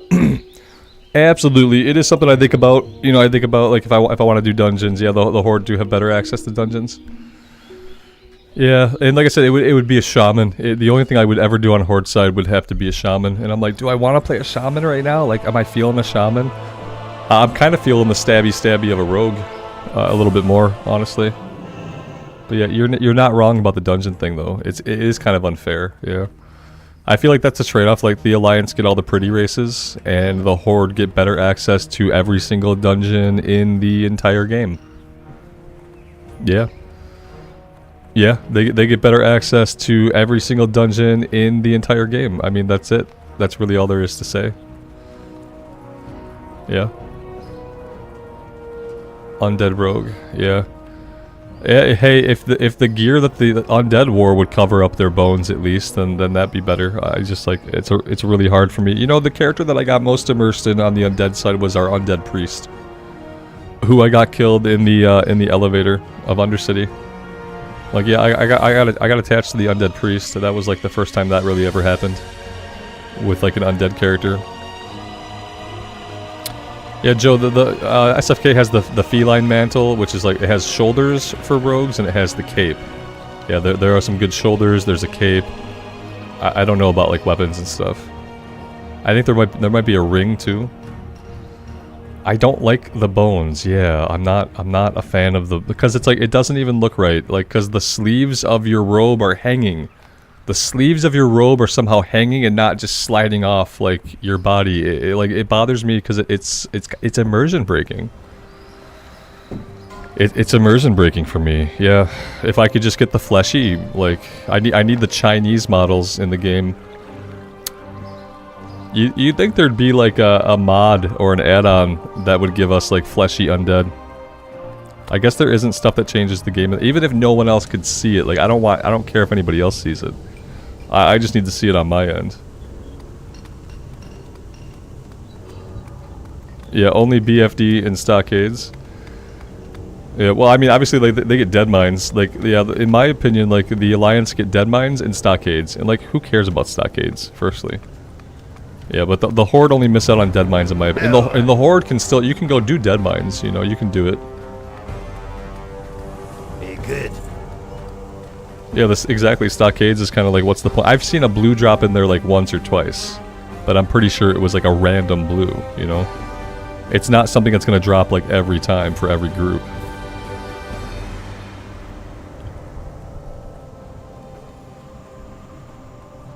Johnny, I have no idea, man. It's like, I've kind of gotten to a point where I'm like, I can't even make plans for it. Because they won't even tell us when it's out. They won't even give us any information about it. We got the PTR, and like that's all we're gonna get until September.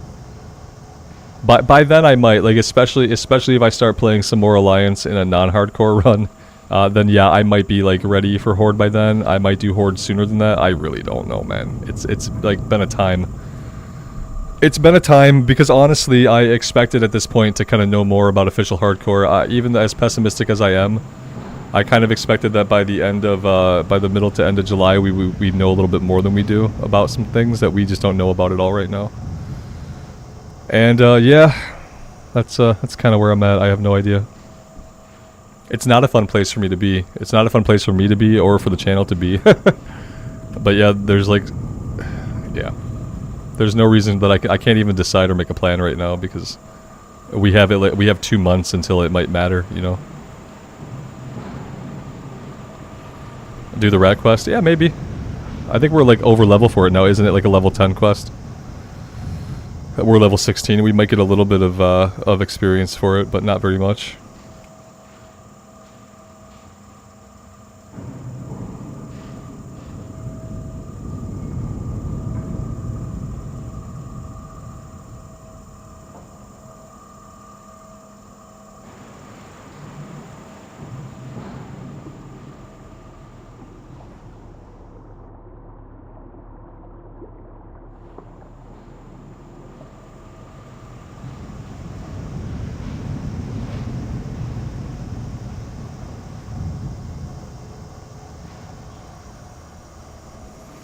Christopher, do I like the state that WoW is in right now?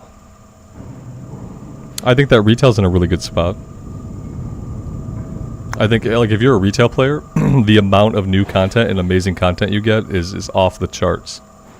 I think everyone that can agree who's playing retail that you get more content now than you've ever gotten before, and that they finally figured out how to put out good content on like a point patch by point patch basis. I think the state of retail is amazing. The state of Classic, I think Classic is halfway to dead for a lot of reasons. I think especially when compared to like how much cool shit they get in retail, like a lot of Classic players feel like they're kind of being let down by things.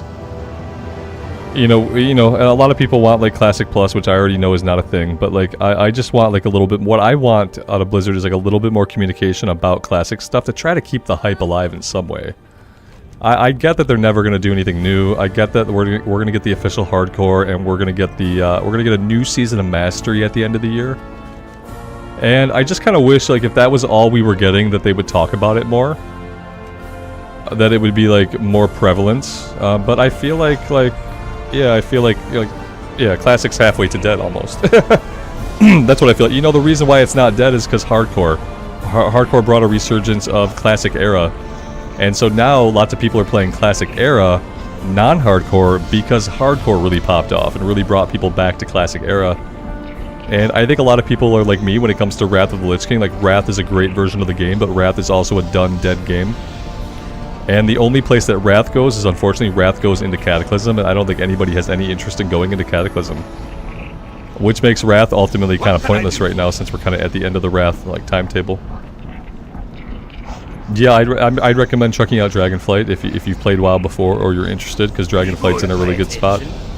And Dragonflight is a good game. What can I get for you today? So yeah, I would definitely recommend it.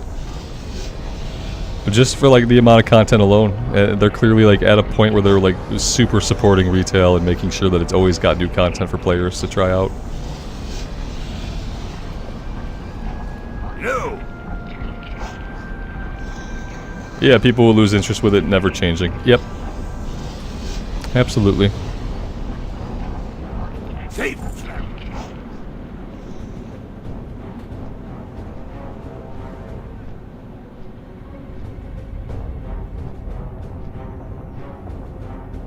Yeah, and hardcore's done a lot of that, I feel like. But the thing about it is, like, they're actively killing hardcore, and by doing that, they're actively killing Classic in a way, because of what they did with their announcement and because of how they handled like the announcement of the official hardcore servers. They just did it in a way that was gonna kill the hardcore scene. And like, I don't know if they knew it or not, but like kind of like a lot of the Classic era hype is rooted in hardcore, even though I do feel like a lot of people are like slipping out of hardcore and they're landing in Classic era. But yeah, like, how long does that last? And like, I don't know what I expect, right? Because I'm a person who knows that we're never going to get Classic Plus. I always talk about that. And so I don't know what I expect. I guess I wish they'd talk more about the hardcore, or they'd talk more about the new season of Mastery. The Blood Elves came out in Burning Crusade. Yeah. I wish they would let go now of the entire hashtag no changes mentality. And I wish they would just start to... You know how, like, sometimes you wake up and you hear, like, retail's got, like, a new class race combo? Or retail's got a new Eridar skin color? Like, I wish I could wake up and I could get cool Classic news. I wish I could wake up and they'd be like, hey, Classic era are getting Dwarf Shaman. Freaking cool. Who would have thought? I wish I could wake up and be like, hey, Classic era, they're working in the Blood Elves. They're working in the Draenei. More options for Classic era. Like, I wish we could get some, like, wacky off-the-wall, like, additions now that we're letting go of, like, the hashtag no changes mentality. Because I feel like that'd be awesome. I want to wake up and I want to hear, oh yeah, this week we're getting human hunters in Classic era. Yep, new race class combos. That's kind of the world I want to live in, not the world of Classic Plus in the sense of, like, new content. Because we're not going to get any new content for Classic. But I want to live in a world where there's Classic Plus in the sense that, like, they change things and add small things into the game that weren't there. You know what I mean? And we are so far past anybody giving two shits about no changes. Nobody cares. Anybody playing Classic Era today would love some changes. Yeah, we'd love some new race class combinations. It would be amazing. We'd love some new character customization options, even though we're in like 32-bit graphics. Yeah, like that kind of stuff. It's effing weird that you can't be a human hunter. Absolutely, Mr. Jackpots. Biggest disappointment of my early WoW like playing, because I used to think I wanted to play a hunter, you know. I'll be a human hunter. No, humans can't be hunters. Oh, okay, that makes sense. Yeah, they haven't been hunting and gathering their food for millennia. It's fine. Yeah, like that's what I'm missing. Is like I don't expect them to be like, hey, we've got 5 new zones coming for Classic. Hey, we've got 3 new 5-mans coming. Like I don't expect any of that stuff to ever happen. But I'd love to like have them do new things with the game. I'd love them to start treating it more like how I hear they treat old school RuneScape, where they actually put some features and stuff into it, where they actually maybe take a look at the classes and like, can we get the BC classes? Can we get the Wrath classes? Can we get some like different stuff, but in Classic Era stuff that you would never have done when Classic came out, but now that Classic is where it's at, like you can do it now. And they can always maintain like a single legacy server with 0 changes. They can call it the hashtag 0 changes server, and every part of the world can have one. But then every other server, you kind of get the iterations. I want to see the iterations on Classic WoW. I want to see what a small team of developers would do with Classic WoW if the collars were to come off of them and they were to have their creative heads and they can kind of do what they want. I feel like that's what Classic is missing the most. Is that no, like you said, it doesn't change. It doesn't change. And that's fine up until a point, but if you want it to last for a very, very long time, then at some point you have to have changes. And, you know, that could be what we see in the new season. We could see a new season of Mastery where, like, you know, maybe there are class changes. Maybe they're gonna do some of the stuff that I'm talking about, but they're gonna do it in seasons. And that way, if they do it in seasons, it's not like it's a permanent change to the game. Then you play that way on that one server, that one season, and then next season is something different. They could be planning that stuff, you know? But there's been a complete lack of them talking about it. They announced the new season of Mastery when they talked about the official hardcore servers. They talked about them both in the same outlet, basically. But ever since then, we've heard very little about hardcore, and we've heard nothing about the new season. It just kind of sucks to live in like a drought of any kind of hype when retail has like all this hype around it right now. Season of Mastery was just a season of WoW. It was like a fresh start season, and it was a year-long season. All they did for the last season of Mastery was they gave us an experience buff, so we leveled 40% faster. And then they buffed some bosses and improved a little bit of the loot drops on like endgame bosses. That was all they did. It was basically a fresh start of Classic Era with an XP buff. For most people, that's all that it was. And so they want to do another season of Classic Era, and we're hoping this time that they do more than an XP buff, because that's kind of the most boring type of fresh start you could ever imagine. You know what I mean? And the season went on for too long. It was a year-long season. We leveled up our character in like 2 or 3 months, and then she sat there forever. And then the season ended unceremoniously, and the servers were shut down, and they offered free transfers off. So yeah, we're kind of hoping that the next season is a little bit different than what we've seen so far, because what we've seen so far has not been really interesting at all in any way. So yeah.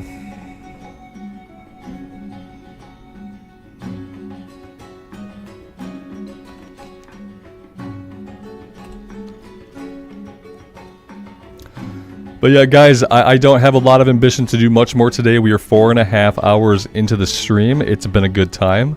I appreciate all you guys hanging out with me. It's been fun, but I think I'm going to stop here for today. And, you know, we talked a little bit about, you know, doing a playthrough of Classic Era that wasn't hardcore. We talked a little bit about that. The ability to do dungeons, the ability to group up with people, the ability to use the auction house and to actually, like, level professions and play the game. It could be good. And I'm going to think more about that and about what kind of character that I would like to play if I were going to do that kind of stream with you guys. And yeah, but other than that, I appreciate you guys being here. I'll probably be back on tomorrow with it being Monday.